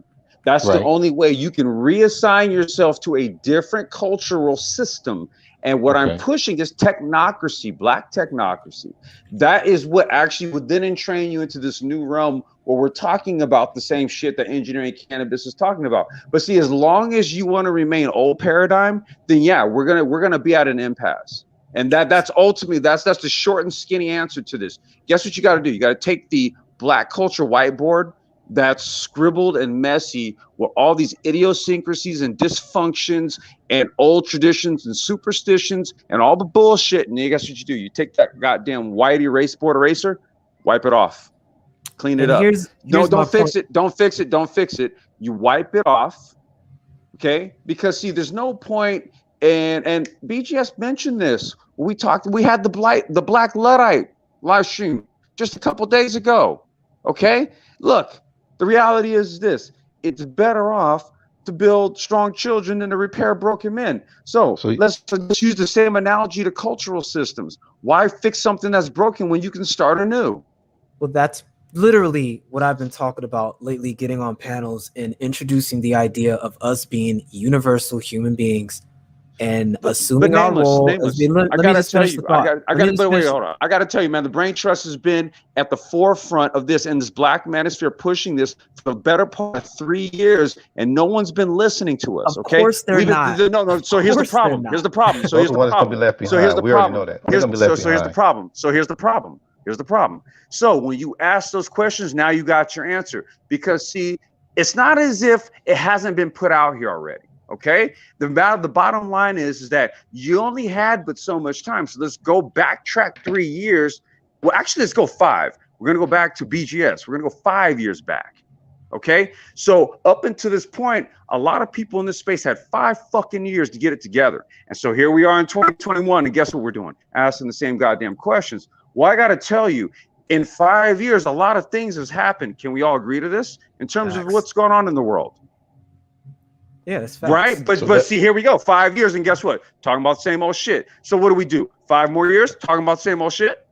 No, Y'all tell me. No, I'm telling you the values again. What does that mean? Getting your shit together to the average No. I individual didn't coming say from get your Mato's shit tribe. together. That wasn't the value. The Well, value. what I mean is getting ready for, possibly pursuing or for pursuing and participating in this fourth industrial wave. Wait, no, getting ready. What do you mean getting ready? let me make it I'm simple. Let me saying make it I already simple. Let me make it told participating, you not simple. where. getting ready. I'm No, saying Let participating. me make it simple. Let me just give you 4 words: church. Excuse me, spirituality, business, education, and family. How do you address those 4 things as a culture moving forward when you're talking about? You said tech, tech, tech, Technocracy. technocracy. technocracy. So So how do you implement that in those 4 if components? you say what you said, did you say sexuality or would you say? What I was those? said, was it business, Uh-huh. family, spirituality, and education? Okay, so Because that's what makes education. a culture. So wait, hold on, because we addressed all this. Education, STEM. You said family. Mm-hmm. Okay, so the only sensible way to even go about doing anything productive in terms of like of creating a family, sapiosexualism. You said business, Mm-hmm. global business, fintech, and then fintech. Spiritual. Mm-hmm. And wait, no, hold on. What is it? Fintech. Well, all fourth industrial. That's okay. We're talking business, fourth industrial, right? All things fourth industrial. And then the last one was what? Spirituality. 7 Hermetic principles.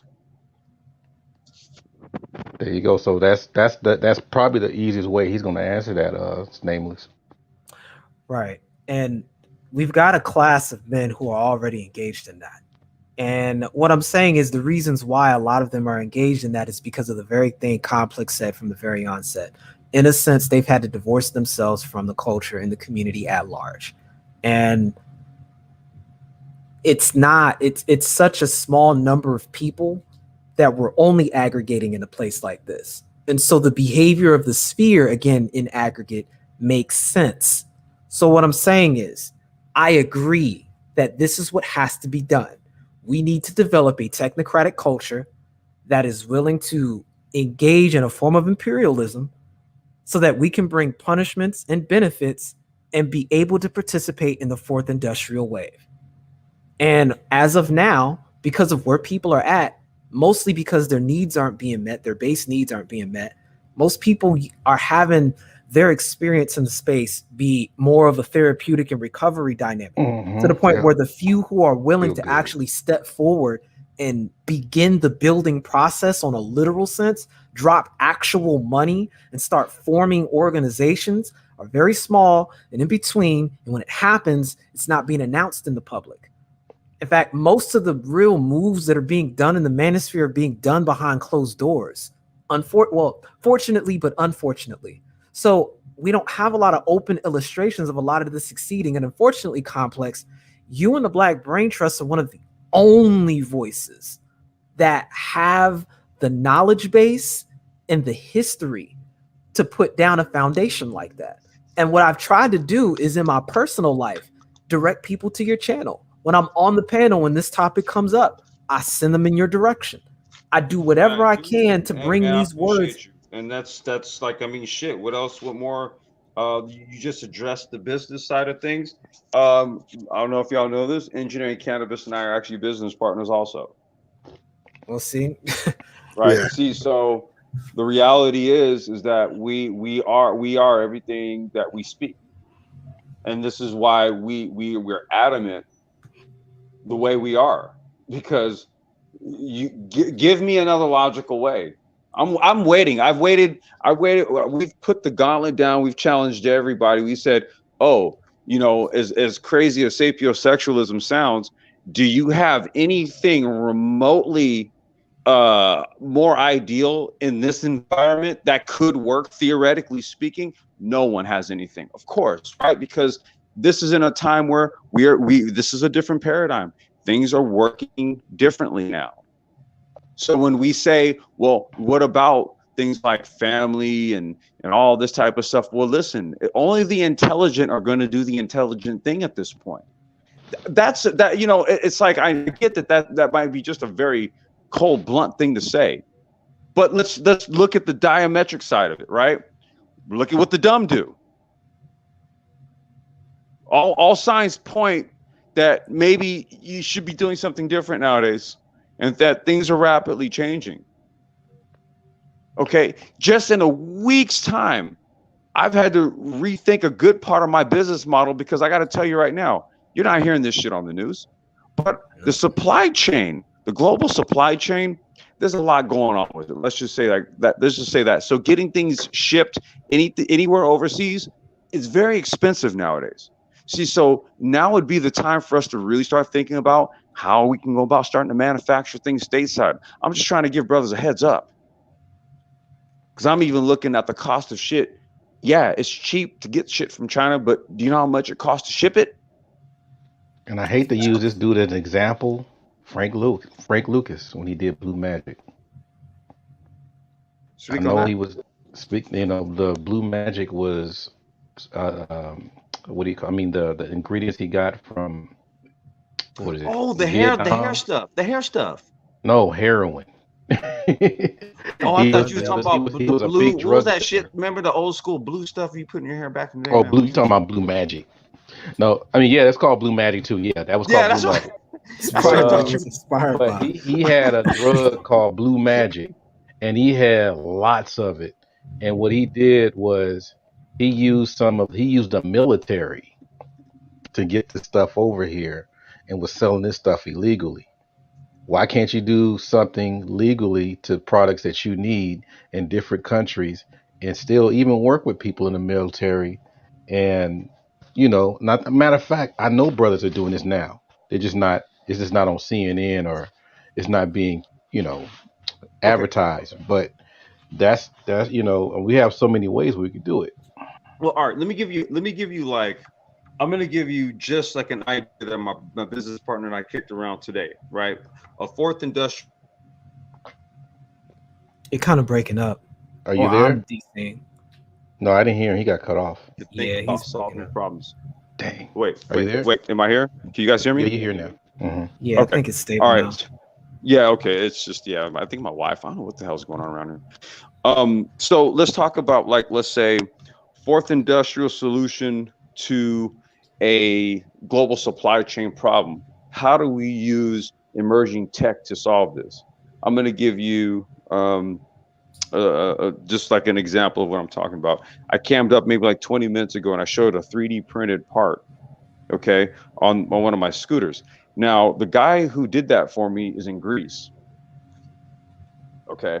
I had that shipped back in late March, I think it was. So if I were to get the same two of these items shipped to me again, it's going to cost me 35 more extra bucks to do it this time. Right? That's how much, like, the shipping shit is a mess right now. So what would be a way to work around that problem and actually save more money and then him make more money? Are you guys familiar with NFTs? Yeah, exactly. That's what this Go ahead, Engineer blockchain. Campus.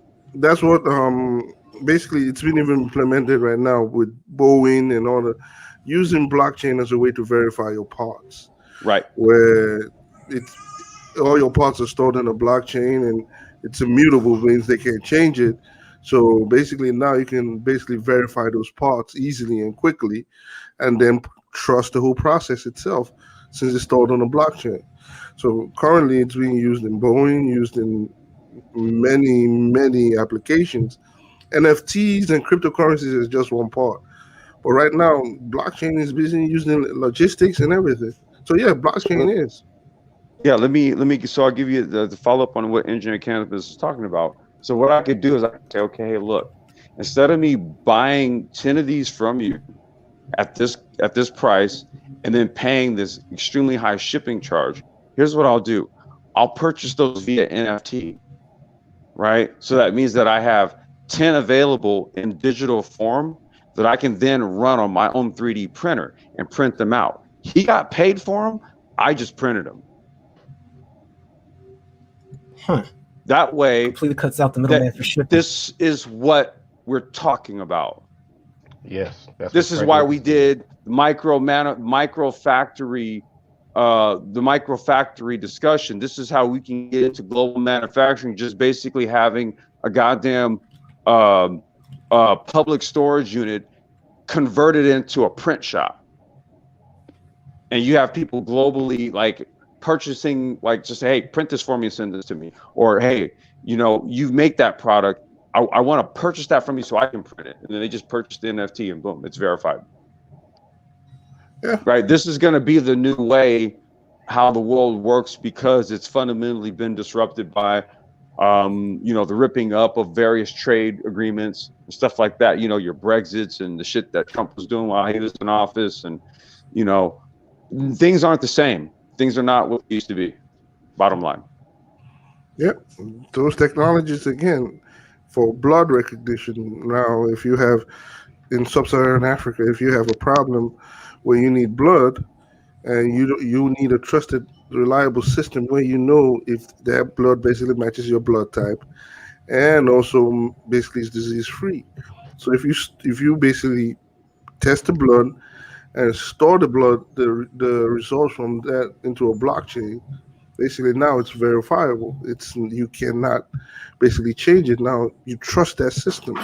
So if you need blood, you immediately go into a blockchain and say, hey, this matches your blood type, it's disease free, get that blood, and you see it. So this is just one part of those technologies, just using part of sub-Saharan Africa or even some places now in Europe. So there are a lot of these technologies popping up. Again, yeah, and when we're speaking to blockchain technology, we're not talking about crypto. We're not even talking about crypto. Right, it's an accountability system. Small part of it. Crypto is 1%. Blockchain has numerous activities. in the cannabis space and in ways even I've been using it in different ways. So yeah, even in AI, I'm using it trying to fight bias in AI blockchain technology. So it's used in ways you can't even imagine. But I mean, again, think you about have it, to dude. understand it to Think about it. All basically you have know to what's do is going. like prototype one single component or something, digitize it into an NFT, make it available and sell it. Right? People But purchase it. complex, They run it. complex. I don't want to Yeah. be antagonistic saying this. What I'm Go ahead. saying Go is ahead. take a step back and look at the way the average individual would view this. What is the difference? And I know we're not talking about the average, but I think it's important to impress the point to the people listening. Mm-hmm. What is the impression this gives being back in the 1600s or the 1000 AD, and you've got an alchemist conjuring up different components from his alchemist block, alchemist's philosopher's Yeah, stone, but see versus what the today, 3D printer is doing now. But but the today, Alchemist, that's the problem today. The Alchemist book is available online and you can look at it. The I mean, the But thing knowledge that's is, is my basically, available point. My quickly and point basically is, online. the evolution of alchemy has become a multitude of scientific disciplines. You know, chemistry, metallurgy, all these various things. See, alchemy was such an obscure science to the lay back then, but now it's taught to you shit starting what, first, second grade. That's when you start right, science classes, but right? You see, but so the thing about it is that the science of alchemy has been broken down into various sub genres of science where you learn all of the various aspects of it, which leads up to your periodic table of elements from which everything has various components of this, right? You see, correct. so so what it is that we have to recognize that we're in the time where, and there's no way around this. So I understand the question that you're asking, Well, no, I'm but not asking a question at all. I'm making a okay, statement. And my statement is statement. just simply this looks so similar to how obscure alchemy was to the average person back in 1000 AD. I What agree. would it be able to manifest? And I then agree. fast forwarding now to looking at what you can do with, for example, that NFT. Incredible. Mm-hmm. But it relies on blockchain as an accountability source and then 3D Mm-hmm. printing to be able to synthesize whatever information you're putting there. Yes. The Yes. applications literally look like magic. So what I'm saying is for the average person, their general method of trying to compare that to something would be like going to the shaman and Not asking for something really, to be not done. really, The because alchemy, they've done something alchemy. similar. No, here's the thing. Let me do this. Here's the thing. People have done something similar. Do you mean to tell me? Amazon? I was just about to go there. You mean to tell me they Right. haven't done a more rudimentary form of this? So Because this all we're is just talking about is just, hey, look, let's do this. The first business that I launched on the internet was during the Web 1.0 days.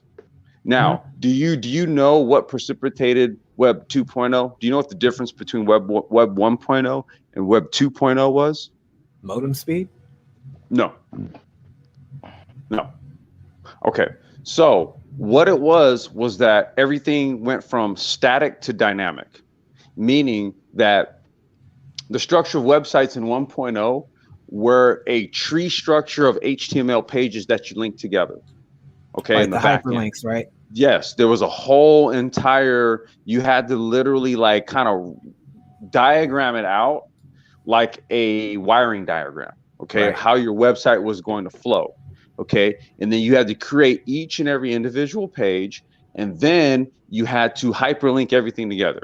And Right. then there was an intermediary program that came in called Dreamweaver, and what you could do is you can go into Dreamweaver and you still had the code, but what it did was it cleaned the code up for you, right? But you still had to create it, and what it did was it created the tree structure for you in the back end. And then when we went to Web 2.0, guess what it became? Database driven. So now your pages were actually PHP modules or SQL. One of those two versions, those are the two popular versions, okay? And what it was it was just a database in the back end. Way more simpler. Way more simpler. It was a database. Now we're in the realm of the blockchain, which is a super, super, super highly sophisticated form of a database or a ledger. Okay, which if you pair it with 5G connectivity, can basically process things like financial transactions instantaneously and put the money into your account in about 7 seconds, or on or abouts. See, so what we're looking at is, once again, the evolution of systems. This is basically all we're looking at here. And oftentimes people kind of just spend their life really kind of meandering about, not really maybe taking a general interest in understanding how's all of this working. I go to a grocery store, how the hell did this chicken get here? Right. And that's really all I'm speaking to. Yeah, no, I'm vegan, so obviously I've it's just a general question, Okay, right? Like, how did it get here, and what was the whole process, right? Well, that's what I'm saying. That's just my nature to ask that question. But I'm just so used to people looking at me crazy when I ask it that I don't talk about it anymore. So for me, I enjoy being able to finally speak about these things and ask the question. No, but I know that we're talking. I'm coming from an environment where, oftentimes people like myself were socially punished for that. So, I mean, I can get where the trend to not want to do that. Speaking to a micro point Art likes to make about education and people's aversion to it, this is bottom line becoming very accessible. And even though it looks to be something that's obscure, the barrier to entry is almost non-existent compared to how it was in other locations. Like when you needed to have a factory, people couldn't necessarily do what Henry Ford did. But now you could get Henry Ford capacity with certain programmers and the right business connection. Okay, probably not even that much, because a lot of that, I guess, can be outsourced. But go ahead. I have a question for you. Okay. Would you say, let's say you wanted to be a social media influencer. Okay. And you get the Instagram, the Twitter, the TikTok, the YouTube, the Facebook, the blah blah blah blah blah, right? You go through follow the formula. You do all the you do the whole formula, and there's a lot of energy you got to put into being that, right? Right. Takes a lot of motivation, time, energy. You have an idea for what it is that you want to do with this, right? Okay. And so here's what I find. I find that no matter what it is that people do, that impetus, that energy to get them to get off their fucking ass and get on their feet to go and do something is the same across the board. Right? It's literally just the prime motivator to get your ass up to go do something. Now, what it is, right? Now that's up for question. That's up for debate, right? But no one lacks that. This is what I find, right? Whatever it is that really just kind of does it for you in life, people will take the time and the energy to do it. They'll do it. Agreed. Right? Okay, so now the question becomes, well, what is it that we prioritize in life? What is it that we find important? What is it that will cause you to get your ass up at 6 o'clock every fucking morning? What is it that will cause you to frustrate yourself? Right? Because see, the things that'll motivate you, you'll willingly do it even though it pisses you off. And what we have to do is thoroughly examine the things that, from a cultural standpoint, we're going back to culture now, what motivates us? But that's what I meant about values earlier.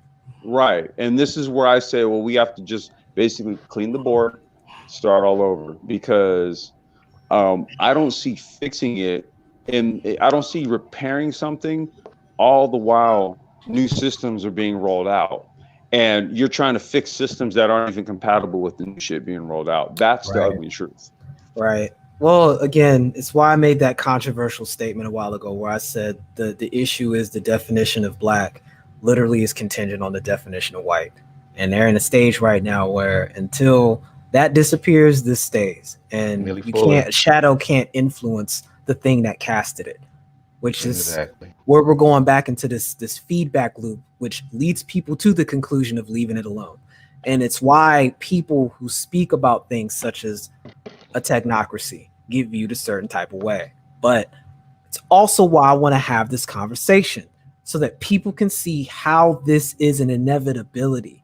and why I always bring up the issue of rituals that you don't control consciously end up subconsciously controlling you. In other words, if you don't get involved in this paradigm that's changing, as civilization is rapidly moving forward, you will get left in a way that you don't even comprehend yet. You are Well, you and this Complex are saying exactly, and yeah, I I'm was gonna telling you say no. We're exactly on the same thing. yeah, we're on point. We're on point because we had this conversation last weekend. Right. I mean, would you say that basically, and once again, I have to reference history. That adaptation is what leads to survival. Yeah. And I mean, fam, like everything I'm doing now is essentially related to that. I guess I'm even sticking around here probably just to really try to help articulate how important this is and maybe leave some breadcrumbs. But I mean, you can't make people drink the water once you lead them to it. But I don't even think people understand what the water looks like anymore. Yeah, And that's why that's it what I'm gets running hot. into. Yeah, it gets harder, especially within this space, to deliver information, quality information. I've been doing that for years with cannabis industry and AI and all that, and still it falls on deaf ears. And I'm seeing less and less of people in But any of this those is industries. passive. But this is passive. You guys got to understand this, right? The one thing you got to understand is that this is passive. This is why, you know, everything on the brain trust site remains, right? Even in such a way where if I can stream it 24/7 to trip the algorithm, and so be it. However, a lot of people search a lot of things unbeknownst to us, and there's a multitude of reasons as to why the algorithm may actually suggest your video. Okay. I mean, I had a comment. I was replying to a comment just earlier today on a video, dude, that I did like over a year ago. Now I'm thinking that, dude, who the hell is gonna? No one's watching anything I upload, especially on my channel, which I don't even do anything interesting to most people. However, I'm interfacing with someone who found an interesting video that I did a year ago, right? You see, so you may think that you may just get on a live stream, have a conversation, then you get off, and that's that. You may think that. That's not actually the case. No, I can understand that point. But that's what I mean about leaving that imprint behind, your footprint in the sphere in general, because you never know who's listening. I mean, I came across the space, for example, just by a happen chance video because somebody made reference to it. Like I've come across a lot of good information that has really helped me with my personal direction and articulating and understanding things that I really didn't have words for before. So, I mean, that's just the nature of, the interconnectivity of the internet in general. But it's why, again, I keep emphasizing we've got to have this conversation about what that means, because our only point of reference is so far fetched that people aren't making these associations the way they need to be. And it's so much closer than it used to be before and so much more accessible. And due to that reason, people who already have their culture intact are taking this and they're multiplying. And we're still here trying to add. And whenever we do multiply, it's generally by zero. Because if you don't have an understanding of what you're even looking at, all the effort in the world goes nowhere.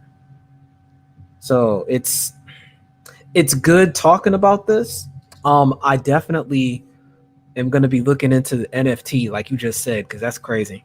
And I want to look more into a lot of these sub technologies, these tributary technologies that are coming off of blockchain, that because you now have this massive accountability system, how it changes the game for the middleman, and on a lot of different levels, what that means for lawmakers and how they want to regulate that and find ways of trying to profit that, or whether or not they even want to accept certain things like that in their country.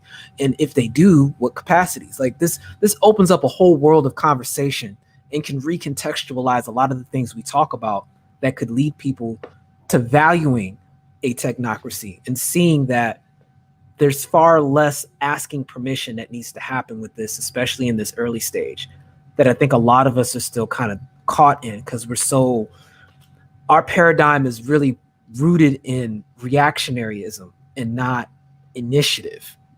Yeah, well, shit. I had stepped away literally for about a few minutes, and oh shit, okay, engineering cams dropped off. So well, this is where engaging in the imagination comes into play.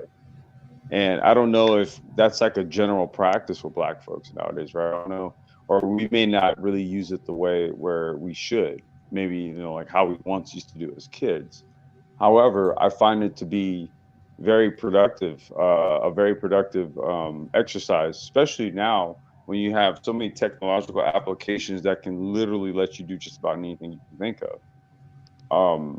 So this is one of those times where, again, I'm kind of just calling for like a wholesale, like just cleaning up, wiping of the slate, if you will, for those that really um, understand that sometimes what you need to do is stop fiddling around with that broken TV and just go get a new one, you know, to kind of give it a more basic analogy.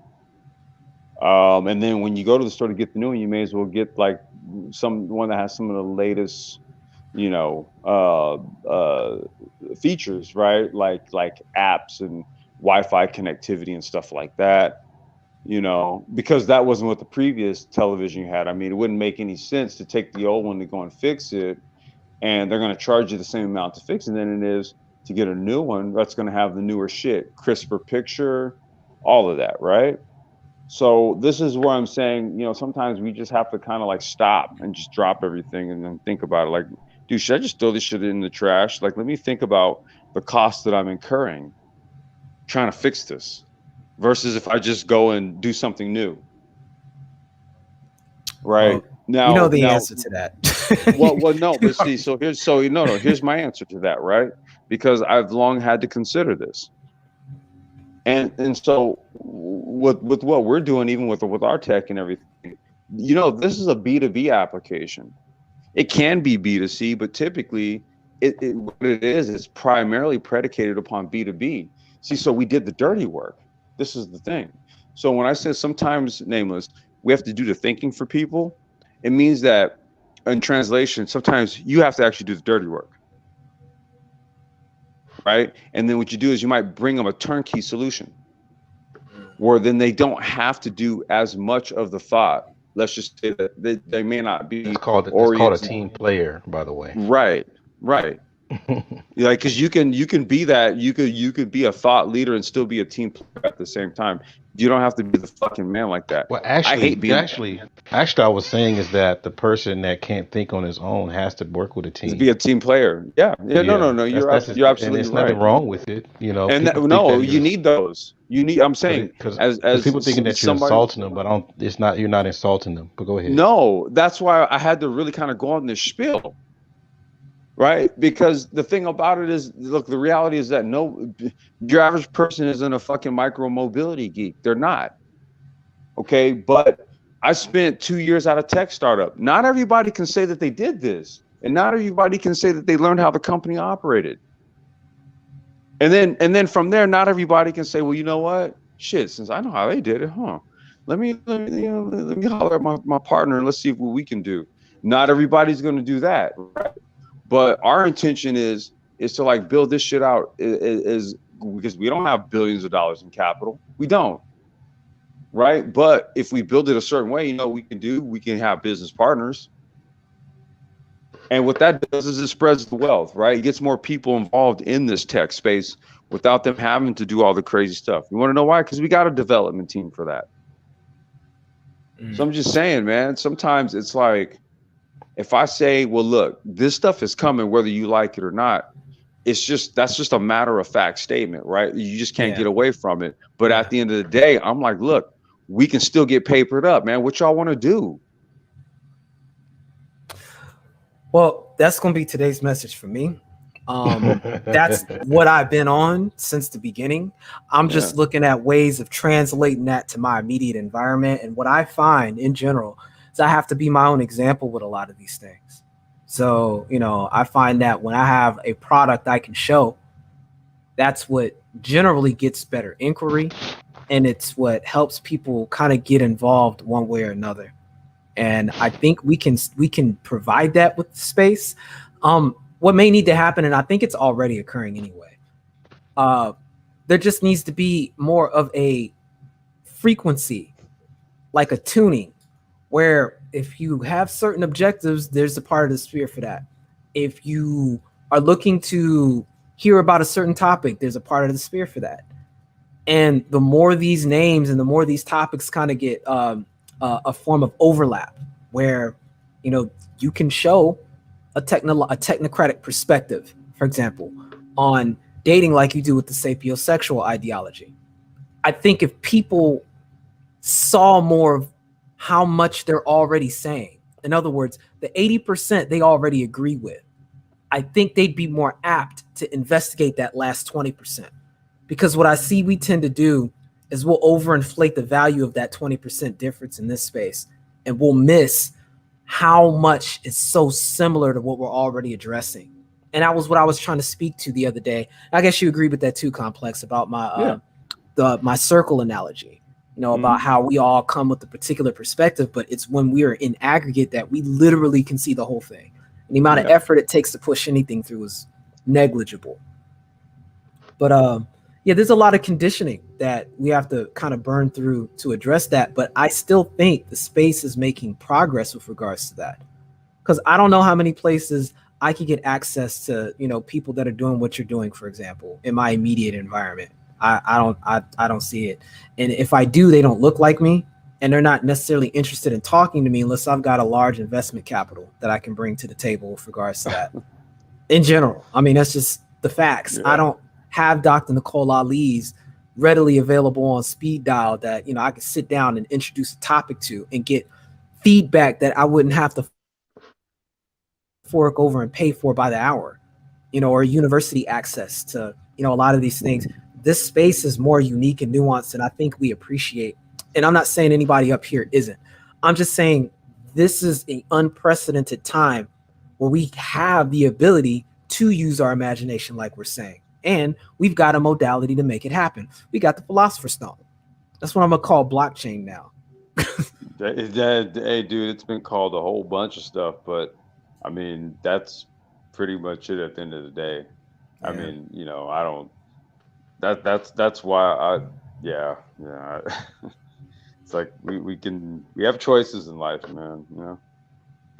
We can choose to, we can choose to say, hey, well, you know what, dude, while I'm still here, maybe look, dude, when I was a kid, I always like imagined like, dude, some flying cars and shit. And then when I saw like the Ehong 184, that first like commercially produced flying drone out of China, and I saw it and I was like, dude, we're here. And that was like 7-8 years ago. And pre-COVID, LA they had okayed Uber to start their flying car pilot program. And then I was like, yo, we're definitely here, right? Now, I was pre-COVID, but the reality is that we're still not too far off, right? So, we're going to see that plus some. Oh, yeah. So, yeah, I just want us to have a piece, like, just in this shit somewhere, man. That's all. Well, let's do a what do you call it, a review when I mention family, business, spirituality, and schools. Where are we with those four things? I mean, I know the answer, but I'm just asking you guys. Oh, Like, okay? Because I thought I you don't were want asking. birds and bees type stuff. Well, it's like this, Art. Let me show you the like. No. Where are you? No, Where well, I are think we? spirituality was like Christianity Yeah, for the we're most stuck with part. Christianity, right? Yeah, and then like education, it's basically public school system. Mm-hmm. And then, as far as business, it's largely, in terms of employment, it's largely either service economy, government job, or What do we do with each other with business as a culture or community? the homie hookup, dude.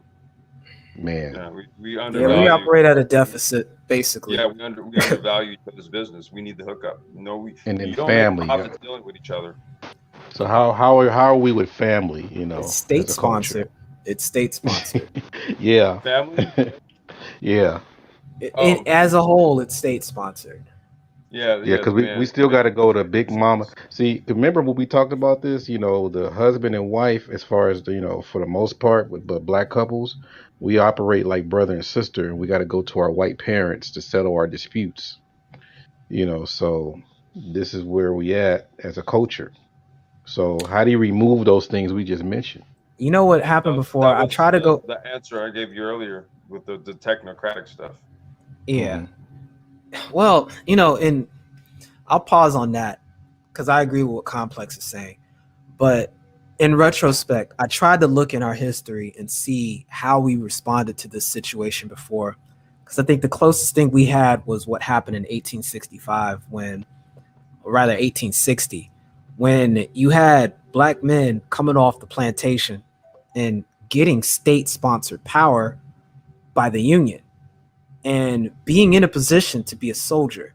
And for the first time, they could assert authority in an environment that they weren't necessarily considered the same kind of equal as they were to black women on the plantation, because black women just were not allowed in the Union Army. And the impact that had on family was profound, because at the conclusion of the war, you get the emergence of what could be classified as probably one of the first truly documented black patriarchies, where most of these individuals came out and became senators and politicians. And they started it with state-sponsored power off the strength of having been a former military member. And it was the state that seemingly assisted with all of that, but it's what gave the push initially. And the answer to that ended up being the creation of white supremacy in its military arm, the 3K Club. And it's interesting looking at how it fell apart from that point going forward, where all branches of essentially the government and everything had to create Jim Crow and all this other nonsense, leading us to the situation that a lot of us understand now with civil rights. But I think the important takeaway was we've done it before and it worked. And I'm seeing a opportunity that's on par with what we had coming off the plantation during that Reconstruction era with the fourth industrial wave. This literally negates, or rather evens, the playing field in a way that I don't think it's been before in recorded history. I mean, it's really that profound, to where your only gate to entry in general, really, if people are honest, is yourself. But we're so far removed at this point from ourselves that I don't think we realize that. I didn't mean to get philosophical, but that's my observation when we look at the whole family concept, business and spirituality, and the educational piece. What's the bare minimum somebody needs to get by in this social media era? Damn near nothing. You need to have pretty much a pulse and a fifth grade education, and you can succeed, quote unquote, succeed in this environment. And then people use this to say, "Hey, I don't need no job, no training. All I have to do is just go on YouTube and make this money and make this paper." Or go on OnlyFans and sell this. Yeah, OnlyFans. You see, Yeah, I mean, it goes on, and I don't see that pattern ending. I see that actually getting more and more so, even worse than what it is now. and that touches that touches three of them. That touches business. That touches school. Would you say that touches family? Well, it As does far if as the state values, family continues to values. sponsor it. Well, look at the state. Okay, so if we use the quote black community, for example, which is why we said we got to let this go. The definition of the black family is the mother and child and a sperm donor. Mm-hmm. That's it. Like the church. That's the Well, that's the Mary and Joseph story. right, and the Holy Ghost, whatever that's supposed to be. The Holy Ghost is the Holy Ghost is baby daddy, right? We don't know where he is. He's a ghost. But yet, that's our spirituality. Right. Well, again, who gave us that? We're back to the whole being the shadow of America. Yeah. That is the spiritual shackle and chain. But I want to highlight what that means. People who get outside of that paradigm have to use the maroon paradigm. And you know what I'm talking about when I say maroons, Art. What's the difference? Sure. I don't know what the difference is. Yeah, that's the thing. And I mean, freedom. Think about like a or what is it? Library and libros. Doesn't libros mean free in Spanish? Or libro? That means book. Yeah, but libre is book. but Yes, it may be it's a pretty much the same context. it may be an anagram to freedom in Latin. Yeah, because you got gratis, but then again, you got libre as well, right? Yeah. Liberal, liberated, Right. free, library, free. So reason why I'm getting at that is because the more you're educated, the more you're free. You know, the less you are, you're only free in your imagination. So when you're in a an environment like this, what is more feasible for you to get navigate your way through this? Well, You know, it's do you just use a like you said, you've blindfold? got to follow the maroon paradigm. But what was the main complaint the Maroons had once they got off the plantation? Resources. Well, generally they couldn't get more folks to leave, and they were always Oh, isolated. I mean, look at yeah, what John Horse was doing. because they kept complaining what was back at the plantation. Right. And it wasn't no different than what happened when Moses did his thing. And, they was Yeah, complaining about how they had it in Egypt. It's like, you can't please people. But this just tells me that human psychology has remained consistent all this time. So it's going to be a few that really get on board with this stuff and make moves. But they're going to have to do so in the face of their own families not even understanding what's going on. And so the hard question has to be asked, are people willing to let go of the plantation, of being a shadow and stepping into their own light? And I don't think people are prepared for that because it means letting go of things that they haven't psychologically prepared themselves to do. And only the people I notice who have no choice but to do this yeah, typically are on that path in general. because that's Yeah, why I the would meeting of agree. Nicey. Oh, yeah, that's why the meeting of Nicey was very important, even though he was kind of ruthless behind it. Hell, how long did it last? It was 7 meetings. Yeah, Y'all they got remember? rid of a lot of stuff. They were trying to snuff out the Gnostics and the Zoroastrians and all of that. Yeah. They needed an So agenda though to unite the people because it wasn't right, working. right. I mean, I think that's the. Even though he did it his way, we got to have our own meeting of Nicey as well. I mean, we have to, dude, because but we have to do it in a way to where we know. I mean, based on all the data we got, all the different historical references that we could use, and then also the future information or information that we can go into the future with. That has to be at the table, But unfortunately, well, not unfortunately, there's an unfortunate part in it. But the thing is that, like you said, some people just don't want to leave. So we have to move them people aside. So here's the thing that I don't like, and I'm seeing it in space. Even though we're giving sentiments like, hey, look, we evolved, we're willing to move forward. A lot of people want to stay in the spaces with us and give us all kinds of reasons why we should go forward or any kind of things derail our advancement. Even by saying that we need to advance. I'm seeing some of that too.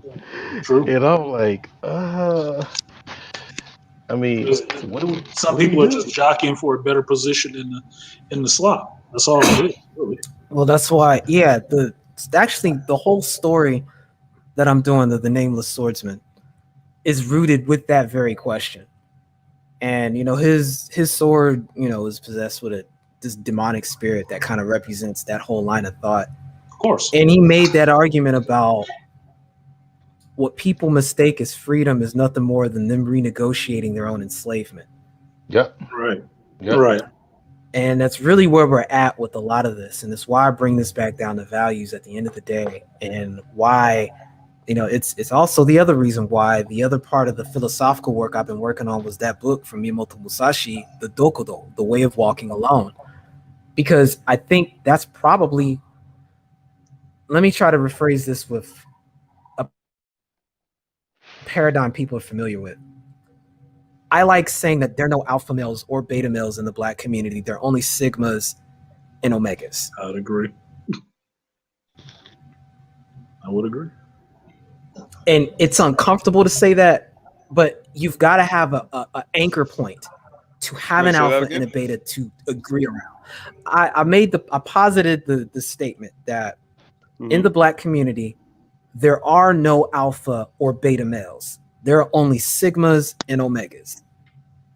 And it's due to our nature of being decentralized. Yeah, and I mean that in the strictest sense of how when you look at most Black men who get classified as alphas, they generally have to operate as a sigma. They're decentralized. They're usually the only person there in the spheres of power that they do influence. And nine times out of 10, are you using sigma and alpha in a social context, or in more of a like what's the context? Because so the context, because I know there's a reproductive context that gets a scientific implication that kind of has been, side-eyed by the scientific community in general.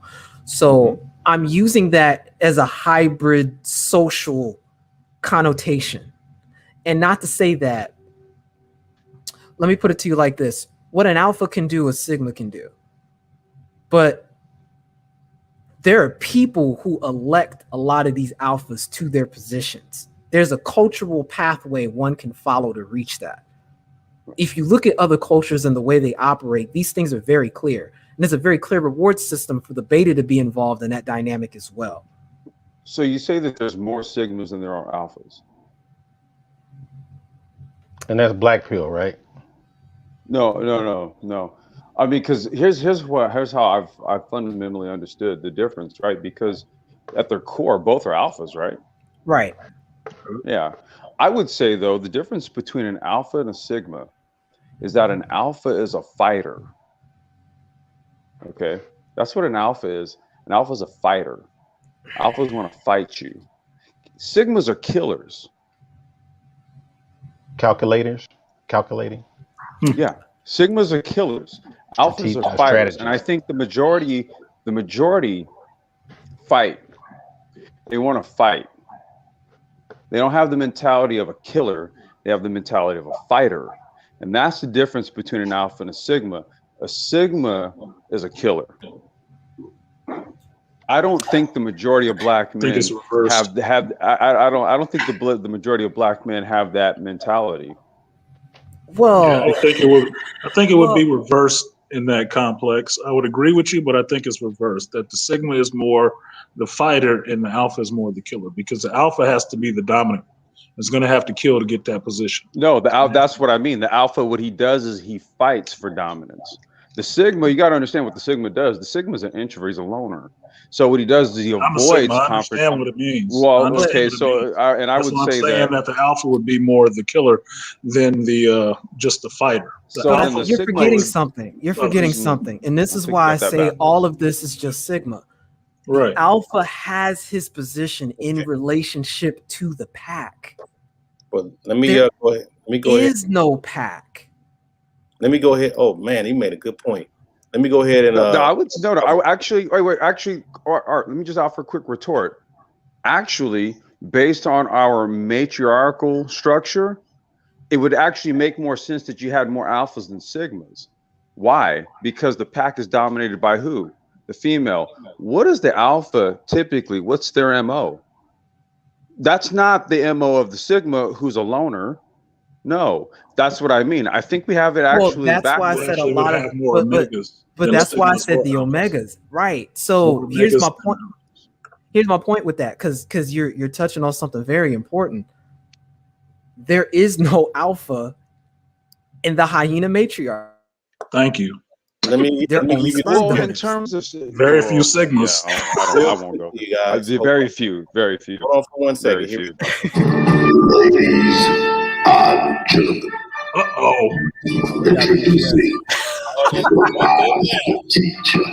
Need the video. How did I know this would bring him up here? Yes. Gotta get the video. Darth Vader lighting up the lights and oh, he got it. Right on. Deflecting the talking points. Nice. That's my boy. That's my boy. He's 100% right. Basically, even if you look at how wolf packs and how other animals are actually designated as alpha, the alphas are actually basically almost nominated by the whole pack. They're the leader of the pack, right? They're leaders. Alphas are not killers. Alphas will defend the pack when necessary, but basically they're the ones that they look to actually lead the pack. So in other Thank words, you. the alpha could be smarter, the alpha could be wiser, the alpha could be a whole bunch of things. What Nameless is saying is that there is no pack for us to follow, so there are no alphas. Alphas have to be elected. So there are no alphas in the black community. There's sigmas, they're independent males, and like he said, most of the guys that probably could be alphas are sigmas, because even so-called alphas don't get followed. Okay, they're not leaders because there is no structure, hierarchical structure in the black community to allow for an alpha.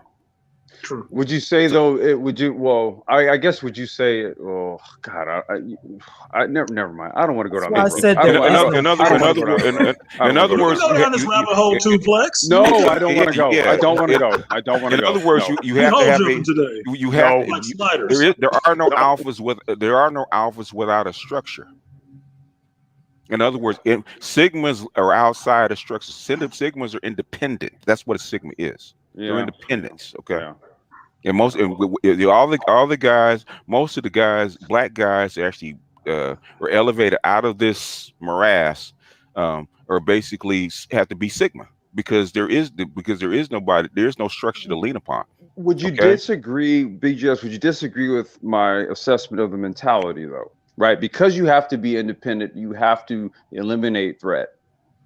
No, right? okay. Versus Alpha means leader, first of all. Leader. Okay. A beta can fight. An omega can fight. They all can fight. They all can kill. The thing about an alpha is to lead a structure. Okay. What structure do black men lead? What structure? Yes. I would say at this point, it would basically be their own creations. If anything. And that's a sigma. That's a sigma. Right. Exactly. Yeah. That's why I said Yeah. why I said for the most part there are no alphas in the black community. That's why he's correct. Because to have an alpha, you have to have a pack. Or a pack is a structure, is a family okay, structure. but we know God damn it, you're forcing me to just say this for posterity reasons. But you do realize that there's a whole other sort of hierarchical or social structure, right? Dealing primarily with the opposite gender folk that have their own notions of what, like the alpha, right? See, so that's why I did not want to go there, but there's these concurring concepts of which one, because I don't disagree with anything you guys are saying.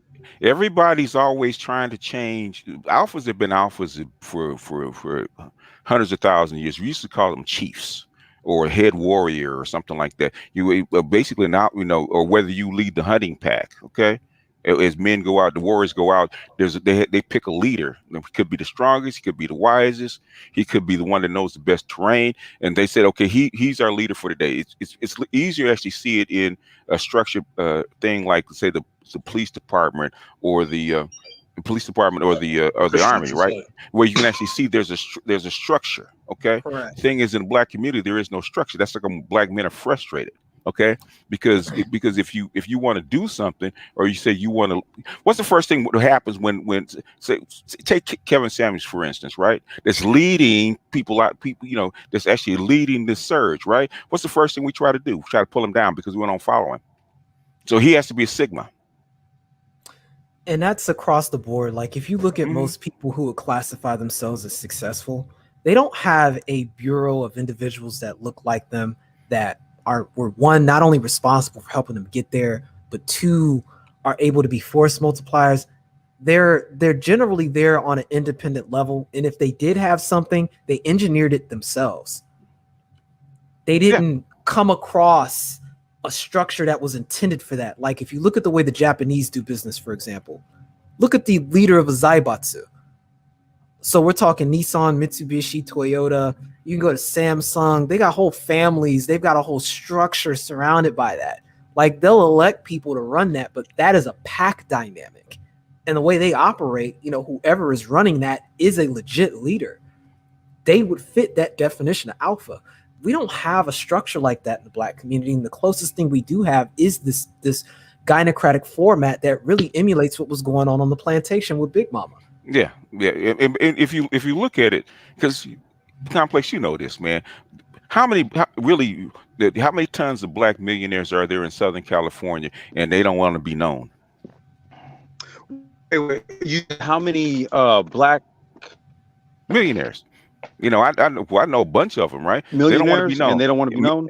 They don't want to be known. Oh, a Why? shit A shit ton, right? Why do you think they don't want to be known? A ton. They don't want to be attacked. Oh God, dude. They're their Oh, own They're target. Sigmas. They don't want to be attacked. They have to go it alone because they don't want to get attacked. And see, we're the only culture that attacks our alphas or our leaders because you have white people willing to follow Kevin Samuels before we will. Why is that? They're used to a structure. And that's why when we go to other environments, we generally become the alphas there 9 times out of 10. Yeah, true. Yeah, you know this. That's still the Sigma role. If you have a great idea, if you have a great idea in the black community, but you have brothers like you go to white boys or Asians with a great idea, that's what they say. Oh man, well we'll fund you, we'll follow you, man. Complex knows what he's doing. We're gonna follow. Why do you think I have a shop down in Venice Beach, right? Because my partner down there is Italian. Why do you think I'm able to get the hardware stuff for the app and everything? Because of the Chinese, and the developers are Canadian and in Kenya, and some other partners in Pakistan. And I'm not disagreeing. And guess what you just done? You just proved what Nameless says is correct. Just proved it by your own experience. Well, it's frustrating to talk about this, fam, but I don't think people appreciate the need for structure to have a alpha, let alone a beta.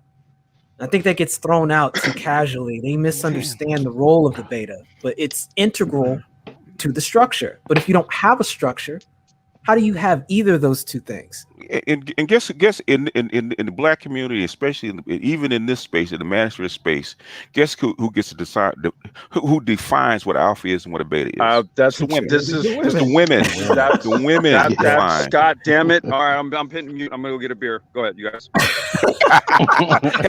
You're gonna need you're gonna need a doobie with that beer, man. Get two. Hey, that's on deck. Bottle, Just wait till I get back. Hey, put it in a paper bag. Put it in a paper bag, man. You're gonna need it. Right. Hey, DC, bring your conscious community ass up here, man. Hey, we got pitch the top of the paper bag art. Bring your conscious community ass up here, DC. Take the bottle and twist the top. That's funny. Oh no! It was tap the bottle and twist the cap. Twist the top. There you go. Twist the cap. Tight ass song. Oh my God. The young white teenager. What is it? Young white teenagers? YBT, young white teenagers. YBT, young black teenagers. Young black teenagers. Yeah, it was YBT, young black teenagers, but they were white. That was the thing. Yeah, Hank Shockley. Was it Hank Shockley's people, right? He doesn't know. I don't know, man. He gonna Google it. Don't Google it, man. Just say you don't know. I wouldn't even because I was actually doing something. I wouldn't even jumped up, but you guys are missing. I know what you guys want to say, and we do this out of ego and pride. But what you're missing is that Nameless has been studying this, man, for the last couple of years, trying to beat this to death, man. And I think you're missing his point. You guys were missing his point. That's like I want to jump in and emphasize it, because it sounds good being alpha, right? It sounds good. It's a manner of pride, and everybody wants to be the top dog leader of the pack. The thing is that at this point we got to be honest about where we are. It's not real. Alphas need a structure. I was just listening to Isabella Wilkinson, right? She wrote the book Caste. So I'm listening to the book, and she's talking about the study. Now, why she put this in the middle of her book about the caste system, I guess she wanted to have her thoughts out. And she went through the studies and said that they went through the animal studies, and basically alphas are actually leaders of the pack, and said the alphas are not always the biggest and strongest. Okay, the alphas are the ones that the pack looks to for whatever they need. So survival. Let's get some archetypes and characters so people understand. Look, have you seen Naruto? if you look at Naruto, Naruto is attempting to be Hokage, leader of the hidden village. Right. Now, what about That the is an people alpha. that don't But watch and I'm cartoons, just but what making well, about the there's a lot of movies? people do. I'm gonna make the point, then I'll do the comparison. What black men have to be are the Akatsuki. They are literally On the a outside. part of the village, but they've got to have their own agenda, totally separate and apart, and are almost on an intrinsic level hostile to the village system. But they have to know how to operate with it and without it. And we have a term for that called code switching in general. Yeah. Go ahead. Yeah. You know, I wish I could find it because Fletcher Prouty actually talked about it when he was in the he was actually in the officers training, right? And he's something that he knows. He actually tells a story about the last test before they graduated from officers training, right? Um, they have they put their dinner on one side of the river, and they put them on the other side of the river, and said for you guys to actually go to the other side and eat, you're gonna have to put this bridge together and crossed over the other side. That was their last test, right? No instructions. They didn't tell them anything to do. They just put the material there. They put them all of them on one side, right? And everybody's milling around trying to figure out what to do until this one officer says, "Okay, I'm just nobody knows what to do. I'm gonna take charge, right?" And he started, "Okay, put this piece there. Let's go get this piece and figure out where this goes." Blah blah blah. And within a few hours, they had to build bridge. What he noticed is that people always look for that person to follow and give them direction because people want to be brought together, right? And the alpha is the one that brings the pack together. You're right, BGS. That's why I said you'll find them on a construction site because that's what happens. Mm-hmm. Generally, what happens, you can see it because it is a group of men, and Mm-hmm. if there's no real direction, they start looking to people who they feel know what's going on or know how to do whatever, and you're basically elected. And You're more elected. often than not, I end up in that position because people say, "You sound like you know what you're talking about." Well, Yeah. I do. So Well, let's now play I'm along with thrust some. into that I'm sorry. position of Go ahead. being the alpha in that situation or the sigma because I don't really want the damn position. But I know what's going on and I don't want to be fucking up the whole time. So let's play around with the positions here between Joe Biden and Donald Trump. You know, where do they fit in? Okay, now you're talking politics. Now I'm gonna fucking leave. Oh, okay. Well, basically, if you look at Joe Biden and Donald Trump, they're both Sigmas. They're both Independent Sigmas. people. Okay. They're both independent people. So basically, I would say Donald Trump is a little bit more alpha because Donald Trump doesn't play his positions well, whereas Joe Biden, as a Sigma, Sigma can fit in anywhere, right? Sigma can be a supportive role, what we call a beta. Sigma can be an omega. Sigma can also be a leader. That's because they're independent. And Joe Biden has filled all those roles. Joe Biden, he ran for president, but he's also vice president. He's also been chairs as the Senate. And now he's president. So he can fill all those roles. So that's why he's more of what's called a Sigma personality than an alpha personality, whereas Donald Trump probably couldn't do that. Donald Trump's probably more alpha, probably has more of an alpha personality. And because he can't follow. One thing I think needs to be emphasized is, that's generally unusual to have such a high concentration of a dynamic like this in human structure. Mm-hmm. Like we are literally, it is our unique history in this artificial environment that led to this in general, and when you follow our history, all you have to do is apply just a little bit of social dominance order to it, and it just stands out in front of you. Mm-hmm. As the subordinate male group, we don't have a choice but to operate as a Sigma, or you get defaulted to an Omega. Just intrinsically. I'm gonna have some fun with this. Umar Johnson versus Kevin Samuels. Oh God. Well, Kevin's basically Umar is more like a Omega, and Kevin is definitely Kevin's a Sigma. He doesn't care. The Sigma, so, okay. Yeah. Well, Umar Johnson, he if he wants to act like he's in him, he follows the dictates of the females. Okay. That's the gynocracy. That's the gynocracy. He's steeped in the gynocracy. In fact, he wouldn't even gone after Kevin Samuels if the women hadn't said anything about him. Because it's the first thing they say. The first thing they say over and over and over and over again. Bash. It's just an algorithm that you hear every single time.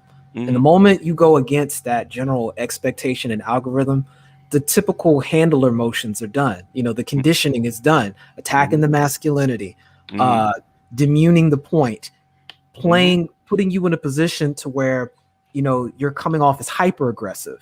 And this is learned conditioned behavior, and it fits the classic template for conditioning and manipulation.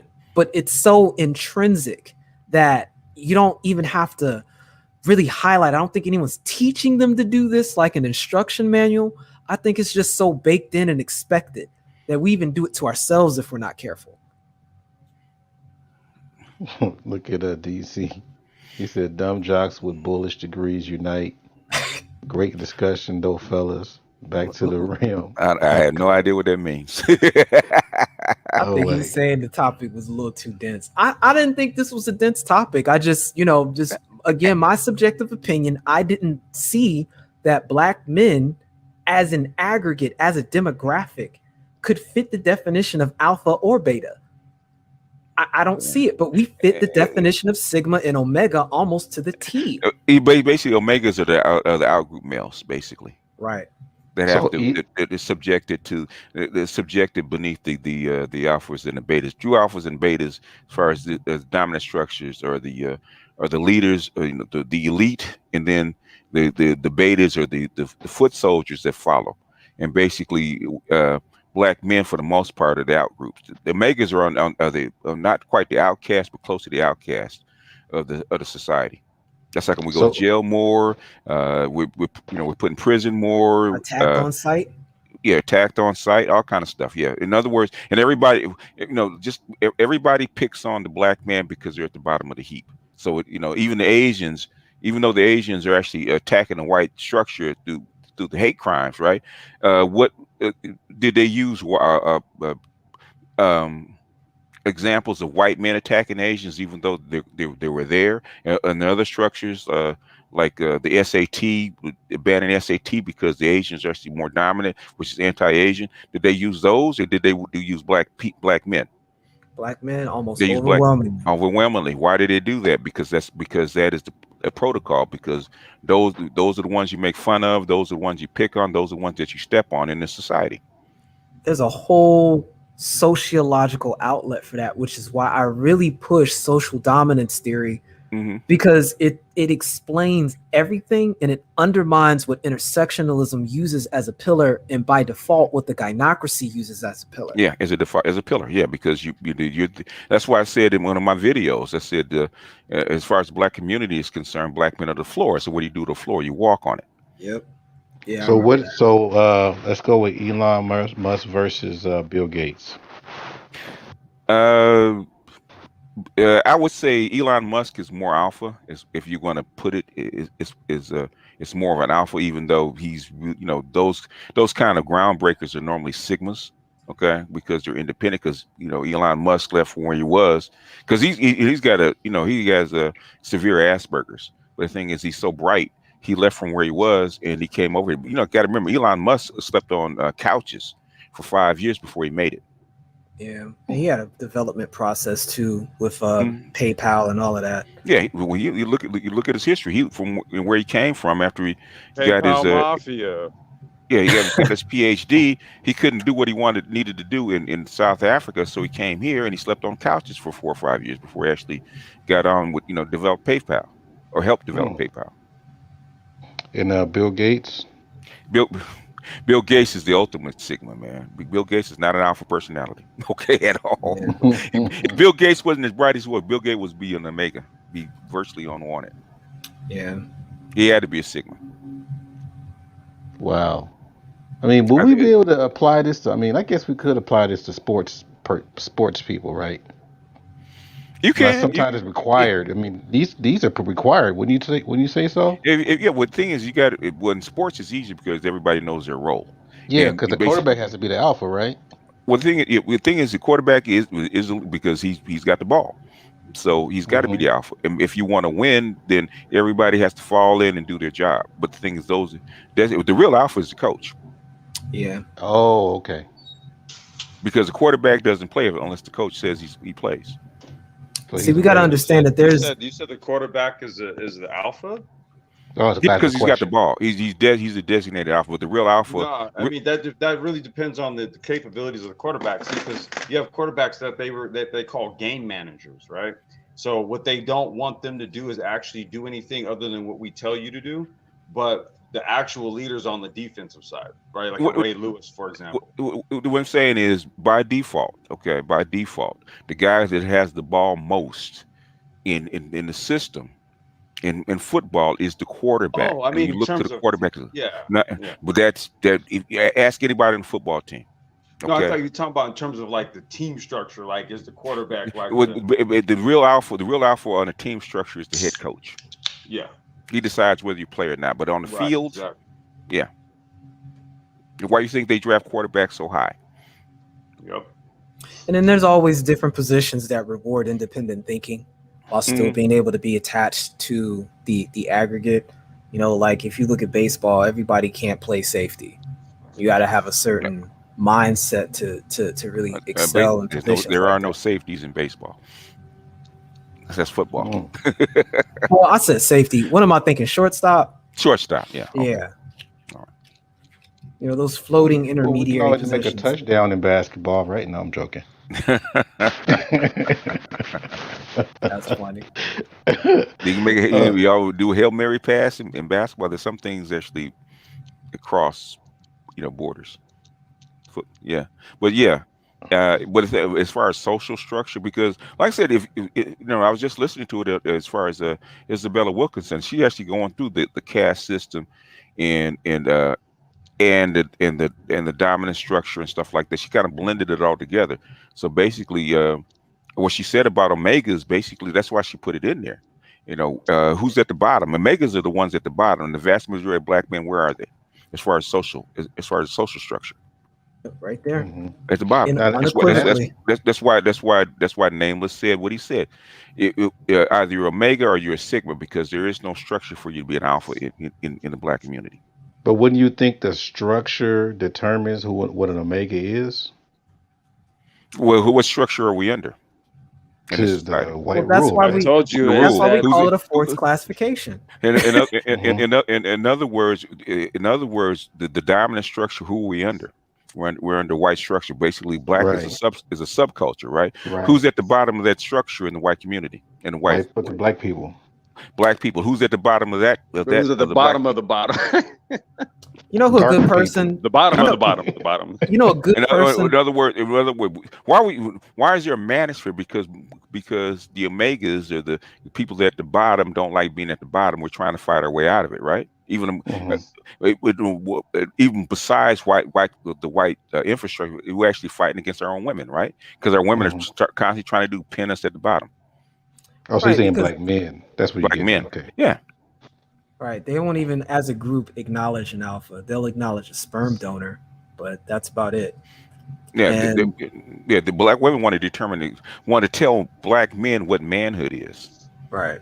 Well, that's what I mean. White women don't do that. Isn't that the context through which, I mean, false or inaccurate or not, right?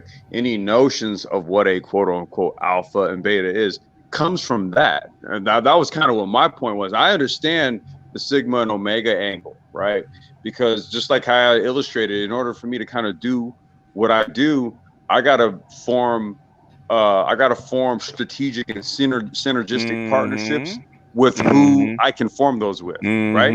In the real world context. But when you go to what you guys are talking about, they're the ones determining that whole quote unquote alpha, quote unquote beta shit, right? But that only happens in an artificial environment. Let me ask you this: Do black women follow their alphas? They don't do what they do. Hell no. Right. No. In other words, no. So how can they be an alpha if the black women don't follow them? No, that's what I'm saying. To let them tell it, right? That's what's being told. That's what I'm being told that is. But the question you just asked is like, well, shit, they don't even follow them. Yeah, so I'm talking about. So basically, so basically, when you put it to the acid test, In other words, you put it to a proof, and guess what? It turns out to be false, right? Right. So basically, you know, because I know, you know, I'm gonna tell you, Nameless just doesn't pull stuff out of his ass. Okay, I've never seen Nameless put stuff out of his ass.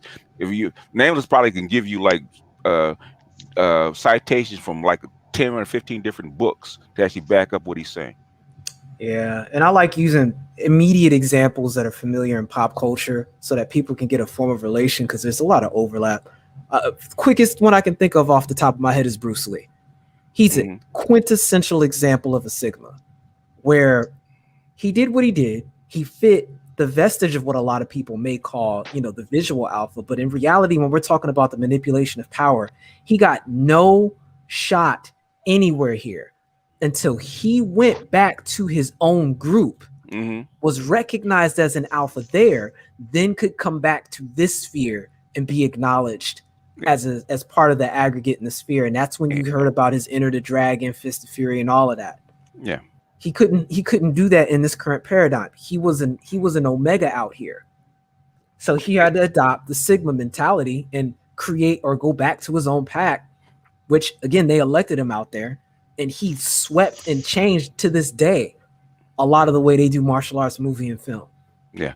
If you really want to know this whole hierarchy, nobody ever refers back to it. The clearest example is Brave New World, where they actually outline it. They actually define it and outline it. And basically, the Sigma was John the Savage, right? Because John the Savage really didn't belong in either side. Where he came from, he was too smart and too brilliant to do what he wanted to do in the Savage village, and so they brought him to what they call civilization, right? And even though he probably should have been a so-called alpha in the civilization, right? He didn't fit. So he went off by himself. He went through his own independent path. John the Savage is actually a Sigma. If you really want to know what a Sigma is. So what's the best example of a black male alpha that even in history? Zulu. Shaka Zulu. I mean, it's probably the first one that comes to mind. I mean, if you want to go down to the nitty gritty, what he did to organize the Zulu from being hunter-gatherer pastoral cultures to an imperialist power that could resist the British Empire. Or you could go to Haiti. What's his name? Not Dessalines, but Toussaint Louverture. Yeah. My namesake. The Black Count. The Black Count. Yeah. Yeah, I mean it's the same parameter there. He again rose to that. He went through his initiations. He got the support of the people. Yeah. And he was able to create, or rather superimpose, the plantation structure into the general society. But that had its backlashes, obviously, because there was a notion of trying to be French versus being Haitian, and we know how that went. But there was still a structure there for there to be alphas and betas. Yeah, Hannibal, alpha, leader of men. You have tons of examples. Mansa Musa. Hey, I gotta step away for a second, y'all. I'll be right back, guys. No problem. Yeah. Roll one for me. Too long, man.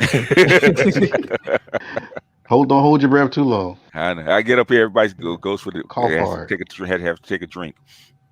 Yeah, but we don't have too many examples of that outside of that narrow window that I highlighted in the United States immediately after black men got out the Union Army and before the KKK, the 3K group 100 years? really started. No, that was probably only a span of about 30. I would say, if you want somebody, they usually strike down alphas. They rise up every now and then. I would say Marcus Garvey, was an alpha, early 1900s. Yeah. Maybe you had two, maybe King and maybe Malcolm. Okay, so that's less than 100 years. Yeah, maybe King, maybe Malcolm, even though there was a lot of pushback from the vast majority of black people. I'll give him Khaled. Khaled had potential. He was in formulation and he had some of the basic building blocks. It's just that the structure was still in its infancy. But that's a seed. Khaled was even amongst the nation. Khaled was actually a Sigma. Well, that's true. He was on his own. Yeah, he was on his own. Khaled was on his own. From what I've heard and because But he was in the conscious community. But You hear him all the time. But I'm yeah, he snapshotting was his time when he made the new Black Panther Party. Yeah, that's what that. And I'm He was. That's what. snapshotting That's what that. BGS was saying. He was. Trying to find himself then. Yeah. Right, Yeah. but then take a look at what happened after he left, and then what happened to the organization then. Like we see, how they elected their own. Well, you understand what I'm saying? Yeah, well, they're trying to revive something, Yeah. and basically this society, alphas don't do very well in this society. No, because the state's taking a place of that in general. It's attempting to. Yeah, well, yeah, they will find a way to get rid of you if you think when a Sigma tries to become an alpha. Yeah. So if you don't have another bigger group to actually draw from, like the Asian demographic as a whole can, you don't really get much distance. I mean, like if we look at how the difference in how Asian Americans actually are treated in the United States versus African Americans that don't have an immediate connection to somewhere on the continent. Because African Americans are a created group within the United States, and we're the designated underclass for a reason, because that's what we're created for. Yep. And that's how come other groups don't understand us, because we lost our actually bred out of our connection to the other group. Okay, the only connection we have to the continent is DNA, and we try to have a go ahead. People don't appreciate that statement enough. They really don't know what they've lost when they hear that. They really don't get it. Like, I would almost argue that, and this is another controversial statement I'm gonna make. What is the difference between slavery that happened on the plantation here and what is defined scientifically as artificial selection? What's the difference? None, really. Do you understand what that means biologically? And potentially down the line, like this could literally create what I'm saying is black people could fit the definition of domestication. Is this bad? Yeah, we were domesticated. That's why they call it what? Chattel slavery. But that I don't think they get what that means, BGS. They do what they do, but they're not. They do, but they're not going to want to get it. There's a reason I don't want to get it, because it's too painful. Yeah, you gotta it mess with your conscience. Yeah, it's too painful. On both sides. Even amongst the conscious community, man, stuff I say is too painful. That's how come I don't. That's why I had to. Fortunately, I do have a Sigma personality. Okay, I'm not just. It's not forced. I was born this way, so it doesn't bother me. So if you boot me out of the group, basically, I was attached to the group because it was necessary. And when detaching me from a group is not going to hurt me. It never has. So, when people say we're kicking you out of the group, I'm like, okay. And the person knows what I'm talking about. It doesn't bother me. I said, okay, fine. Going it along, continue to go along. Yeah, man. I was walking in preschool. I was walking to school by myself, right? In a rough neighborhood. It is what it is. I've been doing this all my life, so it doesn't bother me. But that's just my personality. Everybody doesn't have it. Most black men are forced into being Sigmas. They don't like it, but they're forced into it. Well, that's why, that's essential on a lot of the content I do on my channel, and I call it the abyss. They're forced out there and they don't know how to adapt. There's a difference when you're born in that and you have built-in adaptations, but if you don't have that, you got to learn to build a resistance. You got to hold your breath much longer than you would have, and you can't stay there for too long. You got to make your trips back to go get some air, and then it's back out to the abyss again. Yeah. And if you don't have a cultural paradigm, a cultural model to help you deal with that and understand that this is our MO, it's a problem. Yeah. Sigmas become leaders out of necessity. Because I can tell you, most Sigmas don't like that kind of alpha attention. Okay, I'm here doing my shit. Leave me the fuck alone unless you need something. Yeah. Now, didn't Joe Biden have that attitude before they tapped him on the shoulder to be vice president? He wanted he ran for president, but but the thing is, he knew that he didn't have it So he was perfectly willing to take the job that came to him. So they kept saying he was avoiding people. They kept telling him leave me alone, and Yeah, then later on he yeah, came out of nowhere and he yeah. said I accept it. Yeah. Well, yeah. He said evidently he had a discussion with higher ups and said we need you on this. Yeah, So, the Lyndon B. Johnson and treatment. if you go back to his the best speech that Joe Biden ever gave about who he is and what he was about is when he was actually that Zoom call that was supposedly leaked. Okay, if you listen to that Zoom call with them black folks, that was the real Joe Biden. The pimp hand speech. The pimp hand speech. Yes, Yep. That's Joe Biden. All this other stuff, okay, he's going to be PC, but the real Joe Biden came out on that. Okay, and we do, there's a couple things that he said, right?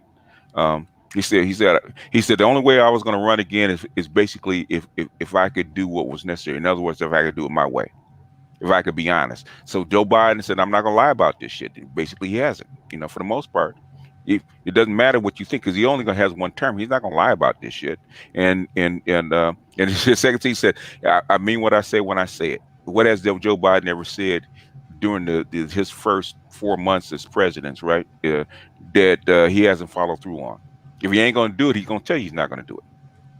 If I'm not going to do it that way, I'm not going to do it that way. But if I say I'm going to do it this way, guess what he's going to do it. Now, And he said, go ahead. Go ahead, because you're still on that point. No, go ahead. So what archetype of men would be able to take down a gnocracy? What archetype? Would it be alphas? Would it be sigmas, like undercover people, overt people? Really, if you really want to be honest, since the vast majority of black men are acting as omegas, it would take the omegas to actually elevate themselves and stop supporting the structure. Yeah, they'd have to bleed it. And Omega Uprising. Omega Uprising, which what did Alan Roger Curry's book? Right, the beta revolution. The Omega Revolution. Omega Revolution. Yeah, but I mean that's essentially like the threat of monk mode, right? Or the threat of them, the monk mode of them turning into sigmas. Yeah, either or, because I think if we look at it from the gynocratic perspective, because sigmas can blend in everywhere, they're not aware that that's how black men are operating in general. They don't. I think that part is lost. So what would happen is men would truly disappear to them. And that's wall of silence would be kind of in the spirit of that, really being the gray man, so to speak, in all situations. The self-proclaimed divesting that I saw that debacle yesterday, BGS. That was crazy. Oh, it was yeah. That was crazy. He kept Miss J on way too long. Miss J is Miss J is not that bright. Okay, and Miss J is bitter. Yeah, very bitter.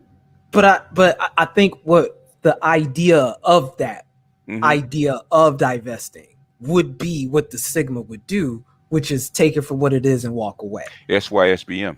And we're seeing that happen almost on every level. My grandfather was the first example of that I had. I think you heard about this, BGS. I've talked about about a bit of my family history before, but he was a former senator. He used to be he became a stockbroker immediately after that. That wasn't by coincidence, by the way. And my grandmother at the time was really into the whole, the gynocratic speak. And he just got to a certain point where he was just like, you know what, that's it. I'm gonna cut this check. Have a nice day. He moved to Brazil, and we didn't hear from him ever again. And he got a whole other family going on with his whole ordeal. And this was the 70s. They were living in Southeast DC at the time. Yeah, I started to do that myself, but I had to make a decision. But I mean, you see the potential that went down the drain. So here I am. I should have been a recipient in line to the kind of wisdom and environment that entailed. Like my mom went to freaking Georgetown. She got to sit down with these folks that they were coming to school, and they're senators' daughters and these big business moguls, Mm-hmm. sons and stuff like that. That's the environment my mom grew up in until it was suddenly cut off when she was 16. Okay. Like that's the kind of lineage I was supposed to come from. But what happened with me? Same scenario. They all had to go into the military, and then the rest is written. I'm back in the main population. They're back in population. But come on, man. We know the military, man. They have a file on you so thick when you get in there. They know who you come from and who your parents are. They do, but there's a difference between enlisted and non-enlisted. I'm gonna tell you my whole history, but I know that for a fact. Okay. Yeah, for what's his name? Dusty Shackelford. They're talking about Edward Anderson's panel. Yeah. Oh yeah, about the divesting thing. But yeah, I mean, it would have to be a full withdrawal from it, and I think to a degree, there's a level of resistance that's happening just from people being aware of it. Well, the thing is that it doesn't have to be a full withdrawal. It's nothing that goes on socially is a full withdrawal. It's a slow erosion, and if you are basically you don't notice erosion just like termites eating your wood, right? You don't even know it when it's like less than 1%. You don't even know it, right? When it gets to like 50-60%, walls and floors start falling through, right? Okay, and basically the Z's, you're going to see the 40 to 60% erosion plus the dominant society is helping you erode that that construct anyway. So they're dismantling the construct. And I think people aren't noticing what's happening to this word white. It really is becoming default, which is intrinsically destabilizing the word black, which is why we're getting these agendas that are not agenda. I won't call it an agenda. I'm going to say side effect of a lot of the things that, we're seeing with the interracial message being pushed, because it's kind of like almost a benign neglect. Like we don't have time anymore to entertain one or the other. We got to catch up to these other entities and win this damn race that's going on right now under this umbrella of quote North American identity, which I guess is what's being pushed. You guys want me to be black pill for a minute? All day, fam. We already know who's up there. It's already too late. It's already done. I don't have no music for we know, it, but they got to go through the death throws, right? Like, no, they're gonna go through the death throws. They're not going through no death throws. They're willingly accepting this shit. They're not going through no death throws. I'm talking about the people that want to do this last minute resistance to this stuff. Like it's not already here. Really? Do you see? Really, this is what they call resistance. Let them tell it. You better not go out with Becky. I'm out to quote Omni Man. White women. To quote Omni Man, please. What did John Henry Clark say? We out Jew the Jew, we out Christian the Christian, and we out Muslim the Muslim. Yeah, what else for you, Artisan? Appreciate that. Yeah, that's why you doubled over. You got it. Okay. In other words, what you're doing is irrelevant, right? Right. In other words, omae mo shindeiru. You're already dead. You're basically half your body's already down a snake's throat. At that point, you're at the point of no return, right? And my only hope was that the Z's would make a reversal, right? But they're not. They're actually continuing. So basically, it's already done. And then with the dominant society piling on and showing these messages of people of color, why do you think the people of color is so popular? Why do you think you see a Latina that's an immigrant talking about intersectionalism, right? It's already done. Trans. Right, but that's my point. It's got to amalgamize. You look at the Asians taking advantage of civil rights, right, which is actually developed for black people. They're gonna blend us all as people of color. So it's almost what they were doing when they brought in these immigrants instead of giving black people jobs back in the early 1900s or the late 1800s, just out of spite to say, hey, I'd rather give them jobs than these quote unquote N words. So it's like black people. So it's like this on steroids. Well, black people had a place, and they wanted to keep black people in their particular place. So black people always had jobs, up until like the 1960s. Black people always had jobs. Whether they want to do that job or not is a different story. So they're getting people They getting help from other people outside of America to keep black people in their place. One, they want to keep black people in place, and two is more to keep white people in their place. There you go. It's not, but not, black people in their place is one thing, but also they're bringing in a buffer to keep white people as in their place as the hierarchy. But this is what I meant by that's what I Isn't meant by that death George rows. Carlin joke about just to scare the shit out of them and keep them showing up to their jobs? Yeah. And this would you say the strategy would be to, because everywhere there's a a caste system. So There's softer caste, which I really, I didn't think I would like the book, and because Oprah suggested it, but and women, female writers are way too wordy sometimes instead of getting to the goddamn point. Right. But even at that, I would actually recommend the book because she actually compares the racial system in the United States to the caste system in India, the Dalit What's system. the book called? Right. It's called Caste by Isabella Wilkinson. She's the one that wrote The Warmth of Other Suns. I was looking at Indian panel. I'm gonna send that to you. There was an Indian panel that was talking about the caste system. Yeah. And I was like, damn, I meant to send that to you. I'm sorry about that. Yeah, but basically, I got about 3 books on the Indian caste system and Dalits. So because it was interesting how they tell it, But yeah. these are professors. But the question was, do you think that, or do you see anything as far as them embracing the lighter cast and trying to put the darker cast near, with us, so they can stay in place? Like it's almost like chess pieces. Light and dark. It could be like your Cruzes and your Rubios and your. They're trying to keep white people as dominant, and in 50 years it's going to be irrelevant anyway. But because you'll be able to change your genome, but I think that what they're trying to do with the technocracy is make a strict class system. What's in your head. Eventually. So, but the thing is, it's like dropping a plate, man. If you drop a plate from like 10 feet, can you predict how it's going to break up? You can't. Yeah, breeze, anything could happen. But you can tell the direction. You can tell the direction of the plate when it's falling. That's all you can predict. You can predict where it's going to fall within a few inches, but you can't predict how many pieces it's going to break up into. No. Nope.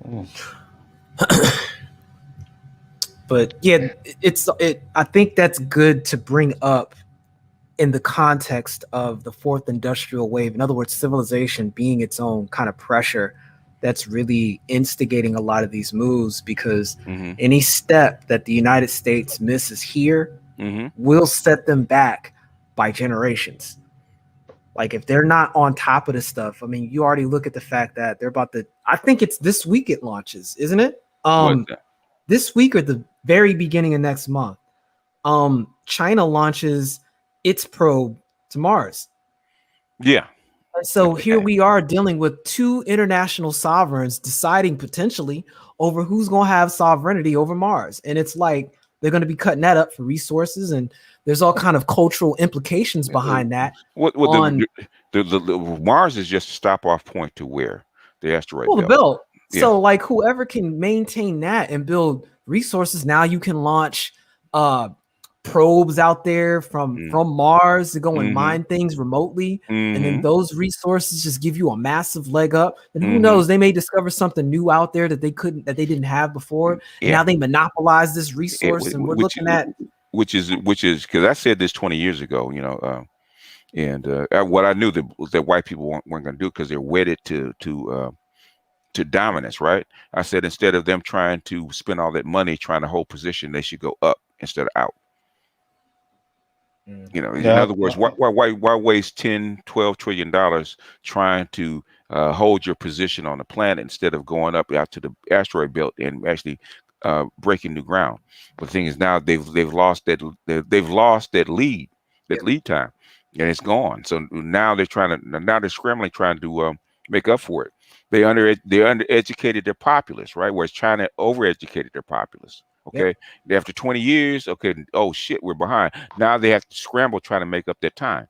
The thing is, you already lost 2, maybe 3 generations. How are you gonna make that up? And they're dealing with the brain drain, where anybody that does have that potential here, the opportunity just is so much more lucrative elsewhere. Yeah. So they'll get the education, but they're not going to stick around. And if they No. do, they try to stipulate it. They'll get a year or 2 out of them. But after that, you know, here they go remotely overseas somewhere working for the competitors. Yeah, yeah. And why you think they want the H-1B visas? Because the H-1B visas have already gone through the struggle to actually attain this kind of knowledge, and the United States didn't they didn't finance it. They said all we need is 10%, and we're gonna let the other 90% go fallow, and that was a mistake. Yep. So if you want to know where these policies about immigration are coming from, yeah, BGS just laid it out. Yeah, brains, money, demographics.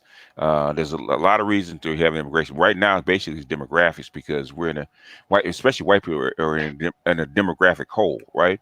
They're already diminishing as far as reproducing children, right? They're already in a deficit, and then when you put the what is it the drug problem they have right on top of it, the opioid problem knocking off people, at the top, adults at the top, they start to shrink the population rather quickly. And then you put then during a downturn, you start reproducing and people, die of deaths of despair and shit like that, suicide and stuff like that.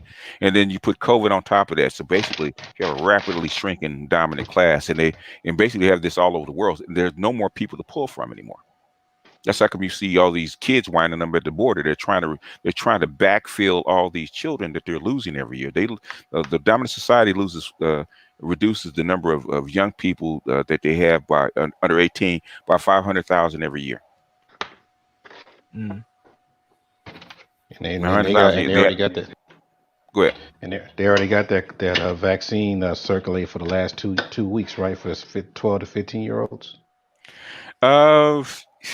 The thing is they have to, the thing is that if you kill an adult with a vaccine, that's one thing. You kill a child, that's going to be harsh. In other words, if one child dies from a vaccine that's not tested properly, it's going to be hard to get you. It's one thing you put it in your arm; it's the other thing you put it in your kid's arm. Yeah, I haven't heard anything drastic. That's why I figured the last people to get it were probably going to be children. Yeah. Yeah, I haven't heard anything. Nothing. Not even nothing. Yeah. Well, if the children start all of a sudden dying or getting sick and dying in mass numbers, I think there's more of an impetus to vaccinate them. But the thing is, so far, children will get symptoms, but the vast majority of kids people under 18 are not going to die from COVID. So it's probably more of a risk to actually give them the vaccine rather than let them go raw. So it's probably better to vaccinate the adults. The adults seem to be more vulnerable to it. That's probably the plan. It's going to be interesting for these schools in the fall, as far as that part. Yeah, because the downside, I guess, ultimately, and what probably feeds that is the fact that these kids are going to bring that home to the parents who are more susceptible. So their argument is, if your kid's going to get it anyway, you need to get the vaccine. Yeah, so, it's probably more for the adults than the children. Yeah, at least at this point. Yeah, because my wife is telling me out there in Brazil, a lot of people are getting fake cards and trying to dodge it. And then at the same time too, you got people there that are, that are sick or dying, what have you. Mm-hmm. But she said that it's almost the same as how we're seeing it over here. Oh, it's stabilized. I don't even know if we use the word. I don't know if we can use the word stabilize. Okay, because I know the hot spot is in India right now, which is the. Yeah, that's what I was going to say. Maybe because India took the attention away from Brazil. Yeah. Yeah, because I kind of got burnt out because I used to review this stuff every day, so I probably need to get back into it. I kind of slacked off on it, so I don't look at it daily like I used to and read, like 5-10 articles on this stuff like I used to. So Yeah, India sound like it's off the chain. Yeah, okay. One, there's the more crowded conditions. Two, less sanitary conditions. What I think what kept India from getting it is that the villagers on the ground kept strangers out. In other words, if we don't know you and you come from someplace, we don't. If we don't know you and you're a stranger, you can't come in this village. I think they kind of closed off each individual village. That kind of stopped the spread. But once they had to open back up, guess what happened? Kind of ran through them. Yeah, I'm like, So wow. yeah, so like viruses are unpredictable because we think that we've over the crisis. We don't know. We don't know. We're guessing. If all it took was one person to spark, go ahead. if all it took was one person to spark it off, then I don't see how this could just be a perpetual, spark, literally starting forest fires all over the world potentially like that. I don't see how this stops, basically. Well, we don't know. So the thing is that the Spanish flu just one day mutated to a less lethal form, and we it's still with us. Right. H1N1 is still with us. That H1N1, what do they call it? H1N1 is still with Yeah, us. that's I think H1N1. Yeah, what is it? Influenza The influenza. influenza B, or is it A? I can't remember which one it is. But it's one of those. It's still with us. It's just not in the deadly Benign. form that it used to be. It's more of a benign form. Right, and that's what I'm saying. Like, it's gonna play its course, so we're gonna see it do what it does indefinitely. So it's here. So what do you do? I mean, it's just gonna be a thing now. Yeah, so we'll see what happens. If you listen to Rand Paul get on Fauci. Yeah, and you really know you really know the reason why they locked it down, because they didn't know which one they had. Okay, it's the one that was so quote unquote weaponized, which is with the SARS core, instead of the carrier like we got. The SARS core that they thought that might have gotten out was 15 times more lethal than the one we have. That's the one they thought might have gotten out, and say, well, just in case, you better prepare for it. That's how come they lock things down, to make sure. Yeah, he told Fauci, "Don't fool with Mother Nature." He was right. What Obama said that. Obama said that, but the Trumpites don't want to admit that Trump signed off on this stuff. Man, the hands that were in the cookie jar for this stuff is crazy. And this is just one thing of many. Yes. So wow. Yeah. Because if you look at what's being done, so they can actually solve a lot of problems they're having with colonizing planets, and even the moon and other moons beyond the belt. The stuff being talked about will blow people's minds. And all I'm gonna say is start doing more research on gut biome. That's all I'm gonna say. I think that is gonna be a good shortcut to either digging into that hole deeper or helping your transition in this fourth wave mess that we're about to look at, because there's a lot more going on with that system than the average person understands, including the average doctor, which is insane. Yeah. Go ahead. I said, what I'm paying attention to, I'm just still trying to follow, is the release of the patents. Because that, nobody keep up with that, man. Man, because that means that we have to determine how they're going to be doing it globally. Nobody keep up with that. And how effective that's going to be. You got multi-thousand patents filed every day. You can't keep up with that, man. No, you don't understand. They released the was it Pfizer and Moderna? They released the patent. They were forced to. So let me ask you this: they've already been paid. I don't know why it's not even a big deal for them to release. They've already been paid. So are you saying that they were doing this stuff before they released the patent, as far as globally? It's basically, how old is CRISPR? Is what was actually invented in 2009. They've been working on this stuff, man, for the last 13 years. So it's so basically they've just not used it for a broad use like this. So this is a mass experiment on CRISPR or genetic manipulation. It's a mass experiment because it's been held back, but it's been here. So look at it like this: if they know that there's changes that occur to your, and this is speaking on CRISPR and the new system that they're working on now. If you know you've got radiation exposure that's affecting the genome over time. And the gut biome is actually changing in space, and they can already verify that there are new species that are being developed in space on the space station that they can verify.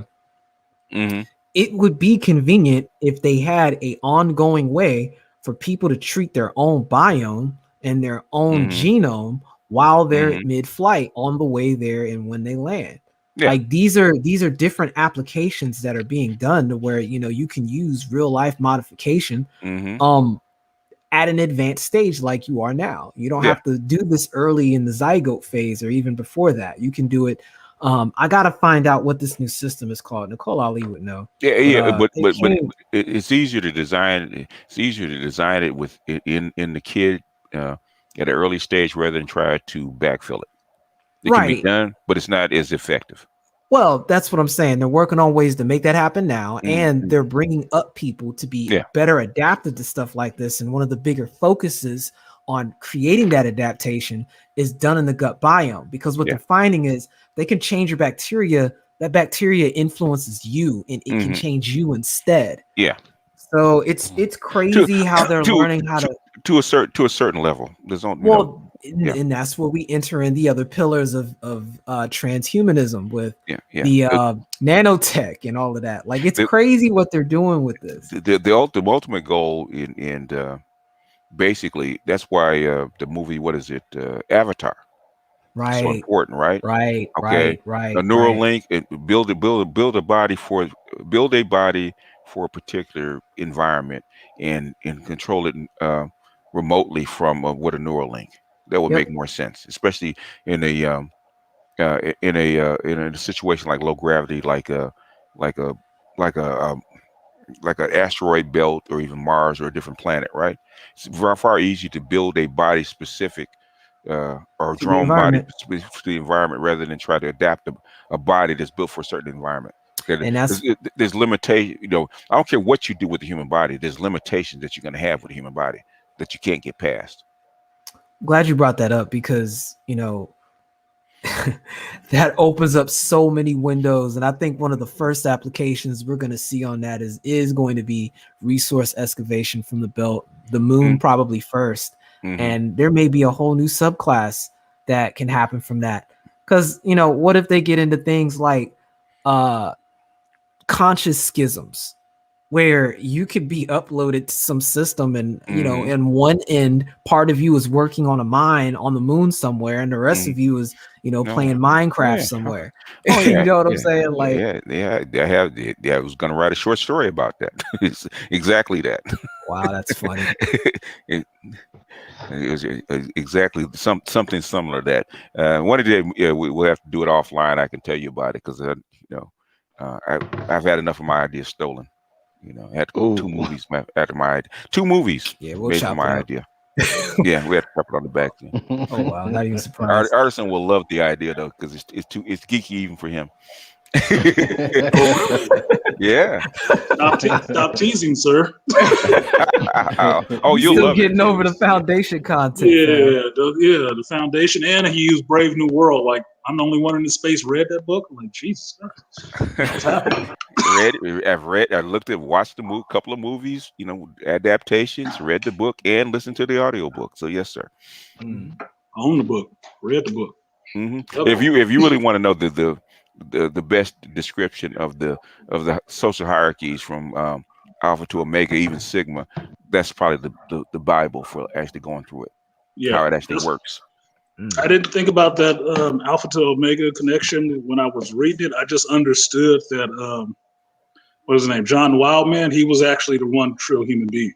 He was only the real true. He was one living the most free. He's outside. He's outside the system, but he paid a penalty for living outside the system because he wasn't accepted in either place. And he was most adaptable to the savage, because where he grew up. He was most adapted to it, even though they saw him as strange. Right, because he could live in the real world, in nature and stuff like that. And when he got to, you know, so-called civilization, he could have adapted to it. He just refused to. Yep. Like Tarzan. It reminds me of that anime that came out, Dr. Stone. I've been waiting. I've been meaning to watch that too. You need to see that. You'll appreciate it. There's a main antagonist that is essentially exactly the way you're describing, and he was probably inspired by the character you're talking about. He's kind of modeled after a Neanderthal, but no, he's super intelligent, and he comes to a logical conclusion about where society and humanity should go that folks disagree with. But no, Dr. Stone's good anime. Folks watched it. Should take a look at it.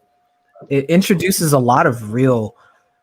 It's a good look at technology, actually. To really get people to question, well, what happens if things do reset to zero, and what technologies are leading to what we have in the modern world, and how they're aggregating now to the future. Nobody knows. And the organization of civilization as a result, or the organization of culture as a result of that. Like I told you, sir, this is not a rabbit hole. This is a black hole. Yeah. Increased gravity Thank and you, speed. Mr. Blackpill. Gravity and speed. Shout out to the Event Horizon. Man, I'm waiting for the fourth dimension. Get caught up and he gets sucked down. Yeah, well, but in other words, you're going to go forward whether you like it or not, to wherever it's going to bring you to some central point. Can't no tractor beam save you. Nope. Nope. Yeah, well, I wanted to, I wish BMT, because we were talking about, we had these long debates about playing an instrument versus programming a computer to do the same thing, which makes you align with the, it makes them both talent. They hit different senses and they do different things. Okay, programming a computer to make music is a lot different than the field and the vibration of an instrument. They're two different things. They're two different experiences. Try to tell them. And you need both. In fact, if you really want to get into music and vibration, you have to feel it, right? So the best way to feel it is through an instrument. That's how come even your best, the best people that actually do actually use program music are actually musicians. All the people that actually get very good at it have some kind of even Dr. Dre, where he started out with records and vibrations. He didn't start with electronics, piano and drums. Yeah, in other words, it's a different experience that your body and your psyche learns, because it's more than just learning something. You're actually training a thought pattern, training a brain pattern to be fixated on, and the earlier you do it, the better you are. So when you try to recreate it, just like if you've been in if you've been in an orchestra, you've been when you actually start to write a score, you've been part of the orchestra. You know how to know where the parts fit because you've been part of it and you've played in it. So to recreate it on a computer is secondary, because already know where the parts fit, because you think the music. You're not just trying to write the music. You're thinking, you hear the music in your head. There's separate parts in your head. So it sounds like the computer is pretty much a replica of the human brain. It's a tool. Okay. Artisan, artisans, he's a carpenter, right? Okay. There's a difference. Artists can probably get manual tools and beat like 99% of the people that have pneumatic tools. Okay. Because he thinks, he thinks in structures. When he looks at a problem, that's because he's been doing it for so long, with his physical hands. There's a body memory, and there's also a image in his mind. He thinks the problem. He doesn't try to solve the problem. He thinks, he visualizes it. He thinks it. Okay, because he's trained his.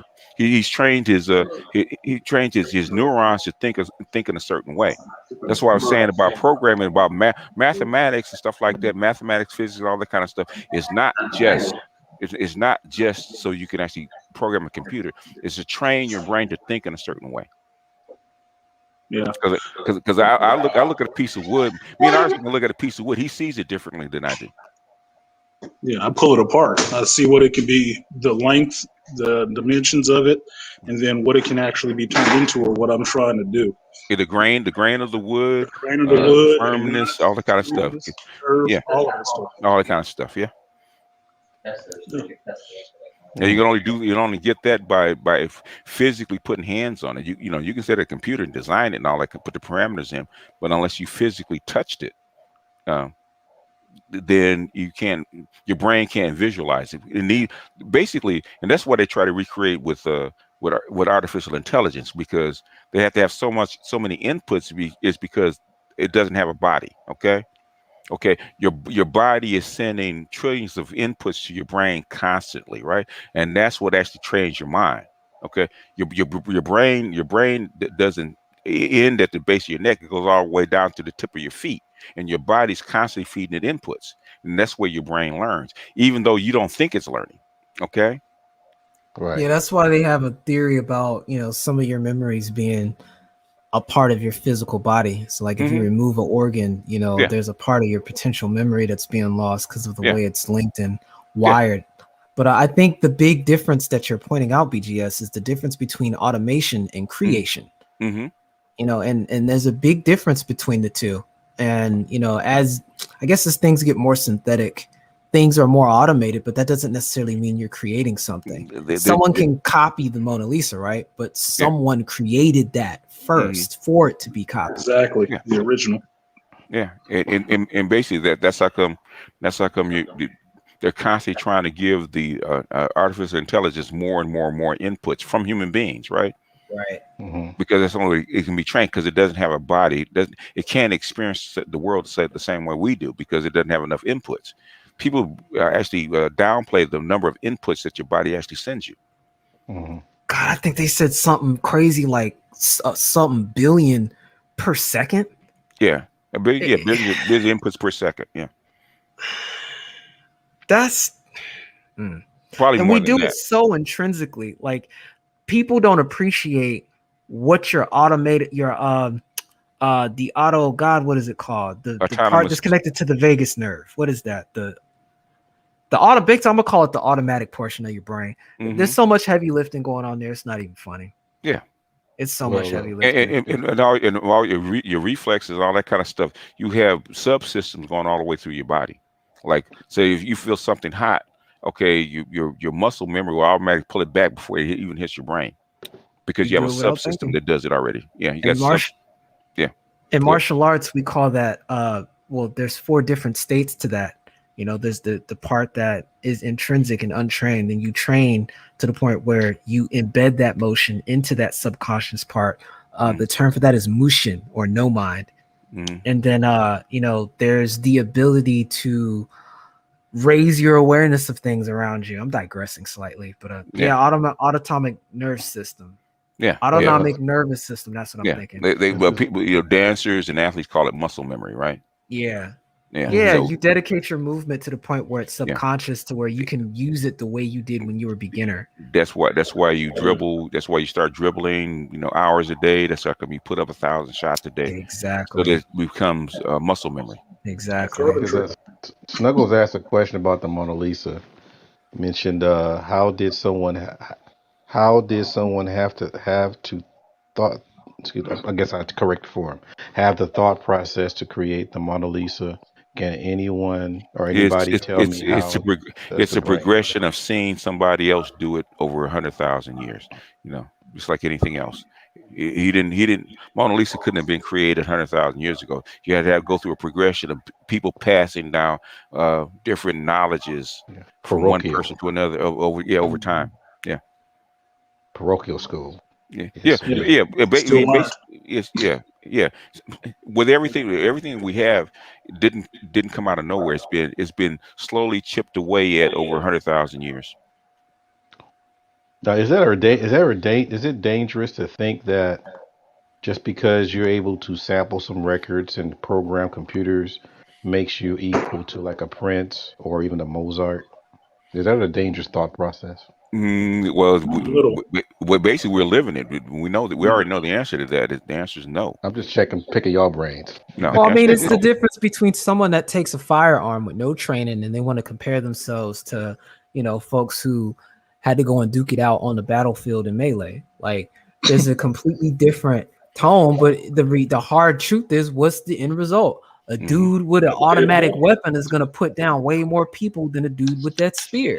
Yeah. So, like, that's kind of the hard reality you have to deal with. But there's also a medium, because you can take that person that has that firearm, they can train, do the muscle memory dynamic we talked about, understand the conditions and timing, and with far less than a single shot, put down more people and get more work done in that same regard. Yeah. So there's a dualistic dynamic of instinct and control and technique that human beings have to acknowledge. Go ahead. There's a level. There's a level that you can go to. Yeah. Right. I think with any tool like that you're using, there is a level of skill with it. I mean, you take a talented musician with a guitar, you know, you can have Prince and he can turn out some music that you've never heard before. But you take a talented, you know, I don't know what they call them now, if they're musicians or not, with a keyboard and some electronic sounds, he can turn out some music that you've never heard before. They're artists, but in different mediums, just put it that way. Instead of paint, they're using electrons. The quality is going to be vastly different. Quality is different. And you know, you both are helping me understand a point I wanted to articulate that I didn't get to on the panel with Dr. Nicole Ali. And it's, as long as human beings understand that technology, and I include that with language, if people understand that these things are tools, we'll be fine. The moment you forget that, you become something else that's no longer human. Yeah. Well, I'm seeing that with the so-called. This is she's my friend. Yeah, with the so-called 80-20 rule, right? Or the 90-10 rule, whatever the dating rule they're actually trying to come up. Some people say 95-5, right? And I know it's, you know, when I asked them, I said, well, can you actually, is there any kind of numbers that will actually prove what you're saying is true? Because just because you say it doesn't mean it's true. Well, they always refer back to dating apps. I say an app is an app. It's not reality. But people that's the worst place to compare to. But people of kids or young people actually comparing reality to an app, right? They're boiling it down to an app. I'm looking at an app, so it must be true. No, that's not reality. That's like saying an eBay price for a comic is a true sense of its value. It's like, no, it's a true sense of two assholes trying to outbid each other. That's human competitiveness. That's not a value. It's not a value, but the thing is, they're taking it as value. And I was reading this Medium article by this chick, she's an older chick trying to date younger guys, right? And the younger guys are so wedded to their technology that they're not even they're turning down sex. Yeah, that's what I was. That was my point a while ago. I guess when I first got here, as far as my observation with, millennials keep thinking that they're getting picked on. Maybe so, but anyhow, the part is that most of their sense of reality is from digital devices. Yes, you know, that is the biggest. I call it the millennial dilemma. Yeah, that's true. And I'm listening how they go back and forth, and we already knowing where they got their stuff from. But we're trying to get them away from the device so we can say, hey, the sky is blue, the clouds are white, the ground's underneath your feet. But if Google didn't say it, I'm going to challenge you. Yeah, it was basically. Remember the old saying about the lotus blossom, where I think it was it Ulysses actually? I think it was Ulysses. What actually landed on the island of the lotus eaters. Yeah, and there's certain they had a certain portion of men he had to leave there because they were so wedded to the lotus, the lotus plant that they were useless in the real world. Yeah, so that's what's happening, man. You're gonna have a whole lot of lotus eaters. Snuggles asked, so wouldn't the programming of a computer do the same with here we go, same with computers eventually created something different that no one ever seen? No, fam. The same. Any tool can create something that you've never seen before. Is it going to be good or is it going to be better? That's the question. Because it's made by man, so obviously you could have back during the dot matrix age, right? When you had dot matrix printer, you could have made a picture of the Mona Lisa that looked like nothing people ever seen before. Does that mean it's going to be good or acceptable? No, right. And plus, I think based on his statement, it's Mhm. depending on a person's exposure, to whether or not if that person, like for example, you got that Mona Lisa there, but somebody said, Mhm. "Man, that's Keisha from down the street," Mhm. and you really thought that no one had ever seen it before. But it's mainly I'm saying there's nothing new under the sun. Yeah. So And it takes a human being to evaluate it. Who evaluates it? yeah, because it could be worthless. Like some of the stuff that's made in my class, some of my classes. Yeah. Wow, you're a teacher. and, For giving them hope. and I'm sure Art on a daily basis looks at a paper and says, "I've never seen this before." I just say do it again.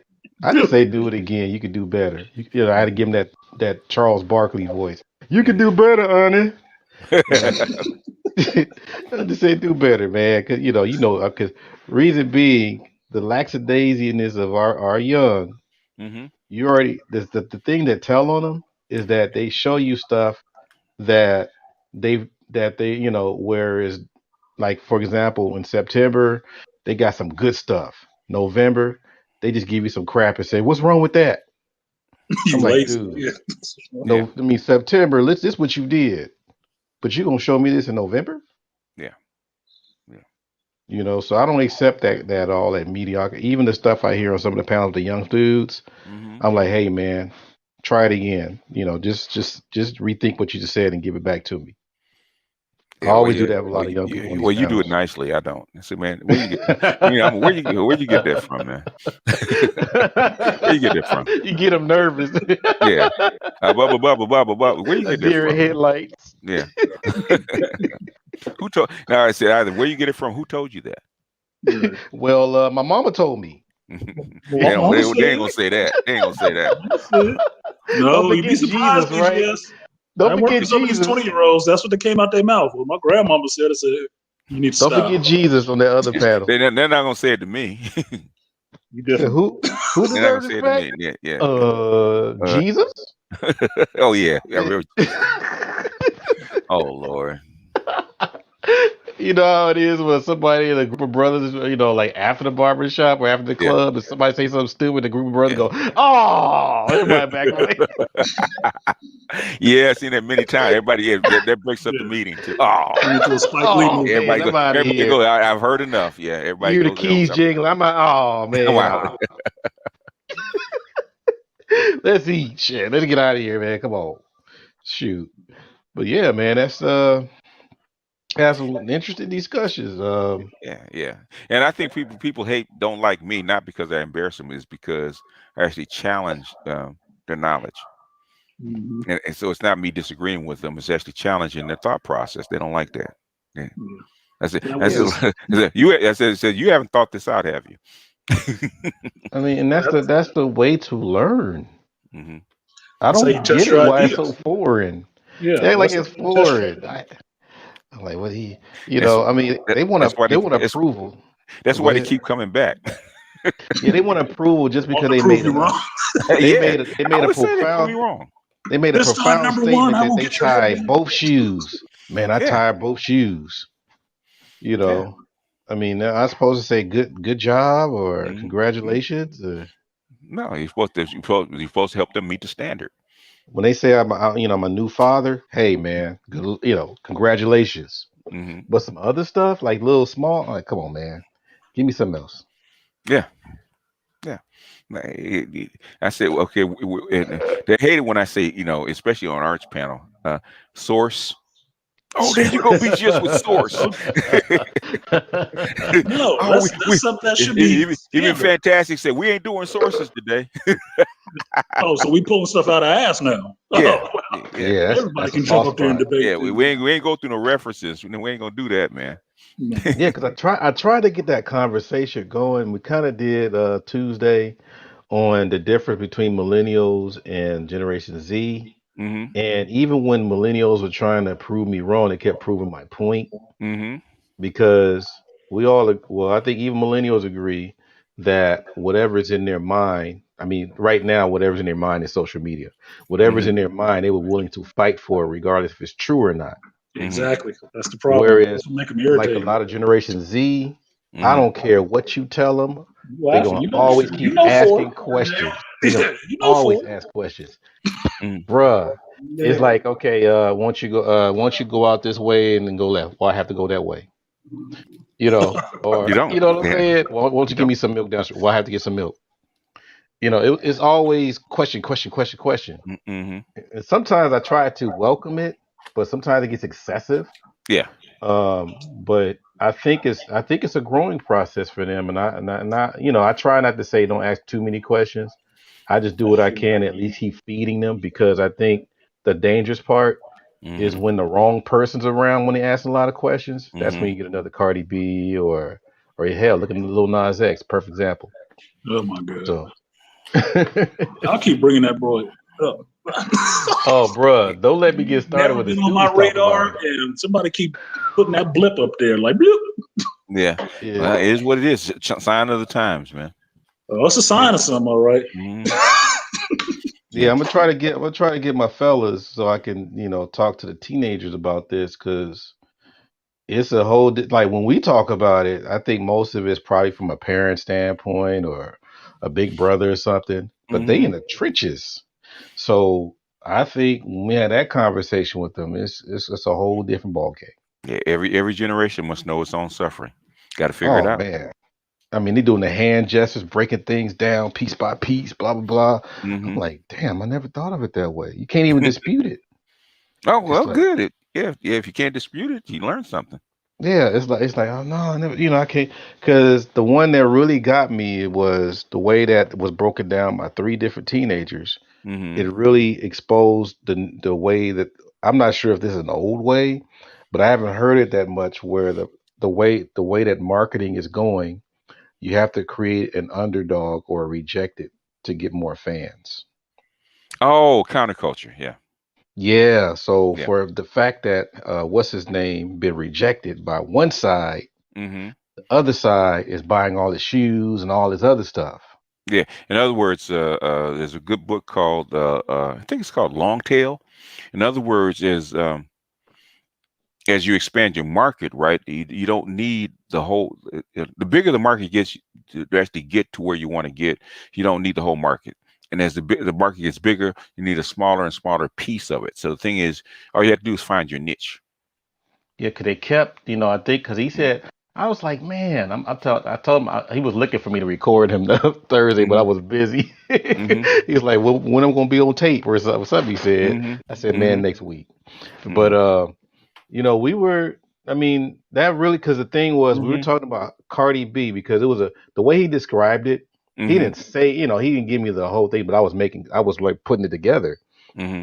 The way he described it, it was a win-win. It was a Mm-hmm. win for Cardi B, Mm-hmm.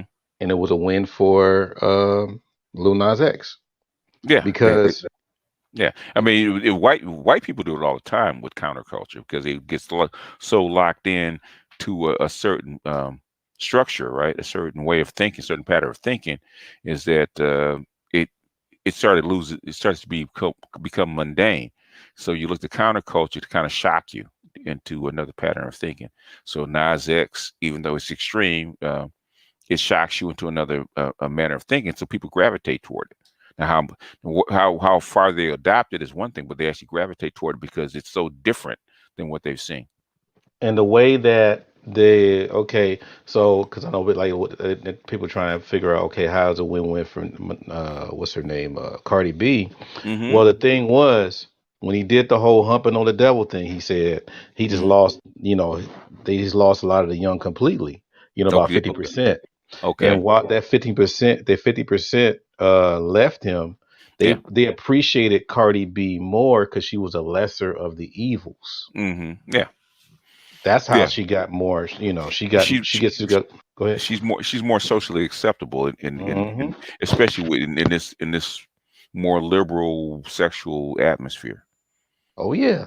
Yeah. So I'm like, wow. And then She, that she, 50%, she's probably the other, and then you have the dominant society actually pushing yes, in whole culture. politics. Yeah. And Yeah. then you got then what follows? Mm-hmm. Legalizing or actually decriminalizing prostitution. Yeah, well, yeah, that's that's less social and that's more economic. So it just seemed like it's a lead to a lead to a lead. First you got Mm-hmm. the archetype, Mm-hmm. you got the glorification of it.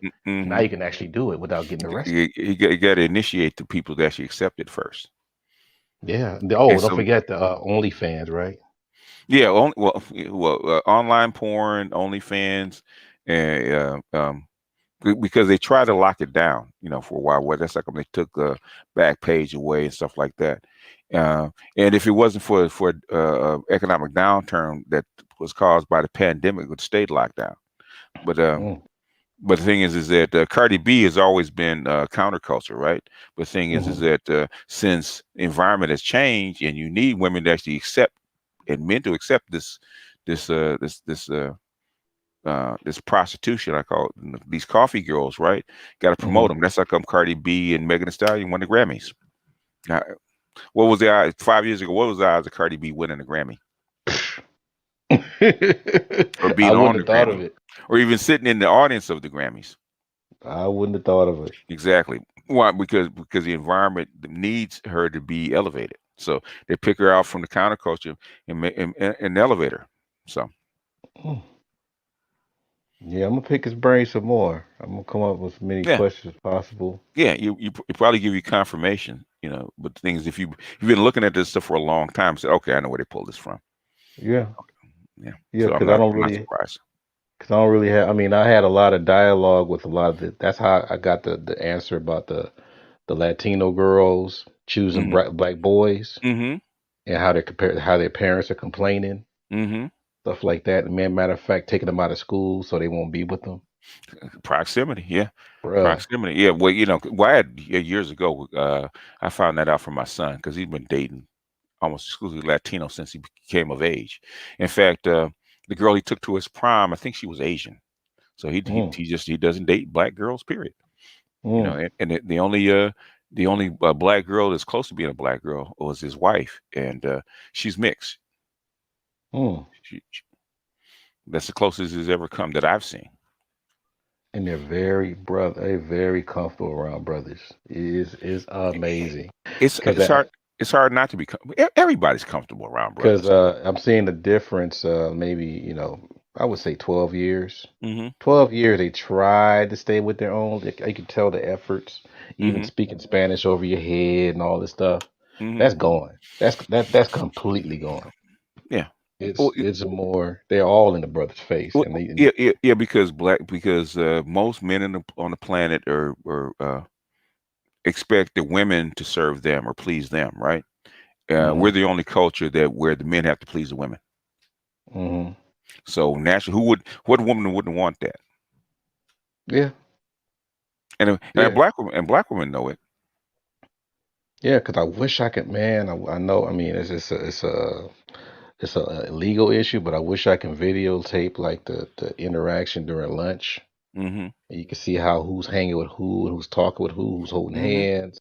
Mm-hmm. It's a whole different thing. It's pretty much and I can tell, because they do have those whole black and brown fights. And I think the administration don't. I think the security is admitting it, but I think administration don't want to admit that it's because their girls are choosing the boys. Mm-hmm. Yeah. My son told me that's the biggest fights they have with Latinos is over their women choosing black men, which is the biggest That's reason that they want black if they can help it, black boys or black males in their environment. yeah. That's You what. think it's about business or drugs or racism, because if it's just them, they get along fine. But Right. when you mix in the females, that's when the problem comes in. Right. And then my son was saying it's hard for them to go to a club without them getting into a fight with Latinos because the Latinos are actually choosing them. And the black girls are always trying to fight the Latinas. Yeah, I wonder why. Hmm. Well, So because they're the go ahead. when the I'm listening. millennials they got pissed. I said your women are leading you. No, they were hot, but because it's right there in plain. So I'm looking, because it's as a teacher, you're blessed to have a window out for your classroom, so you Mm-hmm. can study like National Geographics every now Mm-hmm. and then. Wow. It is like wow, And all, sometimes. Go ahead. all I gotta do is, because I got about three within, within almost like walking distance, like three elementary schools, right? Mm. Because I'm on the borderline of Inglewood and Los Angeles, so like three elementary schools. So I just walk past the playground. I can see what's going on. So okay, but I already So know it's proximity. sometimes some of my students will sit in the class with me, and we just like start pointing things. I show them how to look for things. Like, hey, look at these people over here. Look at these people over there. Look at this over there, and then tell me what you see. That kind of thing. And it's a trick 'cause I'm teaching them how to study your environment. Especially when you go to college.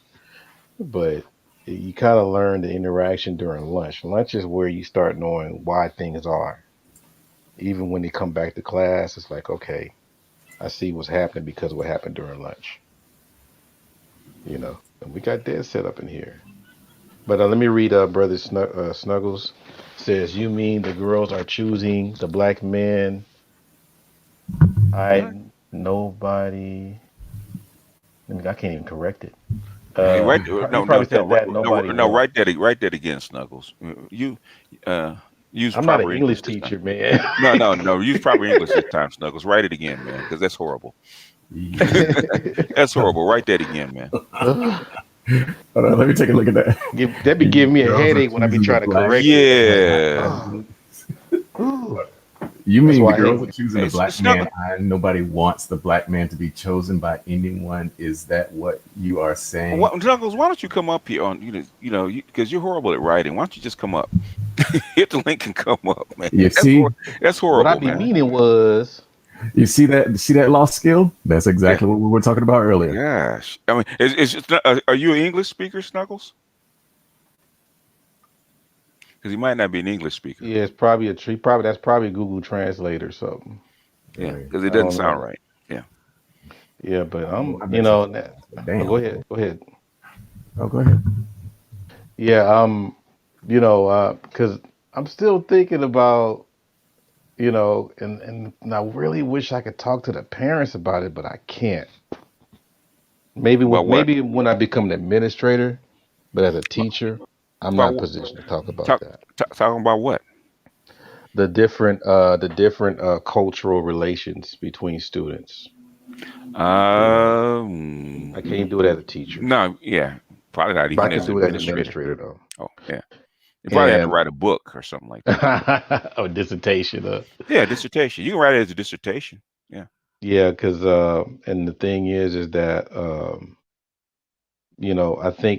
I think usually when they have these fights, Mm-hmm. they're assuming it's some kind of gang thing or some turf war, and Yeah. I'm like, why they keep having these fights if because the thing is usually when when they get suspended and all these different things, the Uh-huh. stuff comes right back Yeah. because you ain't getting to the real problem.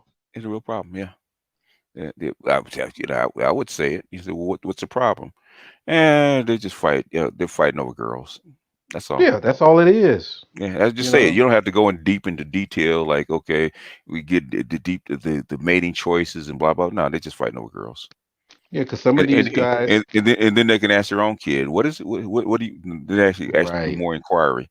right. They Yeah. get it from their parents. That's another embarrassing thing. Hmm. That the parents be saying slick stuff about black people, Yeah. stuff like, and it comes back to school, and Yeah. I mean all that stuff. They got to face some reality on that and just Yeah. deal with it instead of being embarrassed Yeah. and fix it because this is for the sake of the safety of your child in school where you're away at work. So meaning that they got to be careful what they tell their kids because that all that stuff that they be saying that's disparaging about black people, whatever, Hmm. they get their child killed. Yeah. Snuggles, you should be able to figure that out, man. No male group wants their women to choose somebody outside their group. At least not as a first choice. That's just the way it is. And since you can't force that choice on a woman, you try to eliminate the threat, which is the man, which is other men, or try to prevent other men from being around them. those particular choice men from being around your women. The whole country about race was actually separated on that, preventing black men from choosing their women, or their women from choosing black men, and making it illegal. Yeah, because I'm looking Miscegenation, at sir. Miscegenation, sir, is a 400-year-old process. Okay. yeah, yeah, and he needs to get up a J.A. Rogers book, any of them. Yeah. And It's called, you can Google it. It's called miscegenation. Probably got like a ton of videos on it. yeah, oh, chaos is still on that. But the thing also is that if you notice the girls that be with the brothers, or Mm-hmm. that they try to be like Moon Guisha or Mm-hmm. Shaquita or something, and those regular, like, what do you call it, the traditional girls, they don't, and I don't see them with the brothers, but the ones that pretty much, well into the culture, Mm-hmm. they gonna get a brother in a minute, no problem. Yeah, oh yeah, they're most likely to choose them because they don't have as many social restrictions on them, Yeah, no or problem at they're all. more willing to defy it. It's a And funny this one, thing. Oh, go ahead. sorry. It's a funny thing when y'all were talking about miscegenation, because I thought about soft conquest, Mm-hmm. where, well, even hard conquest, when, the conquering soldiers will come in and impregnate all the women and kill all the men. Mm-hmm. That's to ensure that their offspring would be, boom, just Yeah. like them. Yeah. Yeah, yeah, because like I mentioned before, you got a lot of and it's everywhere. I'm Mm-hmm. talking about mainly the mestizo. I mean, you got your black Latinos or whatever that's gonna do Mm-hmm. or whatever, but Mm-hmm. I'm talking about those mestizo Mm-hmm. looking Jose Rodriguez type Okay. Yeah. that tries to be, hood, try to get the N word in. And I think I think that, I mean, I already called one out and he laughed. But Mm-hmm. I think they really feel a certain way where they put all this, I guess I call it nigga work. They put all this nigga work in. They try to get the swag in or whatever. And still their girls are Mm-hmm. still holding hands with the brother.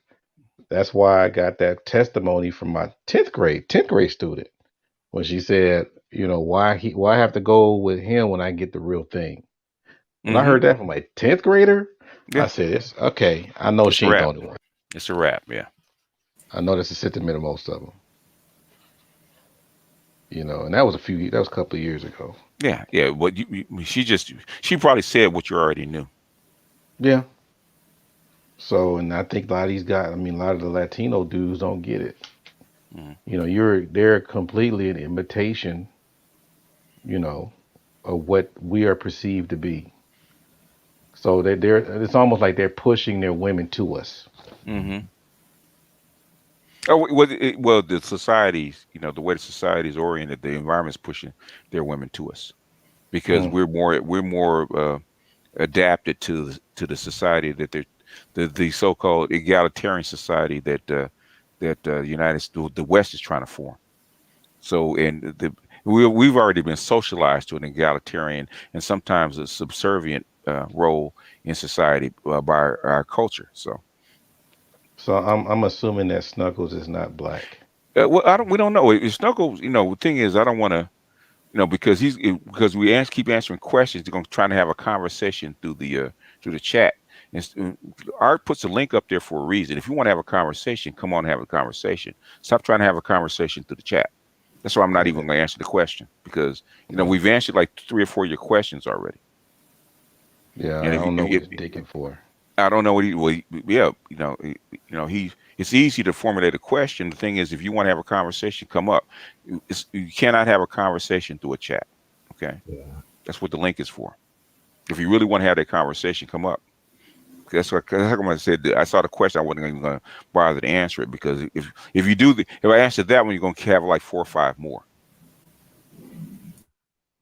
Dating out of the race, do black men have the same issue? That's a confusing question. Yes, I'm saying he has to come up. Yeah. He's trying to have a conversation, Yeah. It's one thing to answer a question or two. It's another thing to have an ongoing conversation. That's what I hate in my comment section, right? They want to have an whole time ongoing conversation in Twitter or in a comment section. So after it gets to like third question, I said, you know what? If you want to have a conversation, we can. If not, man, I'm not going to continue to go back and forth with you through a comment session. You know, it takes too much time. Too much time and thought and research to actually figure out what you mean. Shoot. You know what I Yeah. mean? What'd you say, Des? I said, you know what I mean? Yeah, I mean that's the way I feel. Art, it's Art's channel. He can do what he wants, but I'm not going to answer any more of his questions unless he comes up. Yeah, We want to have a conversation. This was my experiment, but it kind of went a little bit away from what I was trying to talk about. It got more into industry and how you can be, how you know about tech and what tech does, whatever. I just said, forget it. Here you go. But I really wanted to get into how what? Because I said I really wanted to get into the part about the man's role in the house. Okay. And how he does things and if it's appreciated or not. But they kept pushing. Well, this the tech industry is this and it does this and blah blah blah. No, well, they've been socialized. Okay, the environment says the old. Okay, the old thing is you can't put new wine into old wine skins. Okay, same thing. You can't put old wine into new wine skins either, right? Because it doesn't fit. Right, so you can't use the same old answers for a 21st century problem because the environment is different. Even to the point where what we're doing, like from the 50s on to the 21st century. Okay, that's different from what they did in the 18th century. Okay, it's a different environment, different roles. Okay, they're going to shift according to what's necessary. How you organize people is going to shift. The thing is, can we organize people in an effective manner that actually fits what we're trying to do? So do you think that we have more Mrs. Fix-It more than Mr. Fix-It now around the house?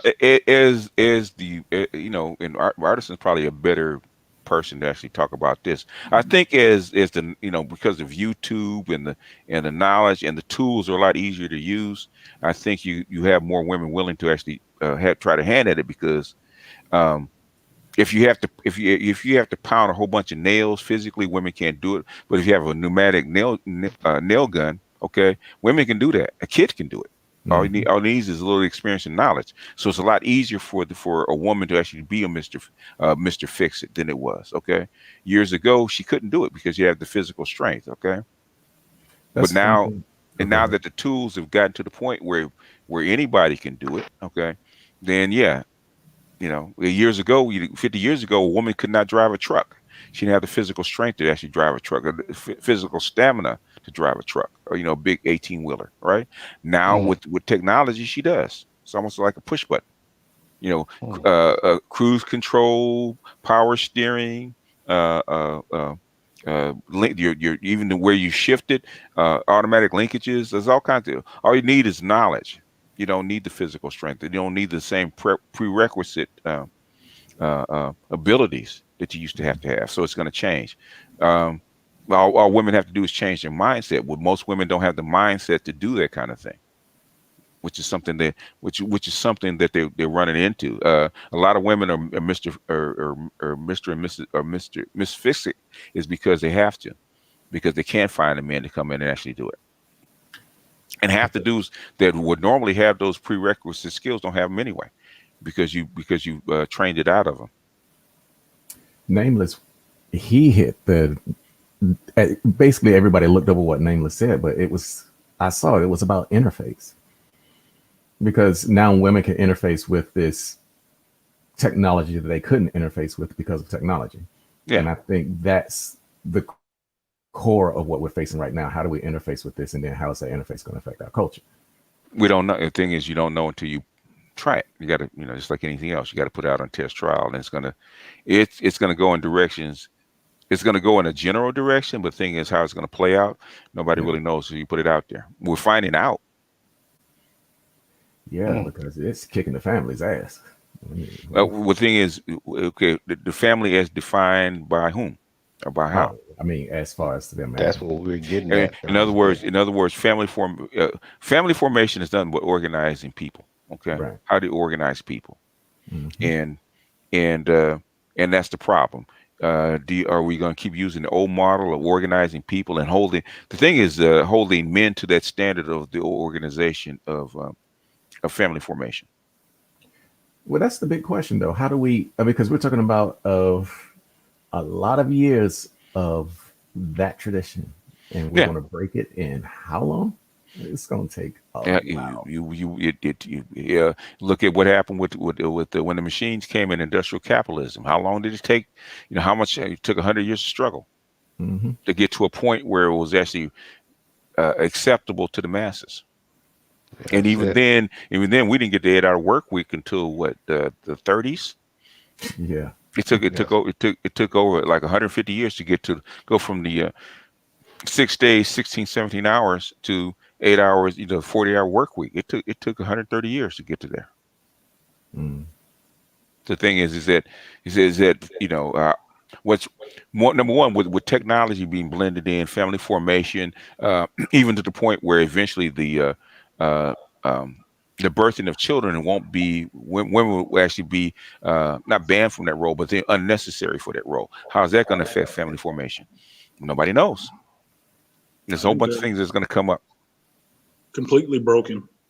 Yeah, well, the thing it's broken because the old style of, especially nuclear family that worked for 200 years it's in a different environment. Yeah, this is true. I mean, and the thing is, what the proof of that is not just a Western thing. You go down to Latin America, you go to South Korea, you go to China, go all over the world where the environment where this environment, industrial environment, has been actually imported. And every place it touches, it changes family formation, especially from the women. Same decay. Same decay or alteration. It's not even, some people it's decay, some people it's like a rapid alteration. Like the single mother rate, just in Colombia, man, that accelerated over 20 years. Okay, it wasn't like a 60-year drop or 100-year drop like 200-year drop like the United States, right? It took 200 years in the United States, right? Colombia did it in 20 in 1/10 of the time. Okay. Well, for me, it's literally a brave new world. Yeah, it is. It literally is. And the thing is that at some point, I think the angst that men are having in the United States, okay, you can't hold us to the old rules for new if you want a new family formation. That's the problem. This is true. Yep. Yeah, I don't like that expectation anymore. But at the same time, give me my goddamn kids. I don't blame you. I don't blame you. You paid for them. Under patriarchy, you paid for them. Those are your children. How do you know you're not in a patriarchy when a woman can just take your kids? Mm-hmm. You do not live in a patriarchy. Okay. You go to the Muslim world, and the woman wants to leave. Let her leave. Okay. Leave my kids. My kids stay. My kids and my wealth stay here. If you want to leave, you can go out there with nothing.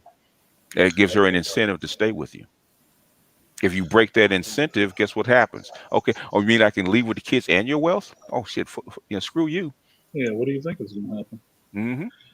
Well, I thought I was having a revolutionary idea when I was saying that somebody asked me about going back to the well again and trying to have another kid at 40-some years old.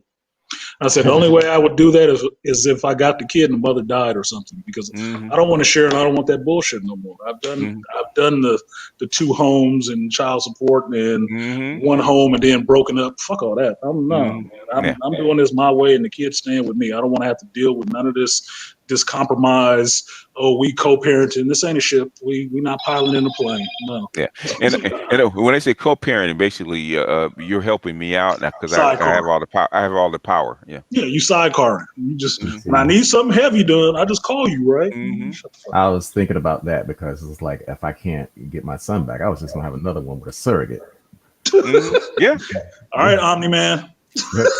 I don't care. Didn't I tell you should have done that in the first place?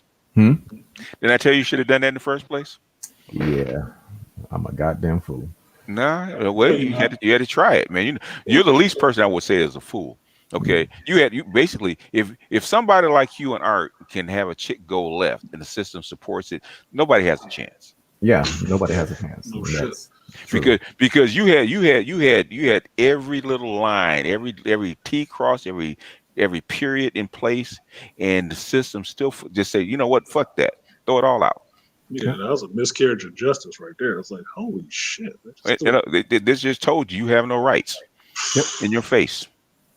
Yep. But that was that book that I mentioned, BGS, before, about that father's rights book. That's what I was reading there, like shit like that. You could have everything together.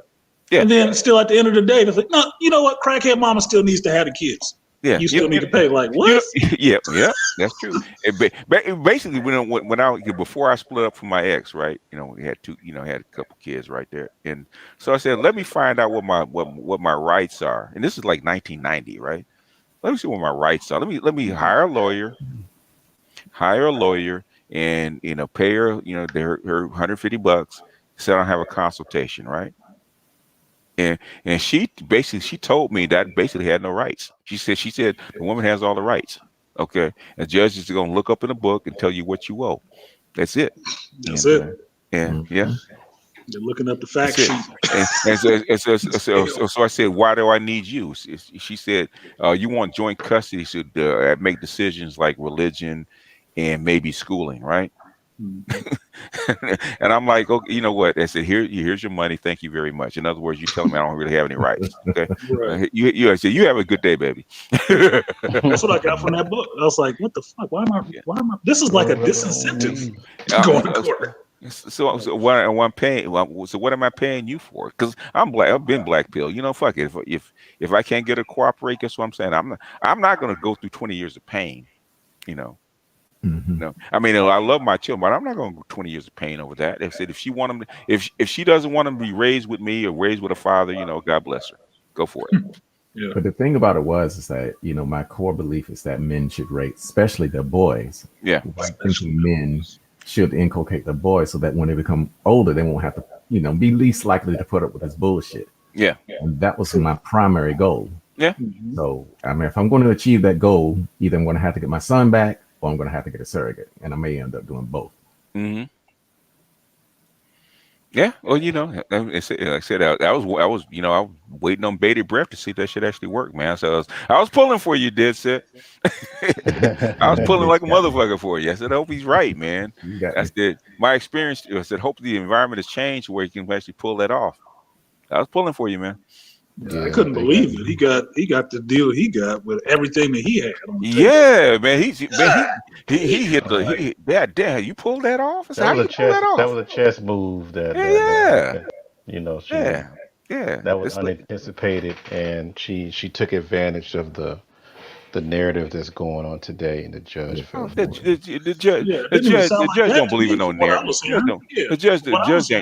The judge ain't stupid, man. The judge did what he wanted to do. He used that. Yeah, that's what it sounded like to me, BGS. Yeah. From listening to Dead Set talk about it, said so the judge just decided to say, no, forget all that. I'm just gonna do what I want to do. Yeah. I like your tie. Yeah. That's the reason why I'm getting the transcript. Fuck your law. Yeah. That's the reason why I ordered the transcript, though. Fuck your couch, nigga. Fuck your couch. Because this shit ain't done, Oh well, I know you're not gonna give up that easily, but I'm just saying, man, it just boggles my mind. You have all your paperwork done, had it down to the T. He just tosses it out because I want to. Yeah, damn. He said that Bernard dropped $50K to get his kids just for 50-50 1 week of on and off. I had similar, but I had majority custody. My thing is that okay, it's supposed to be cooperative, man. As much as I love my children, I am not. I made my decision early. I am not gonna fight you over these kids. We're gonna raise them together and make the best possible kids that we can. Otherwise, good luck with it. Okay, if they come to me, because they have when they turn whatever age, turn 21, all came with the same doggone question. I said, go talk to your mama. Because go talk to your mama because you really don't want to hear what I got to say. That's the track my homeboy took when his daughter hit like 16. And she was trying to be a bit too grown and wanting to listen to mama and mama's single friends and all this dumb shit. He said, look, I'm going to pay you this child support. You can leave me the hell alone. She can find me when she's 21. He said that for real. And just washed his hands of it. Like he wasn't going to be dealing with that stuff. But he got that from an older man who told him that, like, sooner or later, you're just going to have to, like, wash your hands of it. Like, okay, have at it. I've seen so many guys get destroyed with this shit, man. I mean, so many guys. I am not gonna let you destroy me over fighting over kids, and the kids don't turn out any better one way or the other, right? So, and I told me, and I told my ex, if you can do whatever you want, because my ex was talking about that shit, man. I'm gonna take you to court, get this, that, now, so you can do whatever you want, right? You take me to court, I'll pay what I need to pay, but guess what? I need what I need you to do. She said, what? I said, tear up my goddamn number because I don't know you no more. Try it. Right. Take me to court. I said, fine. Whatever the judge says, I'll find a way to pay it. But I don't know you anymore. I don't know you or those children anymore. Right. Try me. She backed down.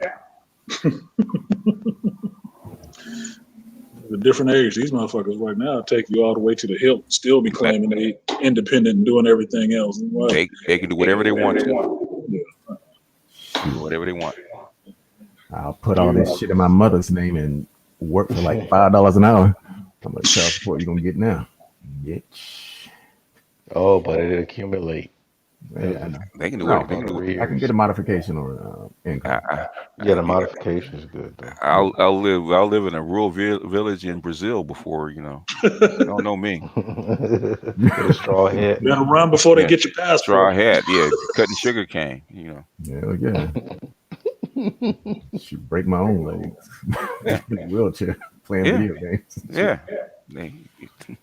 They'll probably dock your Social Security, your disability. They'll get some of that shit. I don't care what they can take it all.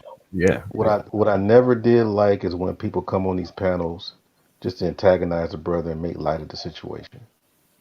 It's like that should be one of the 10 commandments of this space. I'd agree. Yeah. I don't usually shit on brothers who dealing with stuff like that with their kids because truthfully, obviously, every situation can be different, but at the end of the day, there's still a man dealing in that situation, and whether he's full grown man or whatever, whenever it happened to him, he might have been a boy, but he had to grow up all of a sudden. And you can see it with the women. They don't usually take to that shit because one of the conversations I have with women a lot is they might have been 19, 20 messing around with some dude, and now they pregnant, and all of a sudden he's a dumbass. And I'm like, weren't y'all both the same age doing the same thing at the same time? Why did the baby make you super intelligent and him an idiot all of a sudden? I said, y'all both dumb. What are you talking about? You didn't get no smarter from having a baby. You just run with the kid. They get once they get pregnant, they get to talking to all the women, and the women come up thinking I'm elevated now. I'm elevated now. Yeah, you're below me. It's like, no, you're both stupid. Like I didn't have a problem admitting that shit. We were being irresponsible, and I told my son that shit. And his mother lost her goddamn mind. Like I said, there was no God or something like this. Like you can't tell him that. It's like, that's what the hell we were. What do you call it? It's irresponsible. It's irresponsibility. He gonna grow up to be our age one day. You're gonna understand that shit sooner or later. It's like I'm not filling his head with these lies about this shit. I'm telling him exactly what it was, so he don't have to have that miss pulled back all of a sudden. It's like, you lied to me. No, I never did. Never. I'm the truest person you ever gonna meet. And you gonna like it? That's the most miserable thing. Oh, okay. So Arthur Ford has lit up his live, so I don't want to be because you already got Charles lit up, so I don't want the conflict of what the Coliseum is doing. So gotcha. Yes. Want to just direct everybody to Arthur Ford and see what he's talking about. I can't believe I'll spend most of my Saturday sitting here but I was moving around too. I'm doing this for my phone, so I was doing some housework. You know you wanted this on. Yeah. He lives for this stuff because I try to get away with it because my wife is usually Tuesday and Friday she don't mess with me, but she saw the computer on. I was like, damn. I said, oh well. She gave you that look. Yeah, we got to do a walk on the beach or something. We have to do something special tomorrow. So I'll make her forget. On the upside, though, said make her forget. on the upside, Artisan, I got some time, so I'm gonna get out there this summer and check out your shop. All right, we'll be here. Yes, sir. Hopefully, that's where we don't finish they fucking bullshit. So is the transfer complete, or are you still working on it? Oh, you got that look. Enough said. Enough said. Enough said. I just had to talk about this twice in here, BGS. That's why I was muted, because I had regular customers and friends coming here. Like, man, what the fuck is going on? I said, why don't you go down to El Cerrito and ask them what the fuck is going on? I was just curious. I thought, like, damn, is that serious? Goddamn right, it's that goddamn serious, dude. All this other stuff is getting taken over next month. You know, POS system, bank account there, everything else is getting done next month. The only people holding shit up is El Cerrito. Like, where are you getting new books? Look, motherfucker, stop asking me stupid questions. If I knew the answer to that shit, there'd be new books on the way. I'm gonna buy up your shit. I want some stock. I want some comic books. I was just wondering. I'm wondering too. Yeah, okay. Because I know a month ago I thought it was kind of unstuck. He had a breakthrough. So he thought, yeah. But me and my homeboy Jeff, who the current owner, me and him both on call down there. Like, what the fuck? It's already here. It's like, yeah, we got to go through planning. The building's already fucking here. There's no planning. My God, what are you doing down there? Yeah, you're not altering the building. No, it's a building already here, already serving as a comic shop. Mm-hmm. That old business is closing. The new one is opening in the same place. That seems pretty self-explanatory to me. It's just a transfer. It's just a transfer of ownership. That's all. Pretty much. And it's a new business because I'm not transferring his debt that's on the bill, his old stuff. He has to deal with that. This is a new business. That's why it's in my name. I don't see what the problem is. I think they'd want business up here and not all these goddamn boarded up buildings all up and down the damn street. Okay. Well, that was because of the George Floyd stuff, but nobody is taking all this damn wood down they put up on their windows. So they just painted it and tried to make it look like now I'm smelling a rat. Okay. Yeah. There's a developer trying to buy up the whole block. Okay. I don't know if you're trying to buy the looking stupid. I'm smelling a rat. That's what I would look for. This because that's what it sounds like. If everything else is boarded up except you, maybe a couple of shops. No, I'm saying they're boarded up, not that they're closed. They're boarded up because of the protest that was happening in Oakland in this area, that they put boards up over their glass windows. Okay. But because they left them up so long, they never took them down. They just painted over them. Okay. So now it's just like a permanent fixture now. Okay. So it makes the whole block look like it's closed. Take these goddamn doors down. That probably brings up, that probably helps with their insurance rates. Could be. I'm just guessing. I don't know. That'd be interesting to find out. I still say my neighbors on the right and left of me are all Chinese triads. That's why you never see customers, but they always open. It's better than cartel, man. So I don't know. We got the cartel trying to funnel counterfeit money through this motherfucker. So, oh wow! You never know. You never know. There's somebody around. We'll see what color the bodies are that drop, and they'll tell you. Black. The moolies. Yeah. Anyway, I'm headed over to Arts. Yeah, I'm headed to the Coliseum. I brought my sandals today. Okay. Those people that are listening, the link is in the chat, just in case you don't know where to go. Support the brother. Sound like you need a nap, Art. Yeah, I'm a little tired. I did a lot of stuff while we were talking or whatever. I did a lot of moving around and stuff because I got to get ready to do I got a lot of stuff to do this summer. A lot of stuff. I gotta do I still gotta continue the master's portion of the administrative credential thing. That's the last part for the summer. And I gotta teach 2 college summer classes. Okay. Oh shit. So never stops, huh? Yeah, it never stops. Gotta pay these bills. So and I gotta get my son's going to college, so shit. Congrats. Yeah. He figure out where he's going? Yeah, he's doing Alabama State. Me free. And he got to get him ready to try out for the basketball team over there. Yeah, I had one of my ex's uncles. Well, he's probably too old now. He used to coach at Alabama State football. Yeah, Mo Williams is the basketball coach there now. Oh, okay. So he has to. I had to get him a what do you call it? A basketball trainer. Oh, he plays. Yeah, he used to play. He was kind of out of it for a few years because of academics. Mm-hmm. So at least I'm gonna try to get him prepared to just get a refresher. Okay. So when he try out, at least he'll know that he prepared for it. Oh, okay. Yeah, well, it's kind of hard if you ain't played in a while. You're gonna have to do a whole lot of work, man. Oh yeah, I think like he's willing because I think he's gonna get a big release after he graduate. Okay. He probably do that Kobe L when he got that trophy. Okay. So that's all that stuff. I'm trying to prepare for that. So it's a lot, but that's life. Yep. So he deserves it. So he did the right thing. No suspensions, none of that stuff.